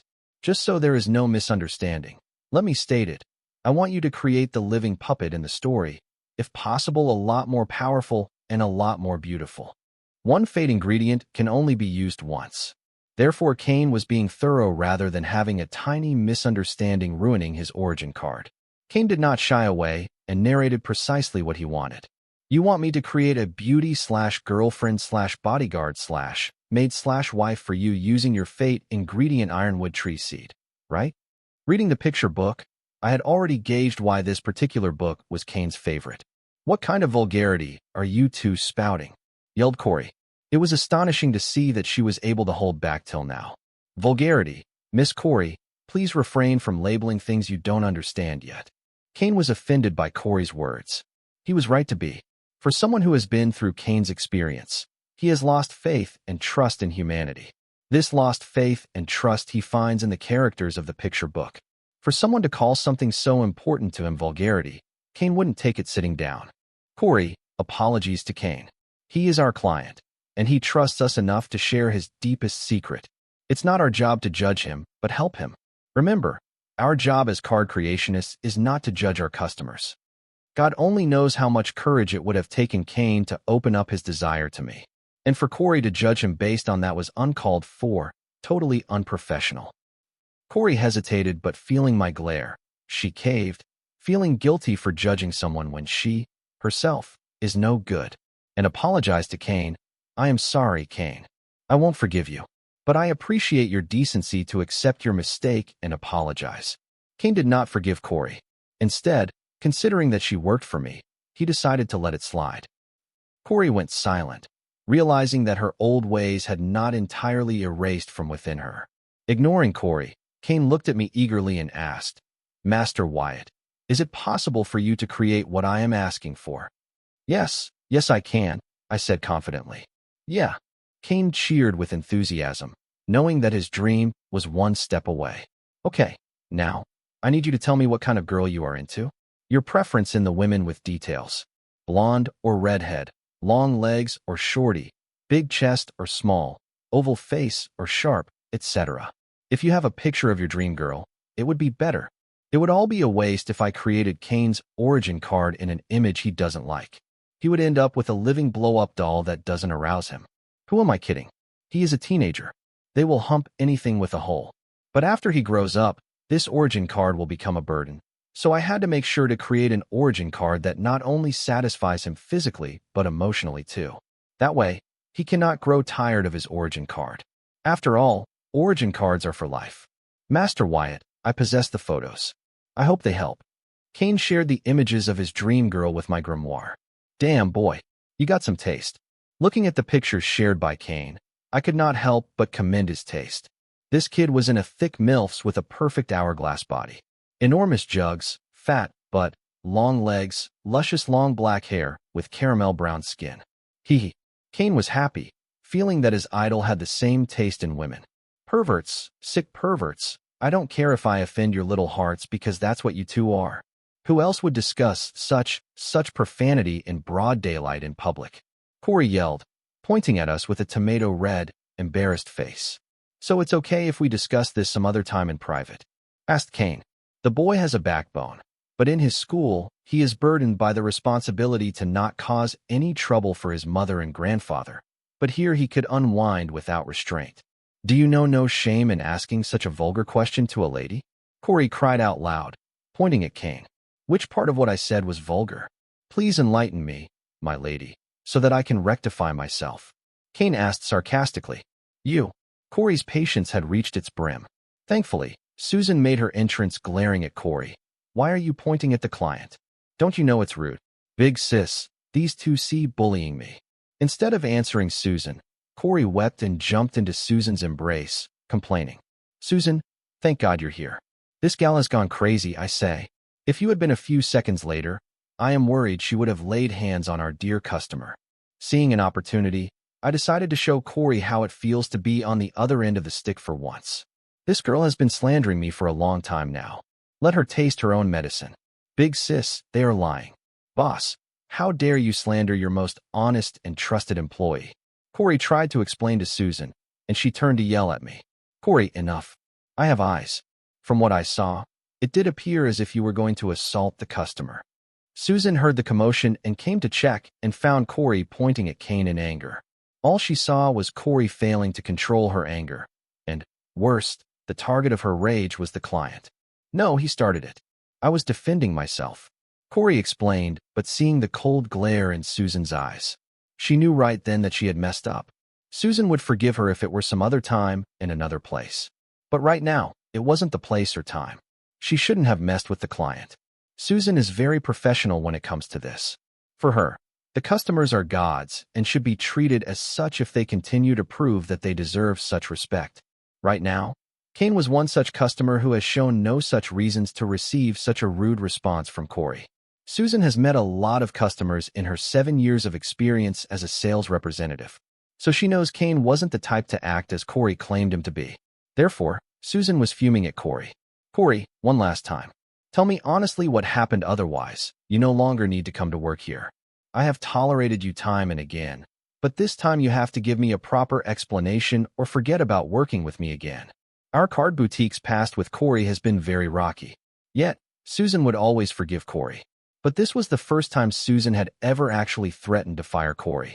Worse, never work with her again. Corey was shocked to hear such a severe reaction from Susan. This time she felt that she might really lose the privilege to work together with her mother. Worse, even get on her wrong side. These two were discussing such vulgar things in broad daylight with me right there. When I pointed it out to them, the boss reprimanded me, and the client mocked me. Big sis, I really did not do anything wrong. You have to believe me. Corey explained everything to Susan from the start without exaggerating. Correction, I didn't reprimand her, but taught her that as a card creationist, it is not our job to judge our customers, but help them. But it seems my words fell on deaf ears. She stuck to her instincts and ended up creating a ruckus. I explained my side of the story to Susan. Susan was torn between the two narratives of Corey and her boss. She understood where Corey was coming from, but as a professional, she agreed with her boss's statement. Corey's situation reminded her of her first adult sales, the Sex Manic card. 6 months into the job as Guild Association Mall sales representative, Susan found herself with a customer who wanted to purchase the Sex Manic card. By now, Susan was used to some of the customers hitting on her and had learned how to deal with them. Now, this customer was regular, never behaved inappropriately, and was a gentleman until one day he asked her to keep track of the Sex Manic card and to inform him if it were to appear in the market. At that point in her career, Susan did not understand what was happening. That particular customer asked her to do so because he had grown to trust her and was willing to confide in her about his private and intimate purchase. It was too early in her career. Susan had minimal experience. Therefore, she couldn't understand the customer's perspective and ended up giving the customer a stink eye. Feeling judgment in Susan's eyes, the customer thanked her for her work and never contacted her again. Not until it was too late did Susan realize what had transpired. Susan understood that the customer felt comfortable enough with her to share his intimate and private stuff, but her unprofessionalism had caused her to lose a good regular customer. But Susan did not give up. Understanding her mistake, she decided to follow through on her client's request. She went through the catalogs of different Guild Association Mall branches, searching for a Sex Manic card once every week. And finally, in the 5th week, she found the card listed in one of the Guild Association Mall branches. As the regular customer, the customer had given his personal contact information to Susan. Susan contacted the customer and apologized for her unprofessional behavior, and then reported the good news to the customer that she had found the card he wanted in one of the Guild Association Mall branches. If he was willing to cover the transportation charges, she could get him the card by the next day at the earliest. That's how Susan bagged her first personal client. Based on personal mistakes, Susan knew that Corey might have gone overboard, but it was understandable. Considering Corey's little experience and lack of contact with the opposite sex, this was bound to happen if she planned to continue in this line of work. Corey, I can understand why you behaved as such, but you cannot continue to do so. In society, these things are expected. and especially in our business as a sales representative or a card creationist.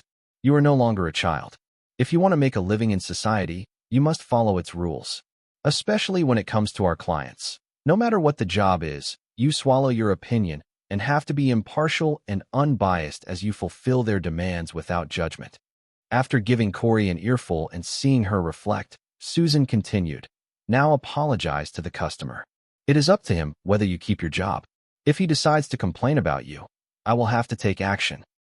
Hearing Susan's decision, Corey's face paled. She knew she had left a terrible impression on Kane since their first meeting in the morning. There was no way that Brat would let her keep her job. Still, she couldn't just give up. If she is going to go down, she might as well go down fighting. So she said, "Kane, I know I behaved very immaturely. My words were harsh, but they were spoken out of ignorance. But still, it was a mistake on my part, so I sincerely apologize and hope that you will forgive me. You expect me to believe that bullshit. You have apologized earlier, and here we are, you repeated the same mistake again. How do I know that you are being serious this time?" Kane had already once received Corey's apology. He decided to overlook her disrespect considering she worked for his idol, and she apologized to him, accepting her mistake. But Kane was not willing to let it slide once again. Hearing Kane, "I gathered that today would be Corey's last day working for my card boutique. From our conversation earlier, Kane should have understood that I was not on good terms with Corey, and he would not let Corey go scot-free this time out of consideration for me." Corey understood this was a doomed struggle. No matter how much she apologized or graveled, Kane will not forgive her, and that pervert will have her job just to see her suffer. Just then, Corey's eyes shone with brilliance as she thought, "That's right. This guy is a creep and a pervert. He might hate me, but there is one thing in my arsenal which can make all this mess go away. I am being serious this time. To show how serious I am, let me invite you to dinner, just the two of us, after your origin card creation. Please allow me to make up for my mistakes." Corey's brilliant epiphany was to seduce the sad virgin to save her job. Hearing Corey's proposal, Kane's mind went haywire. Her words made his brain go into overdrive and blew up the words out of proportion. Dinner, just the two of us, turned into romantic dinner date. Let me make it up to you turned into, let's see where the night takes us. I will earn my forgiveness.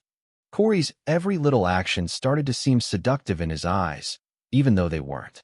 Kane's thoughts began to wander, from a romantic dinner date with Corey to a marriage ceremony in a chapel to a maternity hospital, where he and Corey are smiling at their cute triplets, and then to a country house where he and Corey spent their old age as their children came to visit with their grandchildren. I couldn't help but shake my head in disappointment seeing Kane in a chaotic state. I knew Corey's words had gotten to him. My disappointment grew, knowing there was no way this sad and desperate virgin would go against Corey now. Seeing the sad virgin lost in thoughts, Corey's eyes brimmed with joy knowing that her choice was right.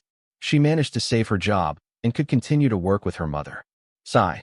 Susan wanted Corey to apologize sincerely to Kane and move him with her words. If that were not enough, Susan would step in and would ask Kane to forgive Corey this once. To her astonishment, Corey took a route she had never considered, that is, to seduce her customer. Susan did not condone such behavior. This went against her work ethic. She found it downright demeaning and disrespectful towards the profession. But right now, she could do nothing about it as she had left the decision in Kane's hands.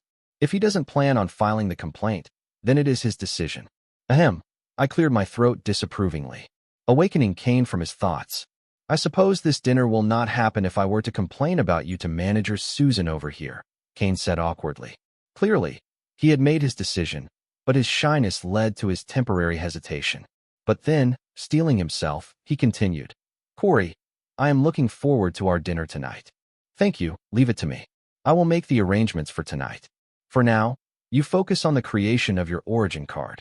Corey thanked Kane enthusiastically and made a victory sign with her index and ring finger towards Susan. To her surprise, Susan looked away from her in disappointment. Before she could ask Susan what the problem was, Susan apologized to Kane.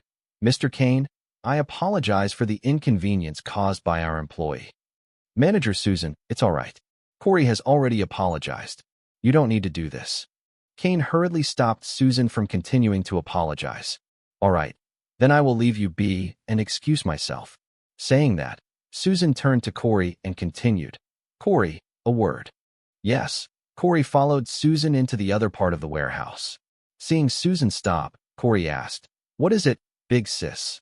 Corey, don't repeat what you just did ever again. If that happens again, I will fire you right then and there. Susan thundered, Big sis, I promise it will not happen again. From now on, I will attend to my customers without bias and never judge them. Corey hurriedly made a promise to calm Susan down. Shut up, Corey. You know I am talking about you seducing Kane. That's unprofessional and disrespectful to the job. I will let this slide. But if I ever catch you repeating this, you can stop coming to work for our card boutique. Susan snapped at Corey and warned her from repeating such actions. Big sister, I know I was wrong. I had no choice but to do that. Otherwise, that guy would complain against me just to see me suffer as I lost my job. Corey explained why she had no choice since odds were stacked against her as Kane was biased against her. And she was afraid of losing the chance to work with her big sis. Whatever the reason may be, you should have tried. If Kane insisted on being difficult, I would have tried to mediate and help you. But what you did is unethical. What's the difference between this and prostitution? Susan did not go easy on Corey. Big sis, are you calling me a prostitute? Corey asked in shock. No, I am trying to explain that you have to respect your work, and it will respect you. I hope you understand what I am trying to say. This is the last warning, do not misuse it. Susan remained cold to the very end. She did not bother to understand Corey's action. Corey had finally hit the bottom line of Susan's patience. This time around, Susan was thoroughly disappointed in Corey due to her actions. I told you, stop messing with Wyatt. But you wouldn't listen. You had to keep picking fights with him. That dude is bad luck for you. Every time you try to prove him as the bad guy to our mother, you end up becoming the clown. I could see the disappointment in our mother's eyes. If you continue to do this, we may end up losing our mother's grace. Corey Park's mental voice sounded in Corey's head. Shut up, yelled Corey mentally and soon added. But I agree that Wyatt is my nemesis. Good, now that you get it. Focus on getting close to our mother rather than distancing her from Wyatt. Corey Park did not understand Corey's obsession with that boy, even though she had been through Corey's memories hundreds of times. We will see about that, replied Corey mentally. Sorry, Master Wyatt. I caved to my. As Kane was trying to apologize to me and explain his behavior, I interrupted him and said, I understand. Corey is a beautiful girl. You have nothing to apologize for. Instead, I should be the one apologizing for all this drama. Thank you for understanding, Master Wyatt. And can you make my origin card in Corey's image? Kane's eyes shone brightly as he spoke these words. Hearing Kane, I couldn't help but stare at him with deadpan eyes for a second. Kane was really making it hard for me not to judge him. Still, with a professional mask on, I answered him. If you can get Corey's consent, I can make it happen. Do you think she will give me her consent? Kane asked eagerly. We will never know until you ask. I gave a neutral answer because a part of me wanted to watch Corey thrash this sad virgin, and part of me was also worried that he would enjoy it. I think I should stick with the images I sent you. After a lot of consideration, Kane finally decided not to tempt fate. Hearing his decision, I was disappointed as I had grown curious whether Kane would enjoy Corey breaking each bone in his body.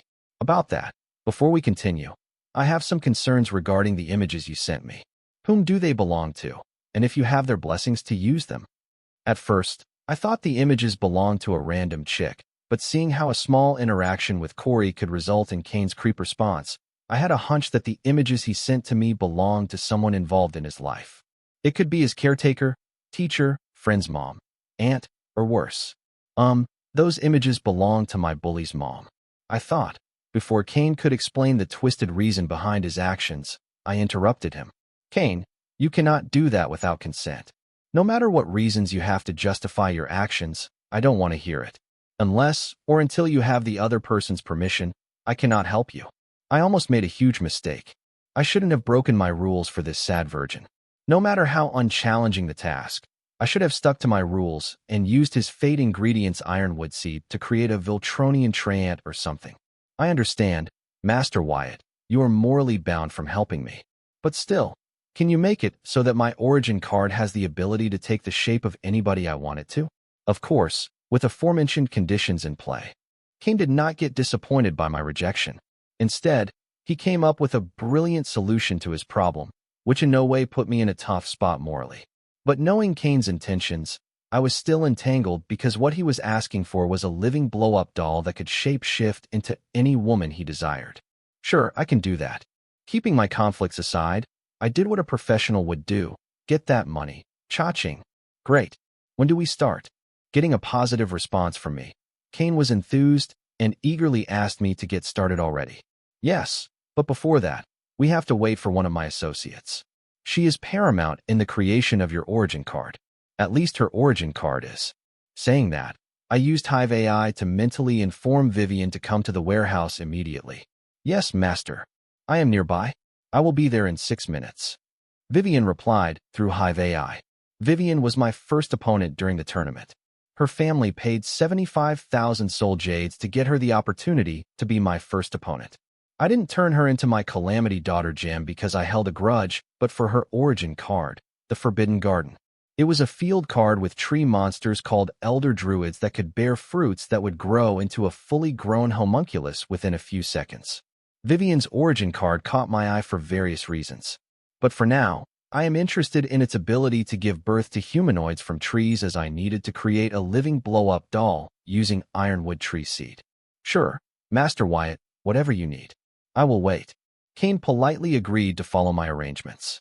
As we were waiting for Vivian's arrival, I received a call from an unexpected person, Ronnie, my ungrateful cousin. Ronnie calling. Answer, reply, reject. I need to take this call. Kane was my client now, so I informed him of the call before answering it, following professionalism. Please, go ahead, Master Wyatt. Don't mind me. Kane replied hurriedly. Ronnie, it better be important. I am with a client.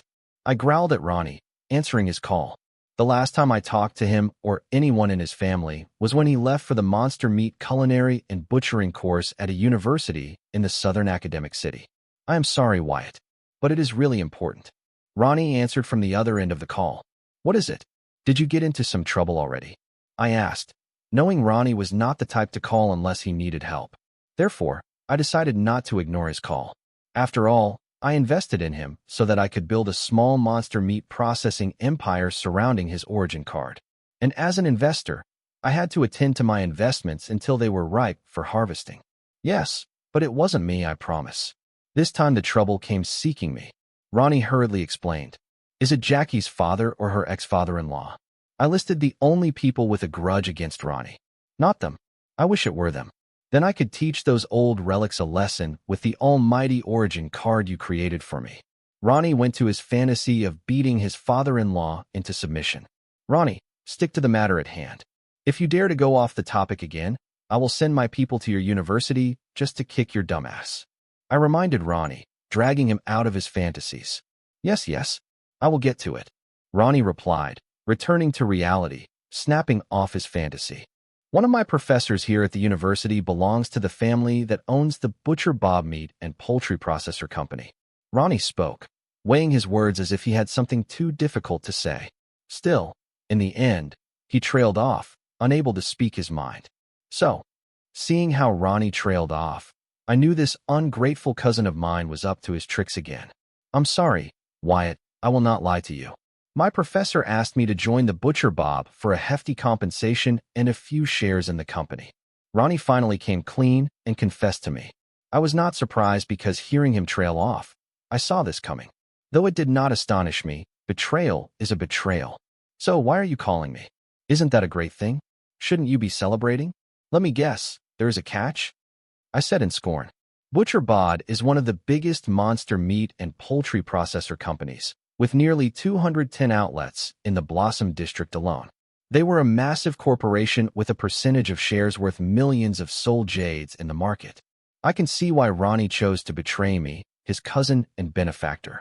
Millions of soul jades can blind anybody, let alone a high school dropout like Ronnie.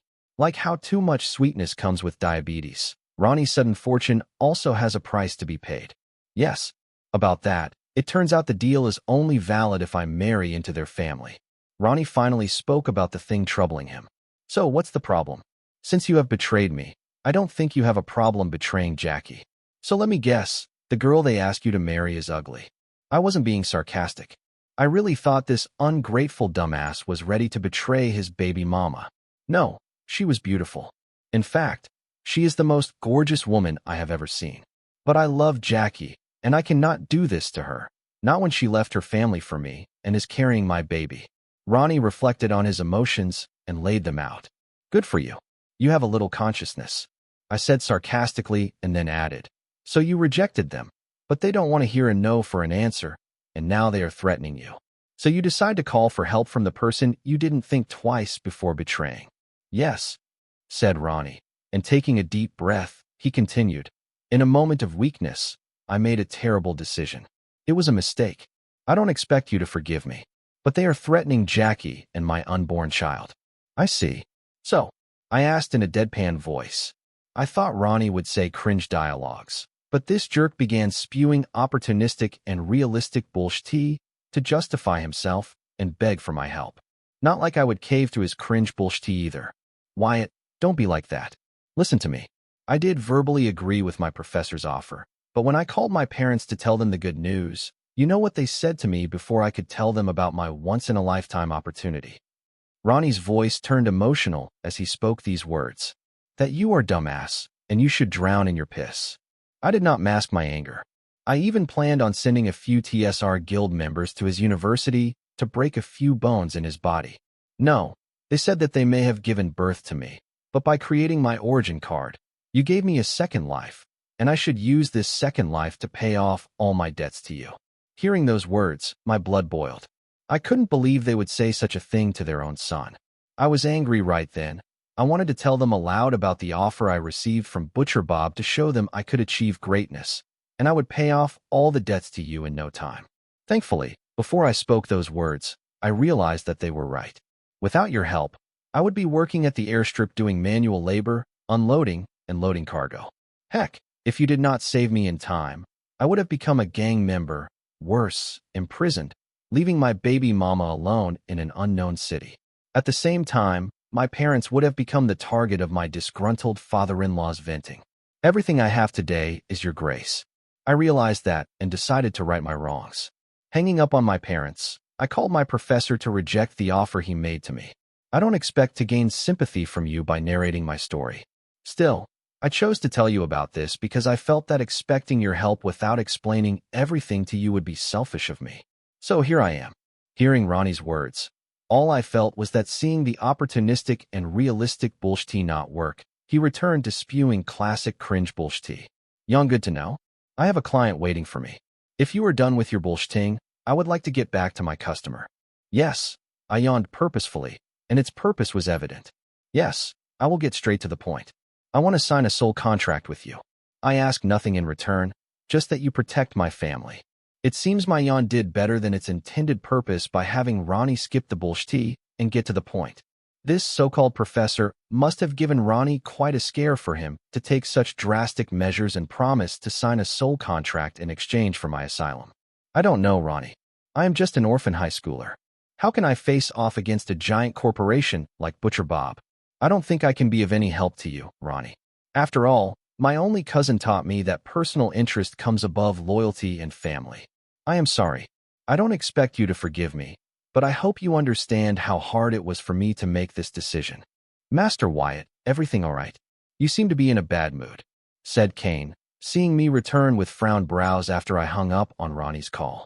Nothing, just an ungrateful and unloyal dog who betrayed its master, unable to withstand the harsh world outside, is begging to return to its master again. I take betrayal very seriously. If it were someone else, I would have ordered my goons to torture and kill them. Fortunately for Ronnie, his parents' grace will keep him alive. I was willing to spare Ronnie for betraying me, considering Uncle and Annie Wyatt, but I would not help him from his predicament, even if it meant that Uncle and Annie Wyatt's life would be in danger. I planned to take this opportunity to cut off all ties with Ronnie and his entire family. I was done cleaning up after him. I did so much for him and his family, but he did not think twice to betray me at the first chance he got to. I risked my life and saved him from the clutches of Zhang mercenaries. Not to mention the millions of card boutique seed money I had collected to improve my strength were wasted to create low-level cards that would help in the search and rescue of Ronnie from Zhang mercenaries' hideout. After rescuing Ronnie, I barely used those cards. Such a waste of money. Since he had a child on the way, I decided to buy him an occupation card so that he could make a living using it.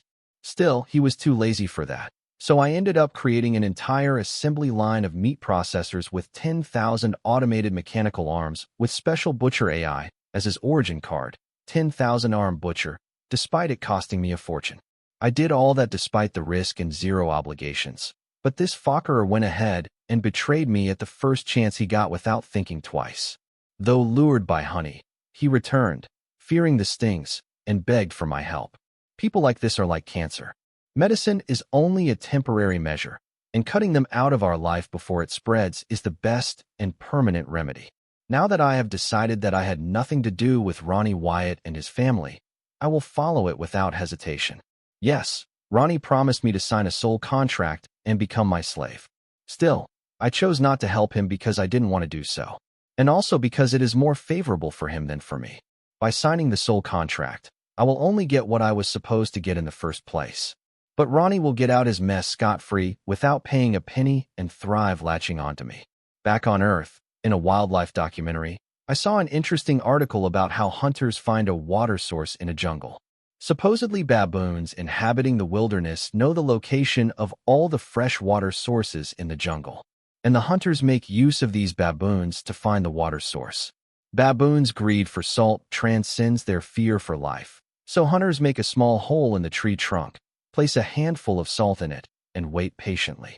A passing-by baboon smells the salt, and in greed, it shoves its hand in the hole to get to the salt. Taking the salt, baboon's hand balls into a fist and gets stuck in the small hole.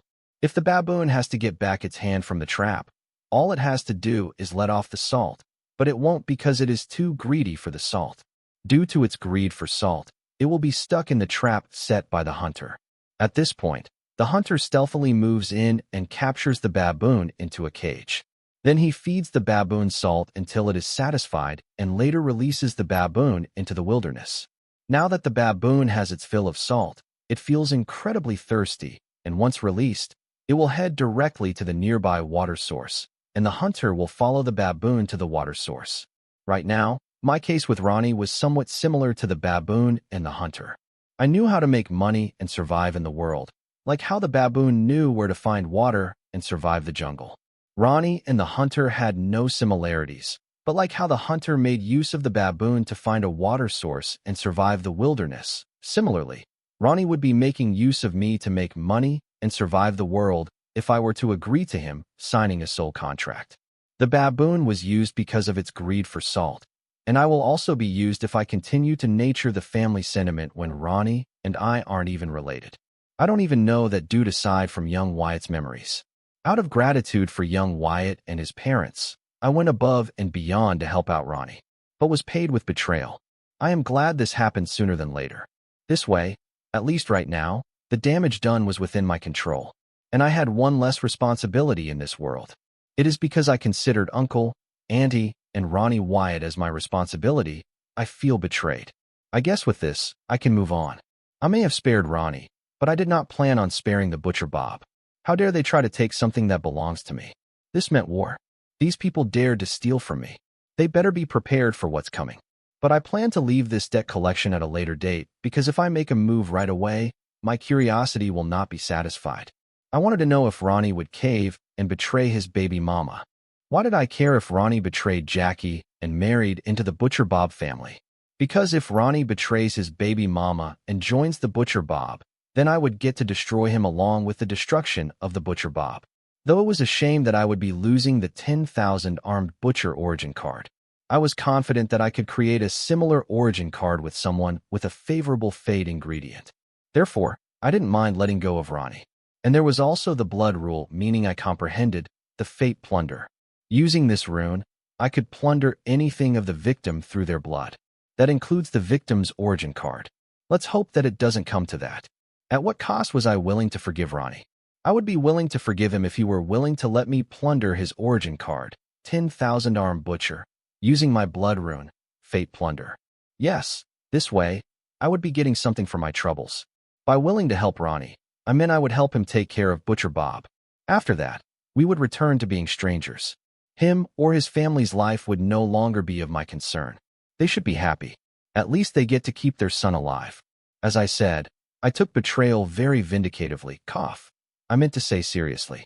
I am willing to take the first step and trust someone to earn their trust because I believe that to gain someone's trust, one has to trust them first. But if they take my goodwill for granted and dare to betray my trust, I will rip their beating warm heart out of their chest right then and there. Right now, Ronnie and his family are only figuratively dead to me, thanks to the gratitude I felt for Mama and Papa Wyatt, and am also willing to help them out of their current predicament for a cost. That is Ronnie's origin card, 10,000 Armed Butcher. Let's see how the matter proceeds. Will Ronnie cave and marry into the Butcher Bob family, or will he be persistent and keep begging for my help? Signing a soul card meant Ronnie would gain a lot by leeching off me without repercussions for his mistakes. But taking away his origin card meant I would earn an awesome card for my card collection, while Ronnie would have paid for his sins in full. But this is a significant loss because Ronnie is still in the low realm. If I were to extract his origin card now, then it would also be of his realm, and I will be losing a lot in the long run. But it is a lot better than tolerating the feeling of being used. And I would feel more satisfied this way by taking away everything I gave to him. Whatever Ronnie chooses, hell awaits him. Sorry, Kane. I was preoccupied with my thoughts. I apologized to Kane as contemplating Ronnie's matters. I ended up totally forgetting about Kane and his origin card creation. It's okay, Master Wyatt. I understand. Kane replied politely. He did not complain as he was too busy fantasizing about his profane origin card yet to be made. Vivian, you have arrived. I hope you two have introduced yourselves already. I asked. Yes, Master Wyatt. We did. Mr. Kane tells me that my origin card is required for his origin card creation, Vivian replied, and explained that they had introduced themselves while I was lost in my thoughts. Good. Vivian, activate your origin card. I need to get some insight from it. I ordered Vivian, pointing to the empty part of the warehouse. Forbidden Garden. Vivian summoned her grimoire, chanted the name of her origin card, activating it. Thankfully, the available space in the warehouse was enough for Vivian to activate her origin card. Soon 25 tree monsters appeared in the warehouse. Whoa! Exclaimed Kane in surprise, and added, Ms. Vivian, is your origin card a field card? Yes, Vivian replied coldly and kept it short. Seriously, I cannot believe that this sad virgin was drooling over Vivian too. How horny is this kid? I shook my head and asked, Vivian, summon your fairy guards. Just one is enough for now. I remember Vivian summoned at least 300 fairy guards during the tournament. I did not require that many right now. All I needed was to observe one elder druid give birth to one fairy guard, and deduce how the elder druid can produce flowers that blossomed into humanoids. I activated my soul pupils and focused on one of the elder druids just to see which soul pathways and arrangements reacted as the elder druid tried to produce a fairy guard. Plant cells and animal cells are very different. I wanted to figure out how the elder druid monster achieved the cell transformation from plant to animal cells. This part was out of my knowledge as nobody has ever tried to research in this field back on Earth. Maybe because this felt too much fantasy than science. As the cell transforming from a plant cell to an animal cell was like turning a fruit into a lump of meat. Just thinking about it, I felt weird. However, there were many stories and folklore about trees that bore meat instead of fruits. Science had progressed a lot and was able to use pig kidneys as kidney replacement for kidney transplants in humans, and lots of other things that would be considered fantasy at a specific time in human history. Therefore, I believe in a period of more advanced science. People may have dared to attempt and create the tree of fantasy that could grow meat, and maybe even achieve success in a decade or two.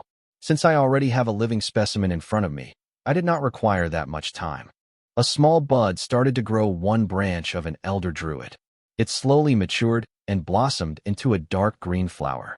All this growth and metamorphosis was happening fast in a matter of seconds, making it hard for me to keep up with every change in the soul pathways and arrangement. Therefore, I kept my soul pupils activated and asked Hive AI to record everything soul pupils watched. There was a reason behind the fast growth in the flower of the elder druid, that is, to create a fairy guard in a matter of a second to protect their mistress. During combat, victory can be decided in a few seconds. Therefore, the birth of the fairy guards needed to be instantly and born ready for the fight. The fully bloomed dark green-colored flower morphed into a dark green fruit, which slowly grew bigger and bigger, from the size of a lemon to a watermelon to the size of a jackfruit. The fruit finally stopped growing once it reached 2.1 meters and 270 pounds in weight. Soon the enormous dark green fruit began to crack, revealing a green-colored humanoid within the fruit's shell, like a chick breaking free from its eggshell. It did not take long for the green humanoid to break free from the casing of the fruit and descend on the warehouse floor. Upon scrutiny, the green figure turned out to be an orc wearing attire made up of leaves covering its private parts. No wonder, I muttered, realizing that this time the elder druid did not produce an elvish-like humanoid called fairy guard, but a green orc. I had my doubts when I saw the bud that grew on the elder druid's branch mature into a dark green flower and transform into a green fruit.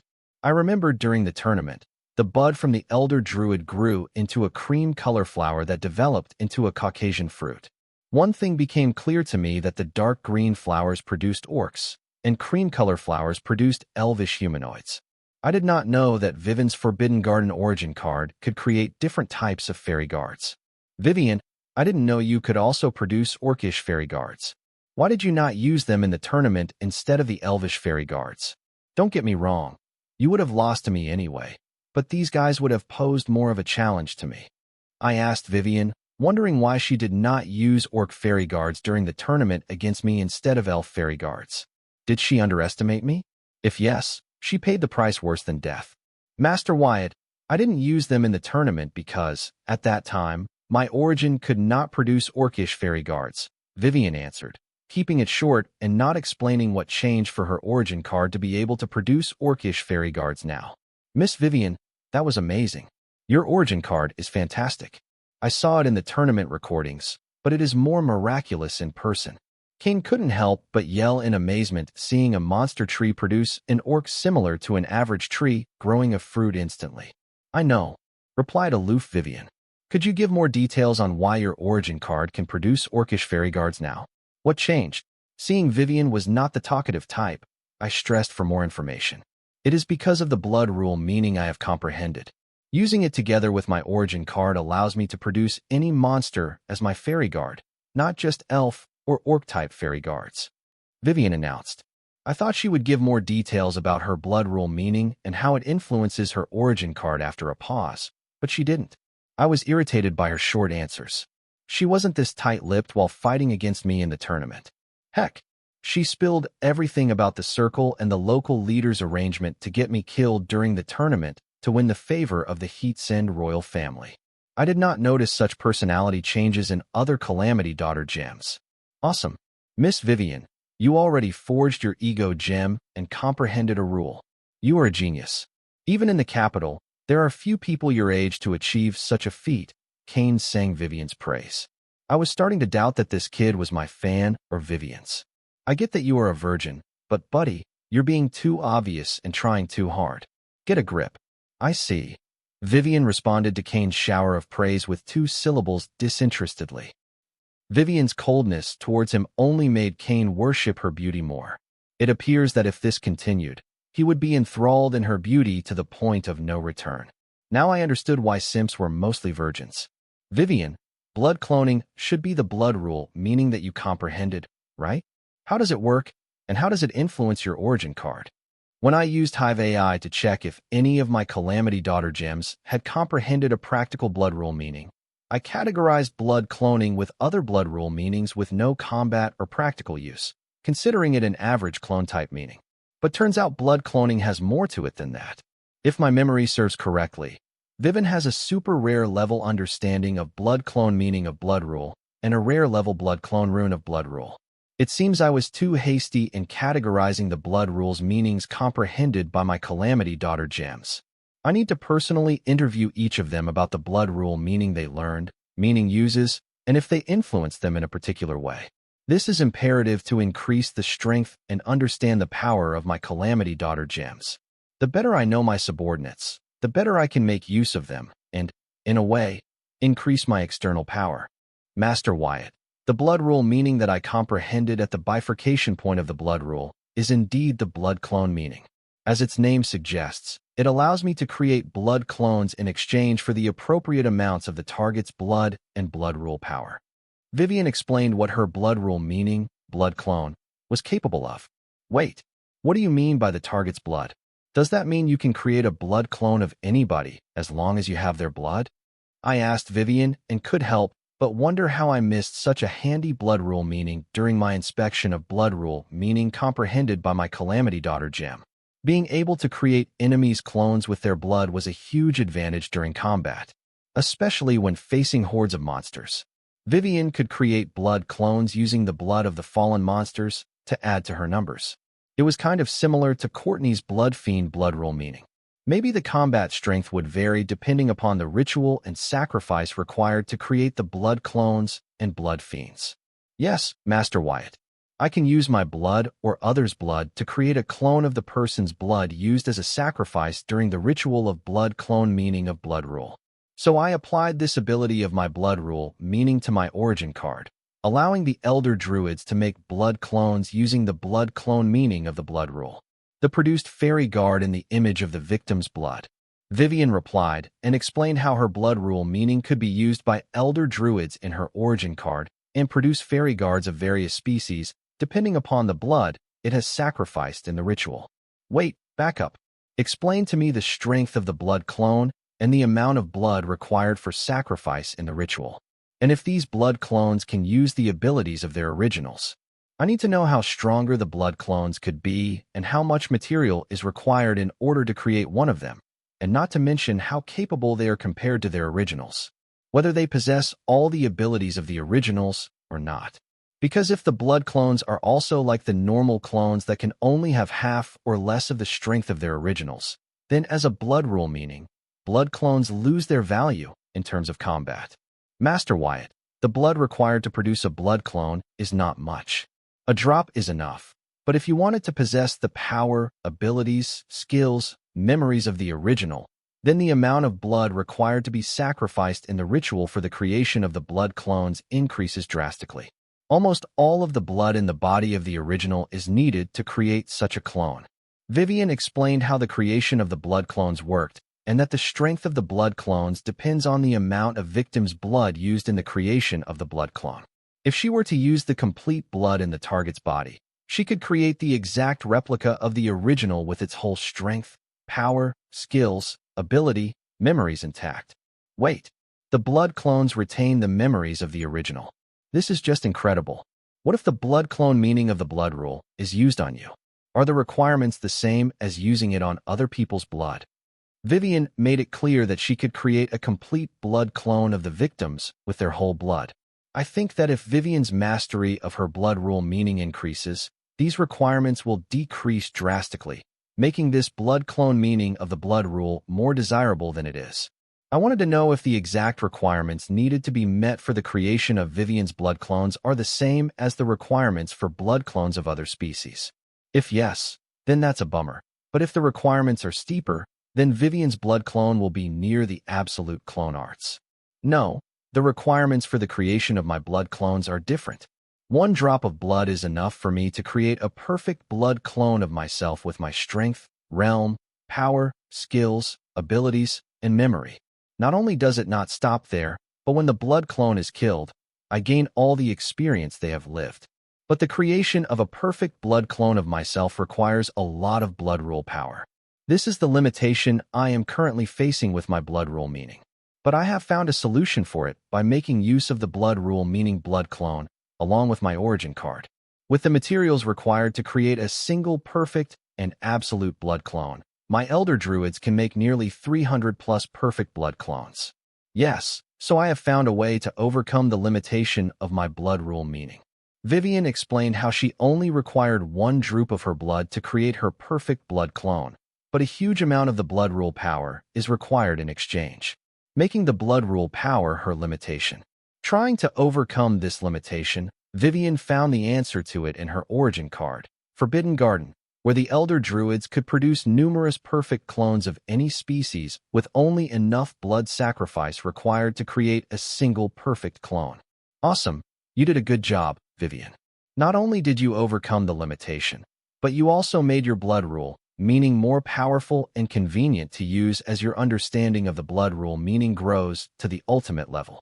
But how does your origin card produce numerous perfect blood clones with only requirements for a single blood clone? Let me guess, does it replace the blood and blood rule power with soul power? Usually, that would not be possible, but the fairy guard ability of your elder druid monsters seems to be playing a huge part in this. Yes, Master Wyatt. My origin card can compensate for the blood and blood rule energy required for the blood clone ritual with soul energy and create blood clones as fairy guards. Vivian explained that her elder druids were able to use blood clone meaning of blood rule to evolve their fairy guard production process. Vivian's origin card was not creating blood clones, instead utilizing the blood clone meaning to upgrade their already existing fairy guard production skill, giving the elder druids the ability to grow the fairy guards in the form of any species, not just the elves. Do the elder druids require a blood sacrifice every time they try to create another species of fairy guards, or do they remember having made them once? Seeing how Vivian did not start a blood ritual before producing the orcish fairy guard, I bet it is safe to say that the elder druids record the process and do not require a blood ritual a second time for the same species. No, Master Wyatt.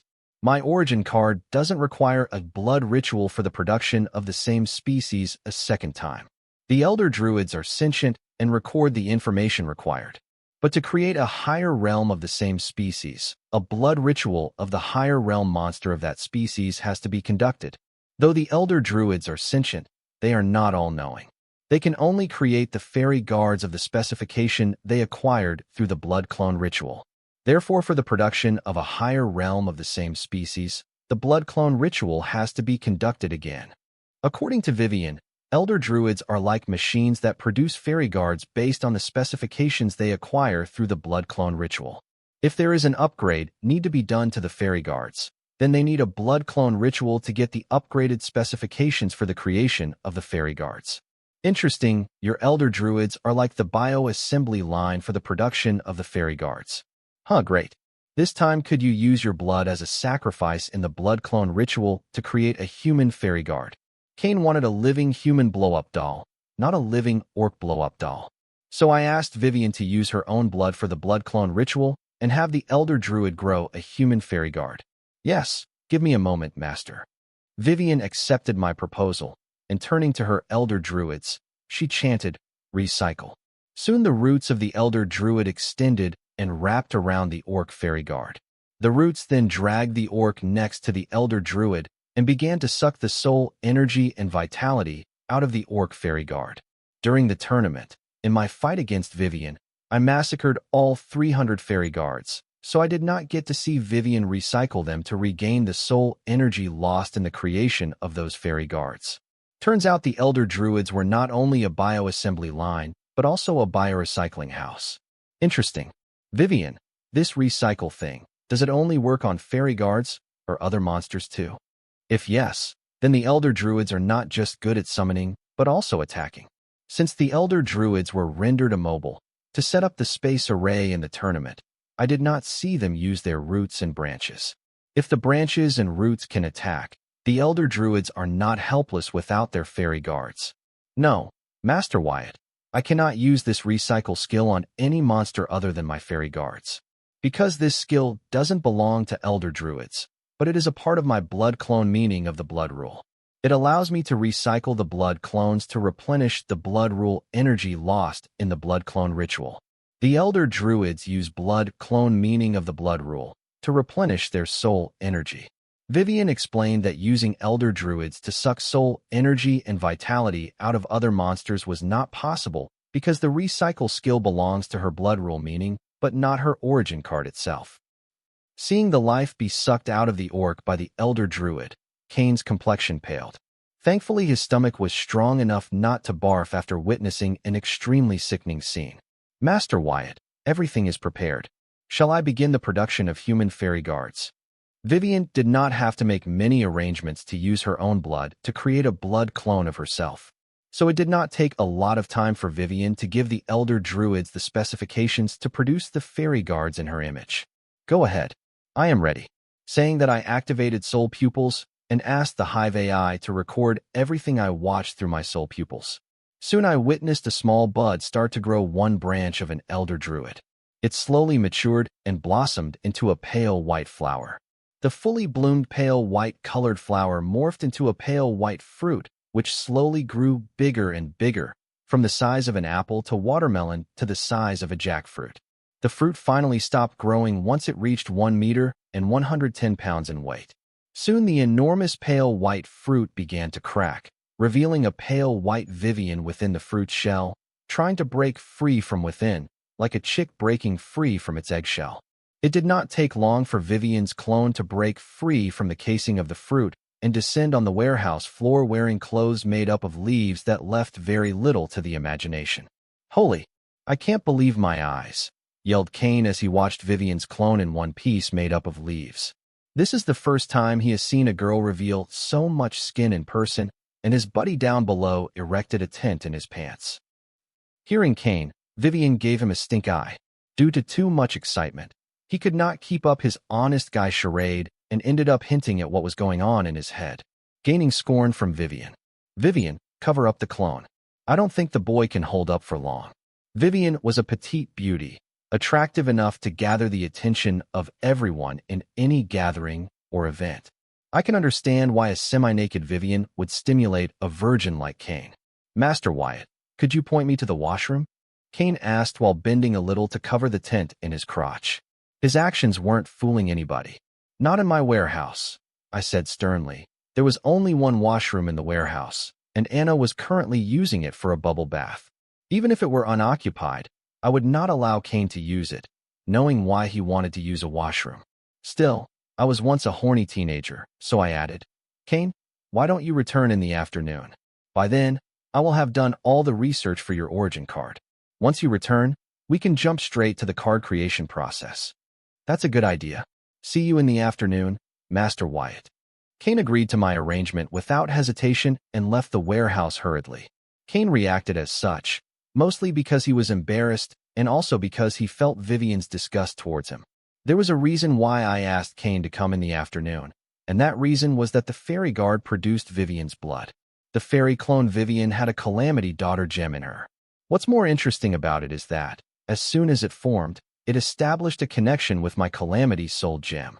This was a huge discovery. Blood clone meaning of blood rule is turning out to be more and more outrageous the more I explored it. Two things puzzle me the most about this. 1.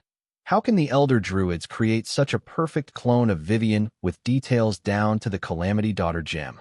Does that mean Vivian's blood clone meaning can create blood clones of enemy units with ego gems? 2. Why was the Calamity Daughter gem created by the Elder Druid establishing contact with my Calamity Soul gem? Vivian's comprehension of the blood rule and its meaning is still low, yet she is able to explore so many uses of the blood clone meaning thanks to her origin card. I can't imagine how powerful her ability will grow when she achieves ultimate comprehension of her blood rule meaning. I was starting to see a pattern here about how rules used in combination with the cards could lead to realm-shattering power. For example, Old Ben's blood rule meaning, boiling blood, is also a perfect match for his original card, the emotion olfactory gland. Chances of a card apprentice finding rules that synchronize well with their cards are meager, almost non-existent. Am I lucky for having two such cases among my Calamity Daughter gems? Back to the topic.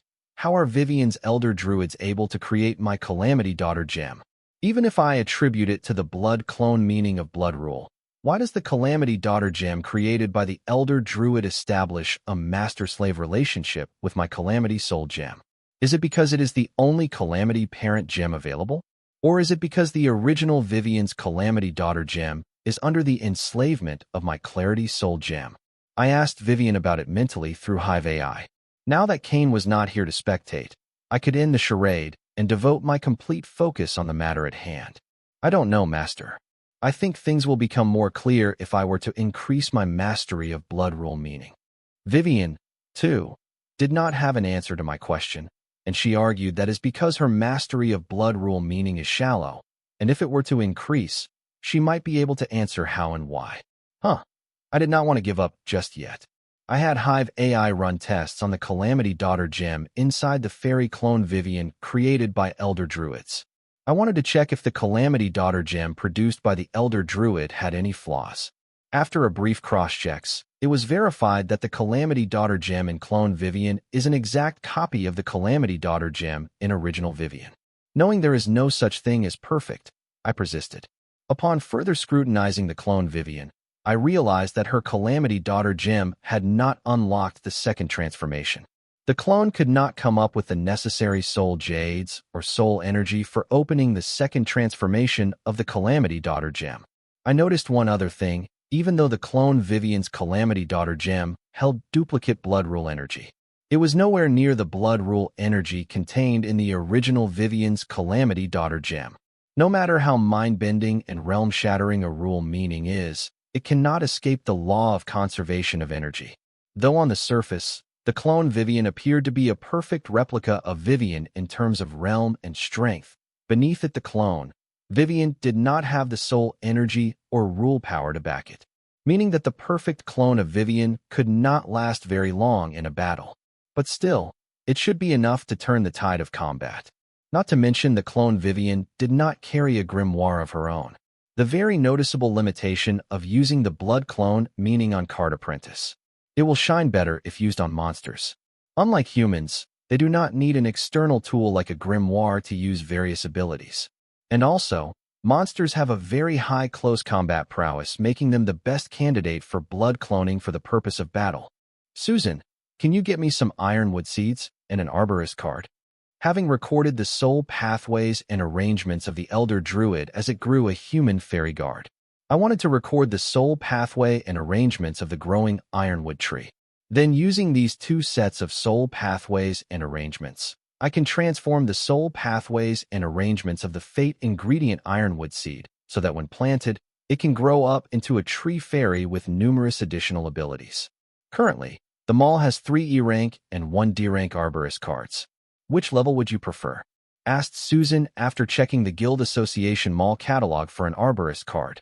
Ironwood tree is a mortal grade G rank tree, so a D rank arborist card should be enough to grow an ironwood seed into a fully grown tree in a few minutes. I answered, feeling that a D rank arborist card should meet my requirements. Okay, give me a few minutes. I will make arrangements. As Susan was about to go get the ironwood seed and arborist card, Anna interrupted her. I will come with you.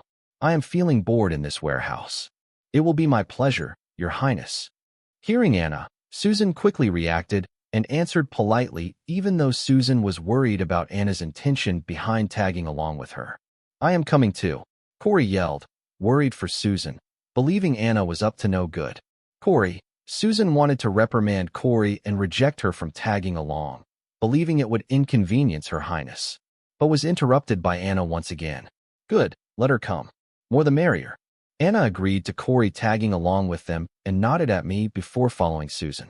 What is Anna up to again? I thought as the girls left the warehouse, leaving me alone in the warehouse with Vivian.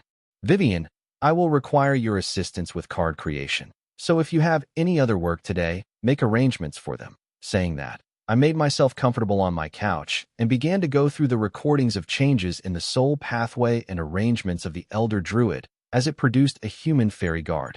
Thank you, Master Wyatt, but my schedule is wide open, Vivian replied, standing behind similar to a bodyguard. Vivian, sit on the couch. Following my orders, Vivian sat on the adjustment couch. After a few minutes, I heard a few footsteps enter the warehouse. I got up to welcome the guest. It was a middle-aged woman wearing a tight uniform followed by 2 uniformed young men in their mid-20s that had entered the warehouse. I was astonished to see the middle-aged woman. She was an unexpected guest. Honestly, I never believed that we would cross paths again. I had difficulty discerning why a person of her status would visit my card boutique. Long time no see, kid. Seeing me, the middle-aged woman's eyes shone as she greeted me. Hello, Auntie Denise. What brings you here? Are you here to check up on how your friend's orphan son is doing? How gracious of you.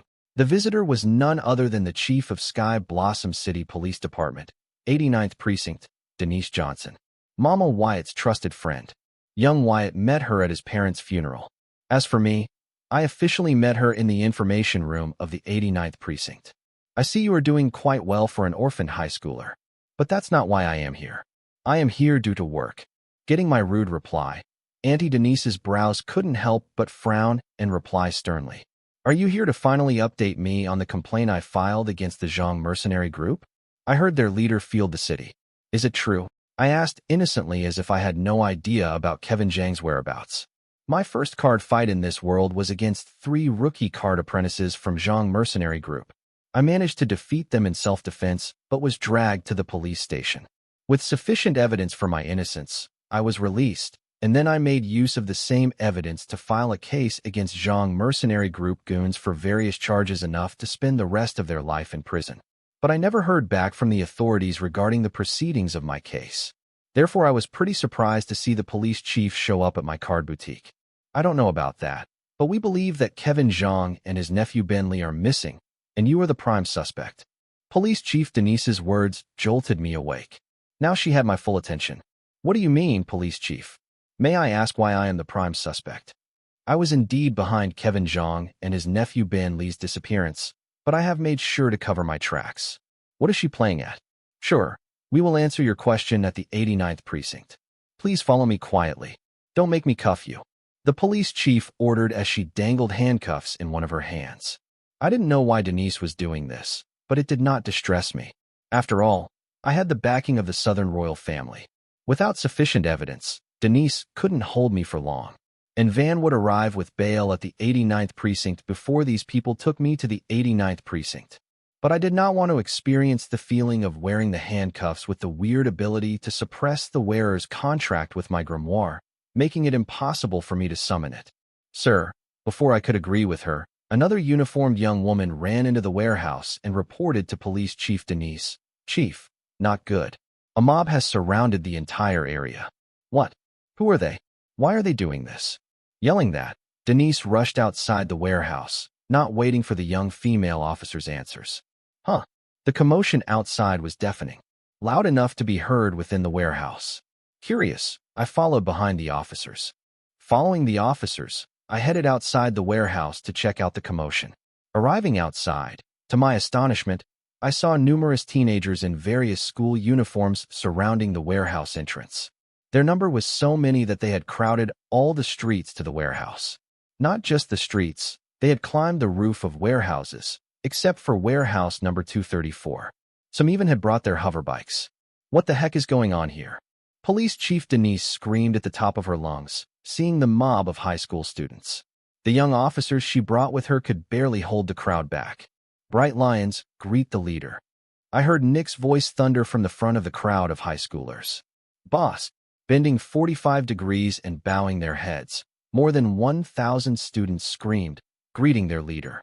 Bright lions at your service, boss, yelled Nick as he walked out of the crowd, followed by Tom and Ed, stopped in front of me, bent 45 degrees, and bowed their heads. Holy SHD. I couldn't help but cuss seeing the sight in front of me. A crowd of more than 1,000 students bowed out of respect for me. As I admired the mob of high schoolers showcasing their respect, I felt Police Chief Denise's glare fierce enough to make a hole in my head. Ignoring her, I asked Nick, what the heck is going on? One of our informants in the police department informed me that the 89th Precinct Chief of Police was heading out to meet the boss, so I gathered our Bright Lion brothers just in case, Nick replied, without lifting his head. Informant in the police department? Who? Tell me who. Chief Denise rushed over and, grabbing Nick's collar, she questioned him. Chief Denise, behave yourself. Let go of my friend's collar.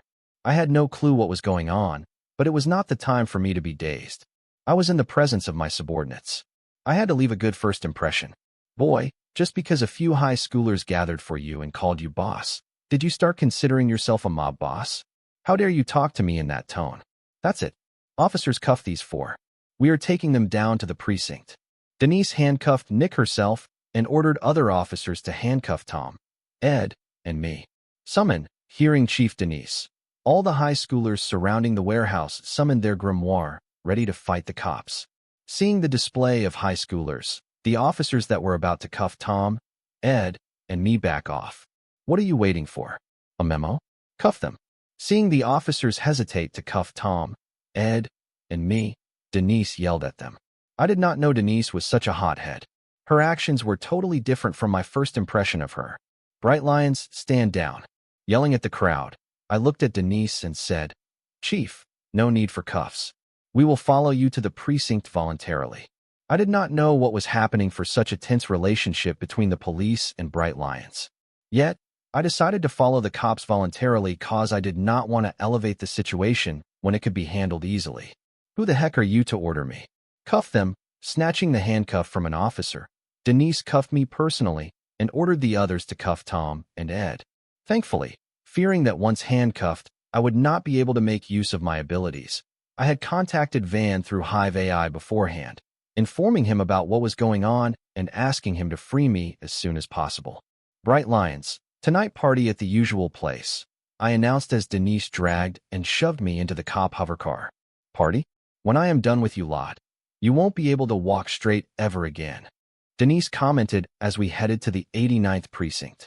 The usual place? Where's that? Asked every high schooler present as the cops took their 4 leaders to the police station. Sitting in the back seat of the cop car, I tried to use Hive AI to contact Nick. Fortunately, it worked. Unlike my soul energy and grimoire, this handcuff couldn't suppress my calamity soul gem. Thanks to this, I got an opportunity to understand what was going on our way to the 89th precinct. Contacting Nick, I asked him why did the police suddenly decide to target an upstanding citizen like me. Boss, sorry, because of my oversight, this mistake happens. Please punish me as you see fit. Nick confessed to a crime that I didn't even know he committed and begged for a chance at redemption through punishment. Nick, tell me what actually happened. Then I can decide whether to punish you or not. I assured Nick that there would be a punishment and asked him to recount what happened for Denise to act so brazenly. Boss, you ordered me to take care of the Bright Lions, but I failed to do so, leading to this blunder. Once again, Nick skipped the details and confessed his crimes. Still, I gathered that this incident was related to Bright Lions. I had forgotten about the Bright Lions entirely after making Bright Trios my Calamity Daughter gems. I don't even remember asking Nick to take over Bright Lions for me. Still, I did not understand how a high school gang could acquire the attention of a police chief. Or did Denise take a particular interest because I was involved? Nick, what happened between Bright Lions and the cops? Explain. Don't skip anything. I made my question detailed so that Nick would make his answer more detailed. Boss, you know taking care of a gang is not cheap. Even if it is a high school gang without benefits, it's hard to keep the students loyal and excited about the gang. Therefore, to gather the required funds. The Circle's sudden withdrawal from Sky Blossom City led to large ripples in the city. And an even more significant ripple occurred in the city's black market. Circle stood at the top of the city's market and the black market. It had a hand in every business and crime in the city. With the Circle fleeing from the Sky Blossom City to Sun Blossom City, many great business opportunities became available. Many forces in the city, be it small or big, were eyeing the gray business opportunities that once belonged to the Circle. But none made a move to take over and fill in availability because they were too scared of the Circle making a comeback. But there was one group that was not afraid of the Circle or the repercussions that would follow. They are none other than the Bright Lions. Bright Lions, the high school gang led by Nick, Tom, and Ed under the leadership of their capable and mysterious shadow leader, began to take over everything that once belonged to the Circle. At first, nobody opposed the advance of Bright Lions and labeled them as fools blinded by greed. But things changed once Circle decided to build its new nest in the neighboring Sun Blossom City. Hearing that the Circle was laying its roots in some other city than the Sky Blossom City, the forces knew that the Circle was not coming back and no longer hesitated to take what was left behind by the Circle as they fled the city. But it was too late. Bright Lions had already filled most of the empty spots left behind by the Circle's absence. The city forces did not like this, but chose to swallow their anger, fearing that the Bright family must be backing the Bright Lions. After all, the high school gang was headed by the juniors of the Bright family, and decided to compete for the remains that Bright Lions hadn't touched. Don't tell me that the Bright Lions have taken over the crimes that the Circle once used to run in the city. I asked in distress, hearing that Bright Lions have replaced the Circle in the Sky Blossom City market. No, boss, Bright Lions doesn't involve itself in crimes. But what we do cannot be considered entirely legal either. Nick explained. If bright lions don't take part in crimes, then why are we in cuffs in the back seat of a cop car? I could not blame Nick for doing something I asked him to do. I should have been more detailed with my instructions. I don't know, boss. The bright lions never took part in things that would disturb the public or the city's interest. I have even stopped the members of Bright Lions from bullying schoolmates and collecting money from them. Other people in the police department aren't even keen about our high school gang. I don't know why we are being targeted by the 89th Precinct's chief of police. Nick explained how other higher-ups in the police department weren't even keen about the Bright Lion gang, but Denise seemed to have taken a particular interest in us. So you mean to say we did nothing wrong, and the chief of police is just abusing her power to show us the insides of 89th Precinct? I said sarcastically. There had to be something. Otherwise, Police Chief Denise would not be so confident as she cuffed 4 high school students. Sorry, boss. It is my fault for not being more prepared. Nick, himself, didn't seem to know what went wrong and why the police chief was targeting us. Still, he kept confession to an unknown crime and apologized for his incompetence. Forget it. Tell me what all businesses you take over from Circle. I never considered that once the Circle left, my people would fill in its place. Right now, I was not worried about being dragged to the police station. I was concerned about whether the Bright Lions had become the next Circle. That's something I would come to regret. Hello, Deputy, what is it? I am on my way to the precinct. I wanted to listen to Nick, but right then, Police Chief Denise answered a call. I wasn't eavesdropping. I happened to be stuck at a place where I could hear her. What? They are fast. Okay, then stall them. I will take these kids to my favorite picnic spot. I couldn't hear what the person at the other end of the call said. Without the full context, I could barely understand what Denise was talking about. Boss, I am at the 89th Precinct. I have prepared the top legal team. They will not let you set foot in the prison cell. You will be acquitted before you know it. Ven contacted me through Hive AI. He seemed to have already reached the 89th Precinct with the legal team, and already had contacted the police deputy chief regarding my arrest. But the deputy chief appears to be stalling and not giving them an answer. Hearing Van, I understood what Denise was saying on the call. It seems Police Chief Denise's deputy has contacted her, informing her about my legal team waiting for me at the precinct. But I did not understand what she meant by, I will take these kids to my favorite picnic spot. I noticed that we had deviated from our original route, finally understanding what Denise meant. Since my legal team was waiting at the 89th Precinct, she planned to take us to a different precinct or a secluded place. Chief, this is not the route to the 89th Precinct, I announced to Denise. I know that this is not the route to the 89th Precinct. I am hungry, so I will be making a quick stop at a burger joint before dropping you off at the 89th Precinct. Why are you afraid? Denise smiled, asking me if I were afraid. It seemed as if she wanted me to be frightened, or she was trying to show me fear. I was not able to understand the intentions of this woman. Why would I be afraid? But I, too, am hungry. Since you have stopped at a burger joint anyway, I would like a Big Mac and large fries. It was about time for lunch. I did not mind having a meal at the expense of the taxpayers' money. A smart mouth, huh? That will definitely make you popular in prison, Denise retorted as she parked the cop car in front of the Burger Empire joint. Come on, Auntie Denise. Are these cuffs necessary? What's that matter? Talk to me. You know that the intimidation techniques did not work on me last time, and it will not work on me this time, I said as Denise got out of the car, seeing that she planned to keep me cooped up in the car while she enjoyed a carb-rich meal. You want to talk? Let's talk. Opening the backseat door, she pulled me out and freed my hands from the cuffs. Then I followed her to a table not far from us, and she asked, Do you know how I met your mother? How would I know? I did not know that you were friends with her until you attended her funeral. I spoke the truth. Mama Wyatt never talked about her social life with young Wyatt, and he did not come to know about Denise until she attended Mama Wyatt's funeral. You are right. I will not bore you with the details, but all you have to know is that your mother is the reason my daughter is alive and studying at Morningstar University, one of the top 10 universities. She saved my daughter from the clutches of the Circle. If she had not intervened, when she did, my daughter would be one of the Circle's dogs instead of attending one of the top 10 universities. Police Chief Denise answered, saying that if not for Mama Wyatt, her life and her daughter's life would differ from the present. She was full of praise for Mama Wyatt, and from her words, one could tell that she was grateful for what Mama Wyatt did for her and her daughter. How can that be possible? I heard that the last person to attend the top 10 universities from Sky Blossom City is the brother of the Sky Blossom Branch Circle's leader. I clearly remember hearing that the Circle's supreme leader was the last person to attend the top 10 universities from Sky Blossom City. Therefore, I was having a hard time believing Denise's story. The world doesn't know what your mother did for my daughter and me that day.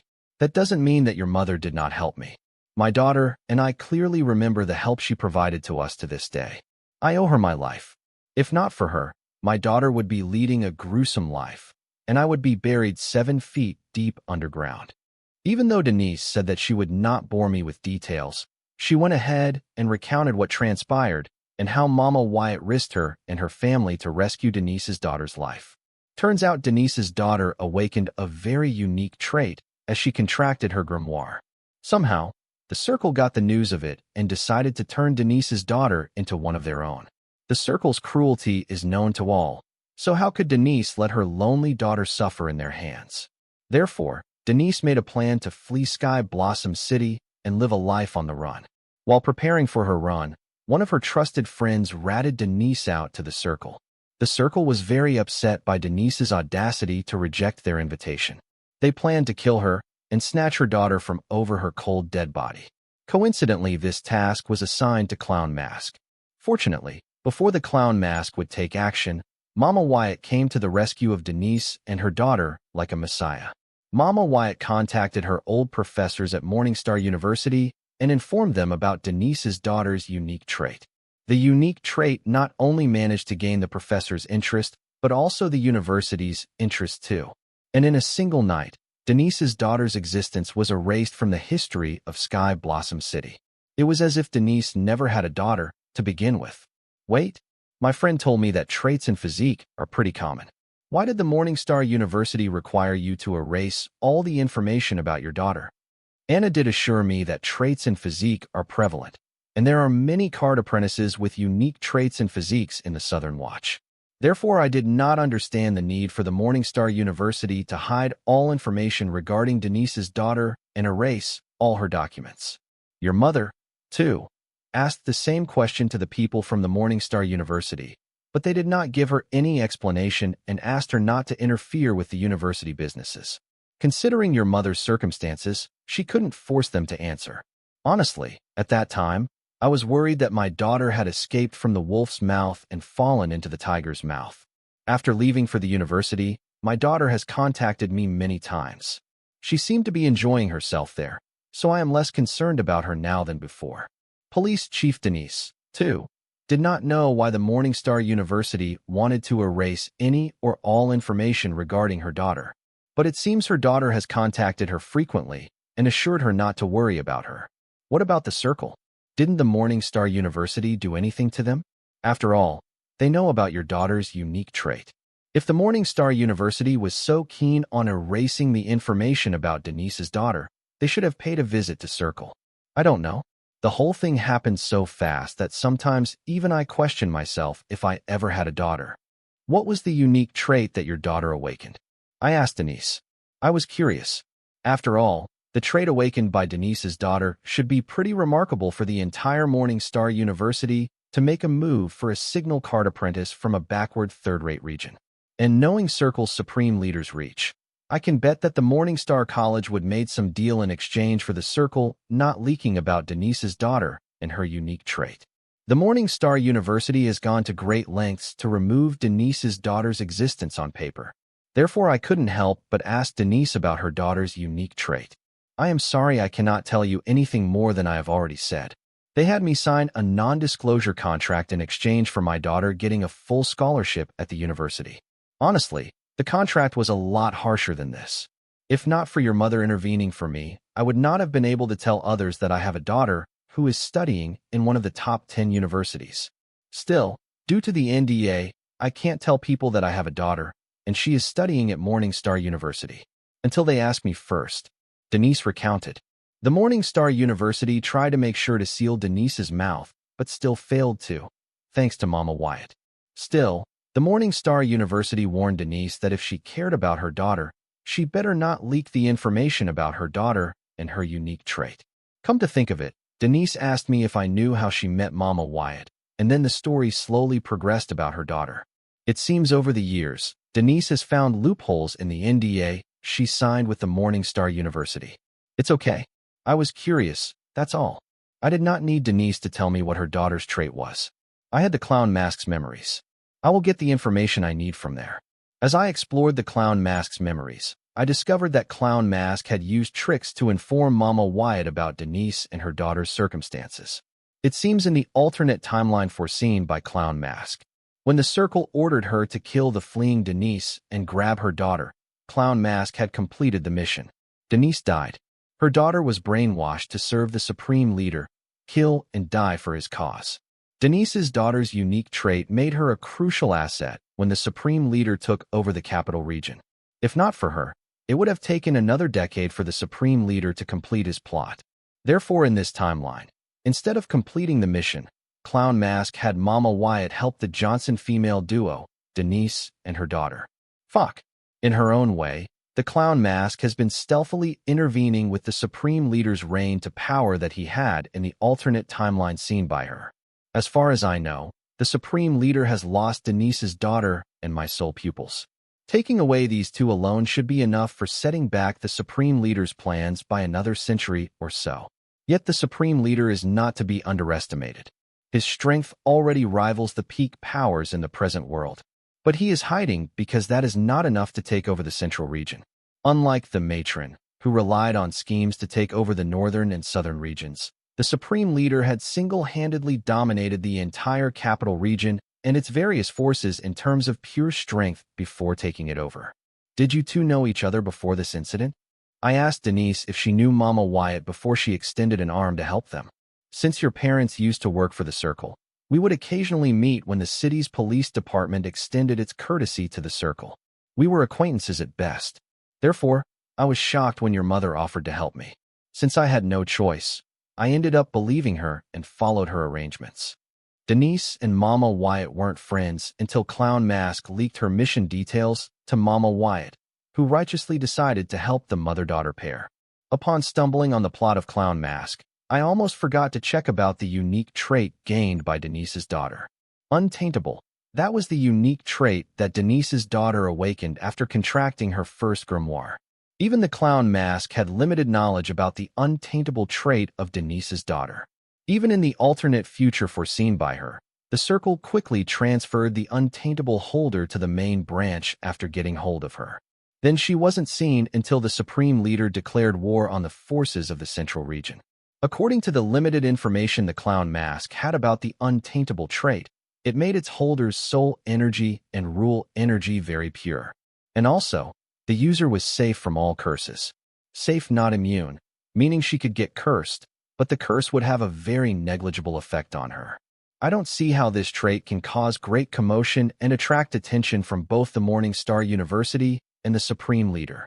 There had to be more to the untaintable trait than just making its holder's soul energy and rule power pure while dampening the effect of curses on the holder. Otherwise, Morningstar University would not go as far as making a mother sign a non-disclosure contract about her daughter and erasing the holder's existence from any or all forms of documents and paper. If I were to trust Clown Mask's future vision, then holder of the untaintable trait would become an unfathomable being under the personal guidance of the Supreme Leader. During the Circle's invasion on the Central Region to take control over it, the untaintable's presence would make even the strongest forces surrender without much resistance. Old lady has been carrying this for quite a while, unable to tell anybody what your mother did and my daughter is doing. So much so that I went off the topic reminiscing about the past. Now let's talk about why we are actually here. Denise wanted to relax the tension between her friend's son and her, so that they can talk freely and she would gain his attention.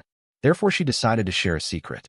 Having talked about the secret she had been carrying for years, Denise finally felt lighthearted and went a little off topic, but soon returned to the original course. About time. I don't know why an outstanding citizen like me is being treated like this. I want answers. I demanded.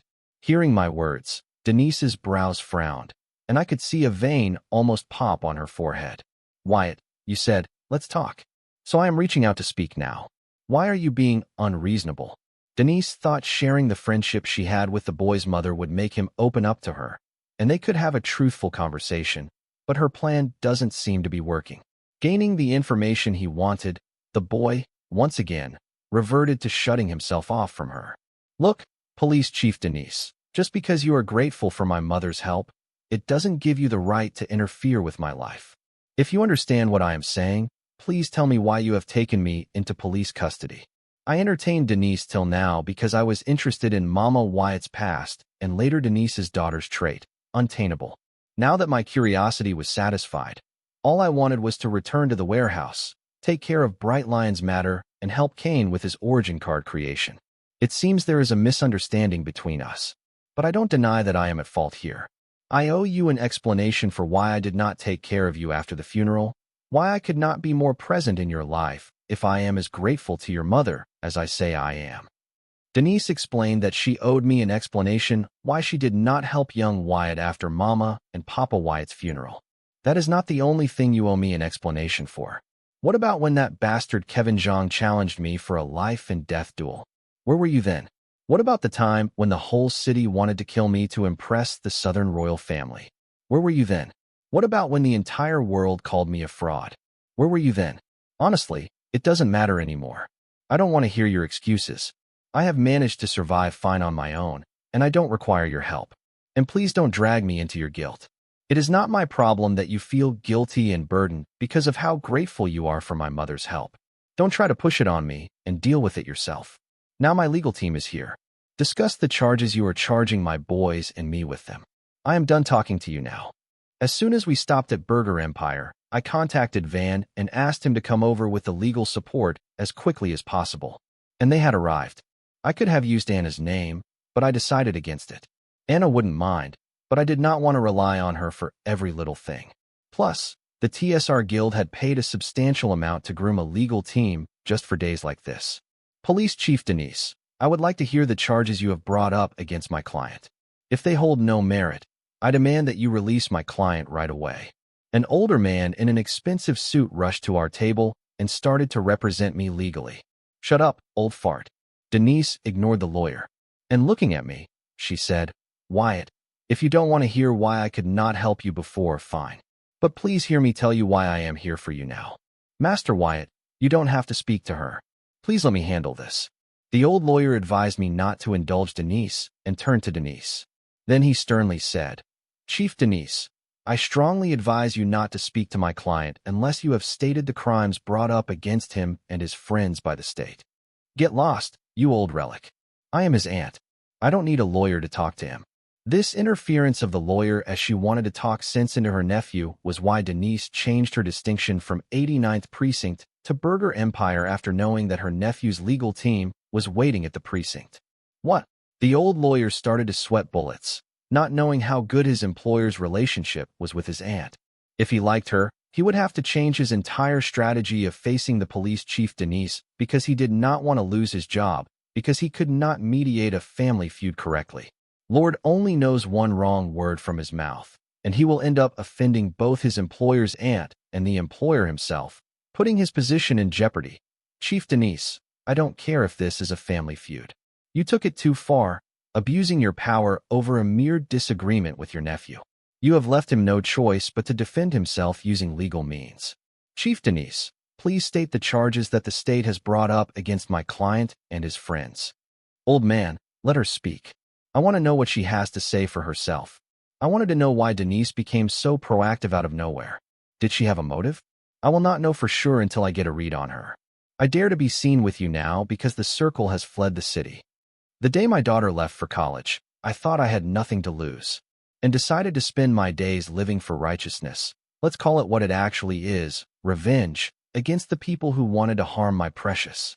Even though I knew my baby was safe, the thought that everything could have gone south if not for an unexpected acquaintance extending a helping hand kept me awake at night.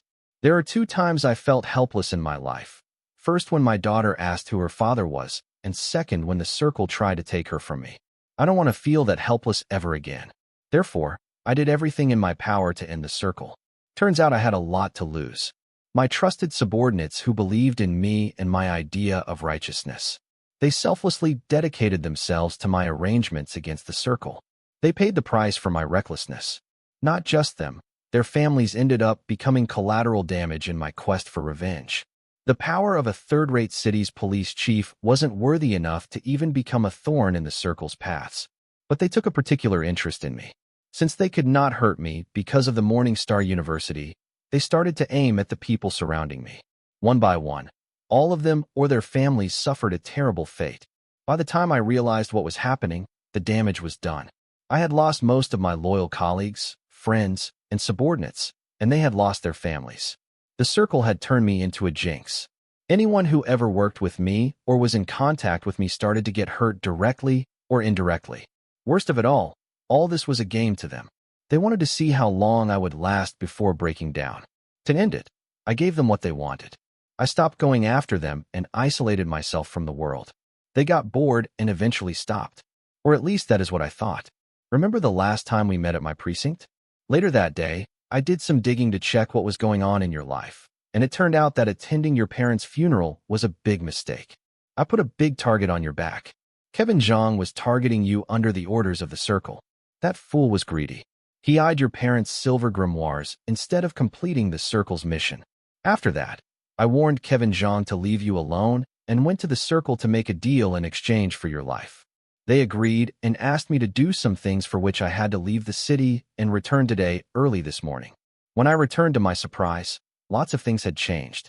For starters, the Circle fled the city and settled in Sun Blossom City. And then I came to know that the Bright Lions had taken over more than half of the Circle's businesses in the city. What came as an even greater shock to me was that my nephew, for whom I risked my life outside the city, had become a high school gang leader. I can't let that happen. How am I supposed to show my face to my friend in the afterlife? So I decided to do the only thing I knew, to scare the SHD out of you and set you straight. But who knew? When I was busy dealing with my demons, you had your demons to face. It changed you. I can no longer see the timid little boy I met at the funeral.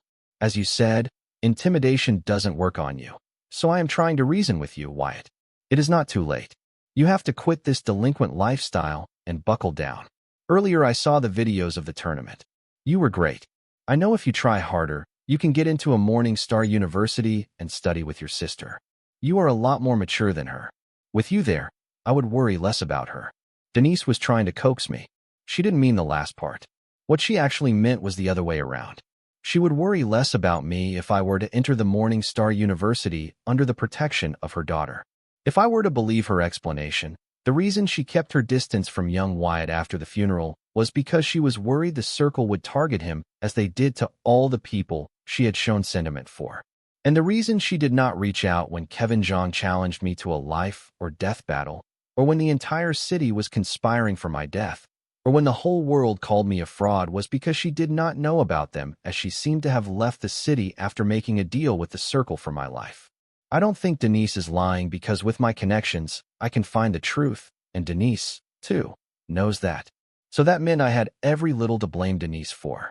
How narcissistic of her to think that the Circle was targeting young Wyatt because of her. And how could she trust a deal with the Circle? All I can blame Denise is for being stupid. Other than that, she stepped up when actually needed. Even though it was idiotic of her to make a deal with the Circle for my life, in the end, she stepped up. When the lamb itself was idiotically begging to be used, how could the Circle say no? Once she left the city, Kevin Zhang did not waste time challenging me to a life-and-death battle. Let's say I believe you. Then what did the Circle ask you to do outside the city in exchange for my life? Oh, is my little nephew worried about his aunt? You don't have to worry about that. Nothing I can't handle. Enough about me. Tell me about you. How did you end up as a high school gang leader? I monitored every word and action of Denise. This woman did not lie and did care for her benefactor's son. Master Wyatt, let me stop you right there. You cannot answer her. She is trying to get you to perjure yourself. The old lawyer hurriedly warned his employer that answering his aunt's question would mean that a high school gang named Bright Lions exists in real life, and his employer is its true boss. Gangs are not like companies. They do not register themselves with the government. So without a paper trail and proper evidence, it is hard to prove in court that the said gang exists in real life, and the crimes committed by it were done under the direction of one man, its leader. Old relic, how dare you interrupt me and misinterpret my words? Are you trying to ruin my relationship with my nephew so that you can make a few more bucks? I have no case against my nephew and his friends. I am not arresting them. There, I said it. Now you can buzz off, or I will charge you with public disturbance and imprison your ass for the next 24 hours. Denise wanted to slap the old lawyer's dentures out of his mouth, but she controlled herself. She did not want to come off as too fierce in front of her nephew. Boss, if you want me to, I can sue the police chief for abusing the state's power. The old lawyer was not new to the business. He was tolerating Denise's name-calling because she was his employer's aunt. What the? Denise wanted to cuss but stopped. After all, she had unwittingly given the old lawyer enough evidence to comprise herself. Now she did not want to give her nephew enough reason to sue her. Old man, since the police chief already said she would not be charging my friends and me, you can leave now. Seeing that Denise meant no harm, I decided to forgive this once. Honestly, there are not many people surrounding me who care for Wyatt, and not the prodigy card creationist Wyatt who invented silver milk powder. Old suit, buzz off. You heard, my little nephew Va. Denise called my name endearingly, and then, turning to me, she added, you don't need to act coy with me. Address me as Aunt Denise, not as police chief. Earlier, this woman was intimidating, strict, and stern. Now she acted girly and giddy, calling me endearing names and whatnot. I don't understand her. Police chief, I don't know what you think is happening here, but we are not close enough to call each other so endearingly. And could you please free my friends? They must be bored cuffed in the back seat of the car. Now that things were clear, I asked Denise to release the bright trio. Hearing me not address her as Auntie Denise, her brows narrowed, and her mouth pouted. Huh? Did you say something to me, my dear nephew Va? I can't hear you. Denise said aloud childishly. It seems she is taking Nick, Tom, and Ed hostage to make me play by her rules. Fine, you can keep them. I am heading to work. I did not try to negotiate with Denise and got up, planning to return to the warehouse. I just remembered I forgot to leave the air conditioner on in the car or crack up a window. Hearing Denise, my footsteps stopped for a second, but soon they continued, believing that the bright trio could handle being a little cooped in the back seat of the car. Aren't you a cruel friend? Still, you win. I give up. Address me with whatever makes you comfortable. But you have to have lunch with me now. I will go get your friends. Denise has still not given up on turning her nephew away from the delinquent lifestyle. But she did not force it and decided to take it slow, as normal means would not work on her nephew, as he isn't a typical teenager. What kind of high schooler has a private legal team on speed dial? Not a normal one, of course. Kids, order up. Lunch is on me. After freeing the bright trio from handcuffs, Denise brought them to our table to have lunch together with her. Yes. Each of us used our grimoire to order our meals at the Burger Empire and tagged the bill to Denise's grimoire. Your order has been accepted by the Burger Empire. Due to rush hour, your order will take a while. Please wait patiently. Estimated wait time 14 minutes. So guys, how is school going on? The college entrance exam is nearing, and the school must have started the special classes. Denise decided to use small talk to know what was going on in her nephew's life. Our family has pre-planned training for my brothers and me, so we are not attending the school's special classes. Nick replied to Denise while Tom and Ed nodded in agreement. Denise was not surprised by Nock's answer. She knew many prominent families like the Bright family would devise a special training regime and train their kids personally. But this only made her worry about her nephew, who did not have such privileges. So she couldn't help but ask in concern, "What about you, Wyatt?" "I am not attending high school anymore," I said casually. But my simple words exploded like a bomb in Denise's head. Denise knew that her nephew was strong and talented enough to make him eligible for the top 10 universities. Still, unlike kids from an entitled family, he needed to go through proper channels to enroll in the top 10 universities. She knew how unfair the world was to the poor and weak. Across the street where Wyatt was seated with his aunt and friends, a cloaked single-horned figure looked at him and blurted, "I will kill everything she holds dear." "Boss, I feel a malicious intent directed towards us," said Nick as he and his brothers got up and began to scan the surroundings. "Huh, you felt it too," I said while looking at the cloaked figure across the street. Her murderous intent was directed toward me, so once I took notice of it, wasn't hard for me to find her. "What are you kids talking about?" Even though Denise was a silver-grade grimoire card grandmaster, She did not possess the Viltronian fighting instincts which every My Calamity, Soul Gem, and Clarity Daughter gems had. Viltronians are a spice that has gone through constant war such that fighting instinct is ingrained in their DNA through evolution. Chief Denise, it would be a great help if you start evacuating the people from here. This place is going to turn into a war zone soon. I got up and headed towards the cloaked figure. I saw a single horn sticking out of the hood covering its head. Alerted, I activated my soul pupils to check what kind of enemy I was facing. Boom! Before I got the chance to use my soul pupils on the hooded figure, it burst into a gore shower, spreading mayhem on the street. The people who were tainted by the gore shower slowly dissolved in gore within a matter of seconds. Soon, all the blood and gore began to gather, forming a pool of blood. Once all the pool of blood was created, it emitted a blood-red beam of light reaching the sky. Soon, various deformed beings began to crawl out of the blood pool and walked out of the red light beam. Ignoring the people nearest to them, they rushed towards me. It became clear to me that I was their target. Being adept in blood rule, I knew that the cloaked figure seemed to have sacrificed itself by detonating to start a blood ritual to summon these deformed monsters. But the problem was I did not feel the presence of blood rule from the blood pool, which meant the cloaked figure did not make use of blood rule to summon the deformed creatures, but something else veiled to describe. Demonic card apprentice, Denise exclaimed, seeing the blood ritual, and hurriedly summoned her grimoire to report to the headquarters and request backup. Boss, leave it to us. We will take care of it, said Nick as he summoned his grimoire. Good. While Nick and Tom handle the veil creatures, Ed, you help Chief Denise to clear the civilians. I ordered, and the Calamity Daughter gems nodded in agreement. No, kids, it's dangerous here, retreat. And leave this for the adults to handle. Seeing Nick and Tom charge toward the deformed creatures, Denise cried out, asking them not to act recklessly and retreat. But Nick and Tom did not respond to her.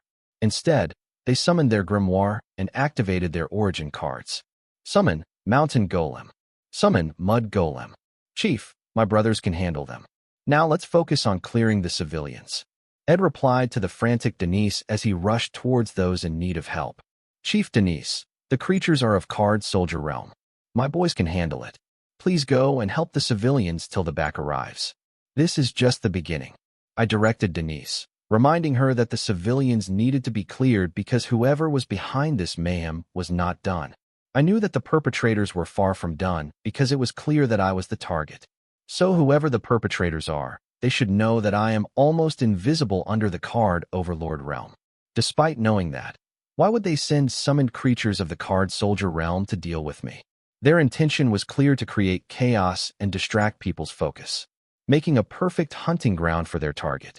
All that mattered was how long the perps would continue to hide patiently and when they would commence their hunt. Thankfully, I had soul pupils, so I did not need to play with their rules. I will find them and make use of the hunting grounds they made to hunt them. After all, I did not like to wait for death or follow others' rules. I achieved my soul pupils to look beyond the mayhem in front of me. The colorful world turned into one large black tray filled with strings. And compare what I saw with my soul pupils to what I saw with my name eyes. It was like finding the difference between the two images. And I did. In the sight of my soul pupil, I had an extra soul pathway that did not seem to belong to any entity in the view of my naked eye. It was clear the soul pathway belonged to the perpetrator, who was hiding and witnessing the chaos he had unleashed on the peaceful street. I further analyzed the soul pathways of the perp to check the race and realm. To my surprise, I found a core within the perp's body. It was surprising because the perp was human, not a monster. Yes, a core.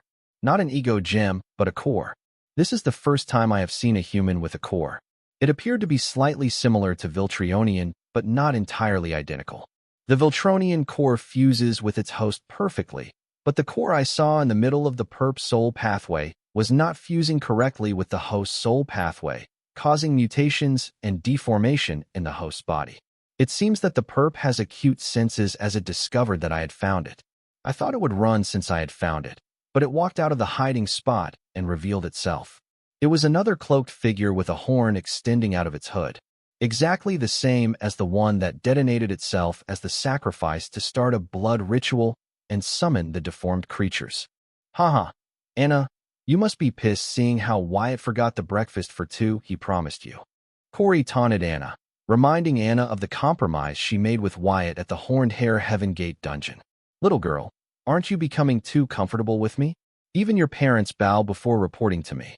Yet you address me with my name as if we are friends. Anna said, intimidating Corey. My parents work for you. I don't. Show your haughtiness to the people that work for you. Not me. Corey did not back down after hearing Anna's words. If words could intimidate her, she wouldn't have taunted her in the first place.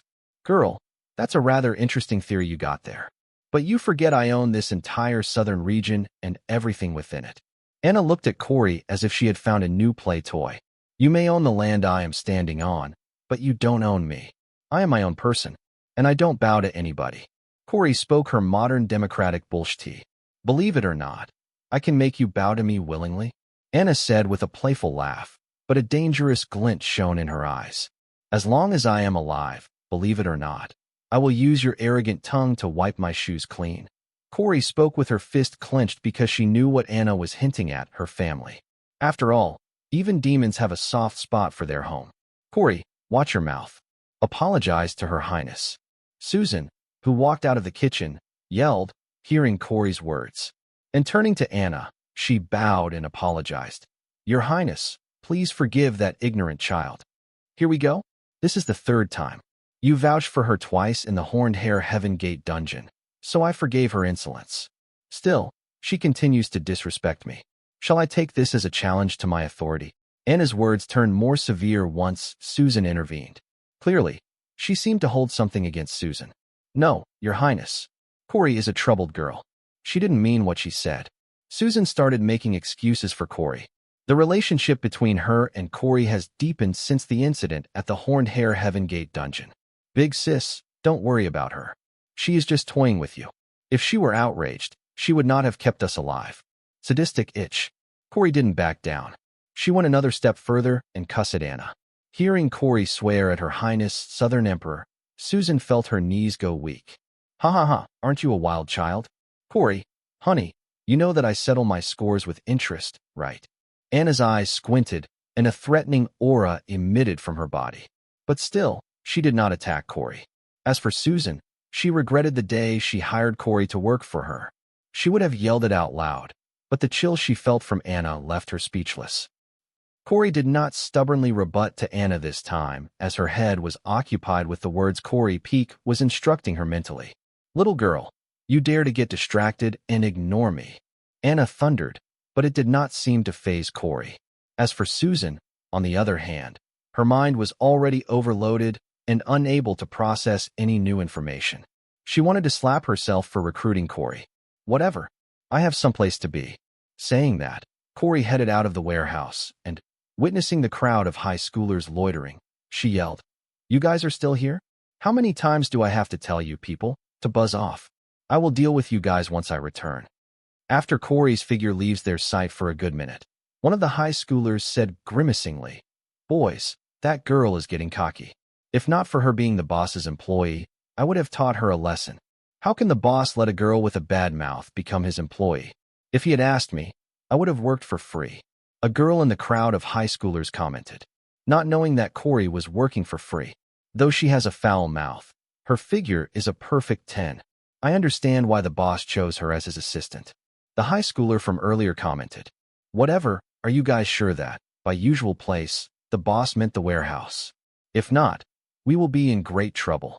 One of the delinquents asked, hearing him rest quietened. Park, are you sure you felt the dark realms from that part of the city? Corey asked as she rushed towards the direction Corey Park pointed her at. Yes, I still feel it.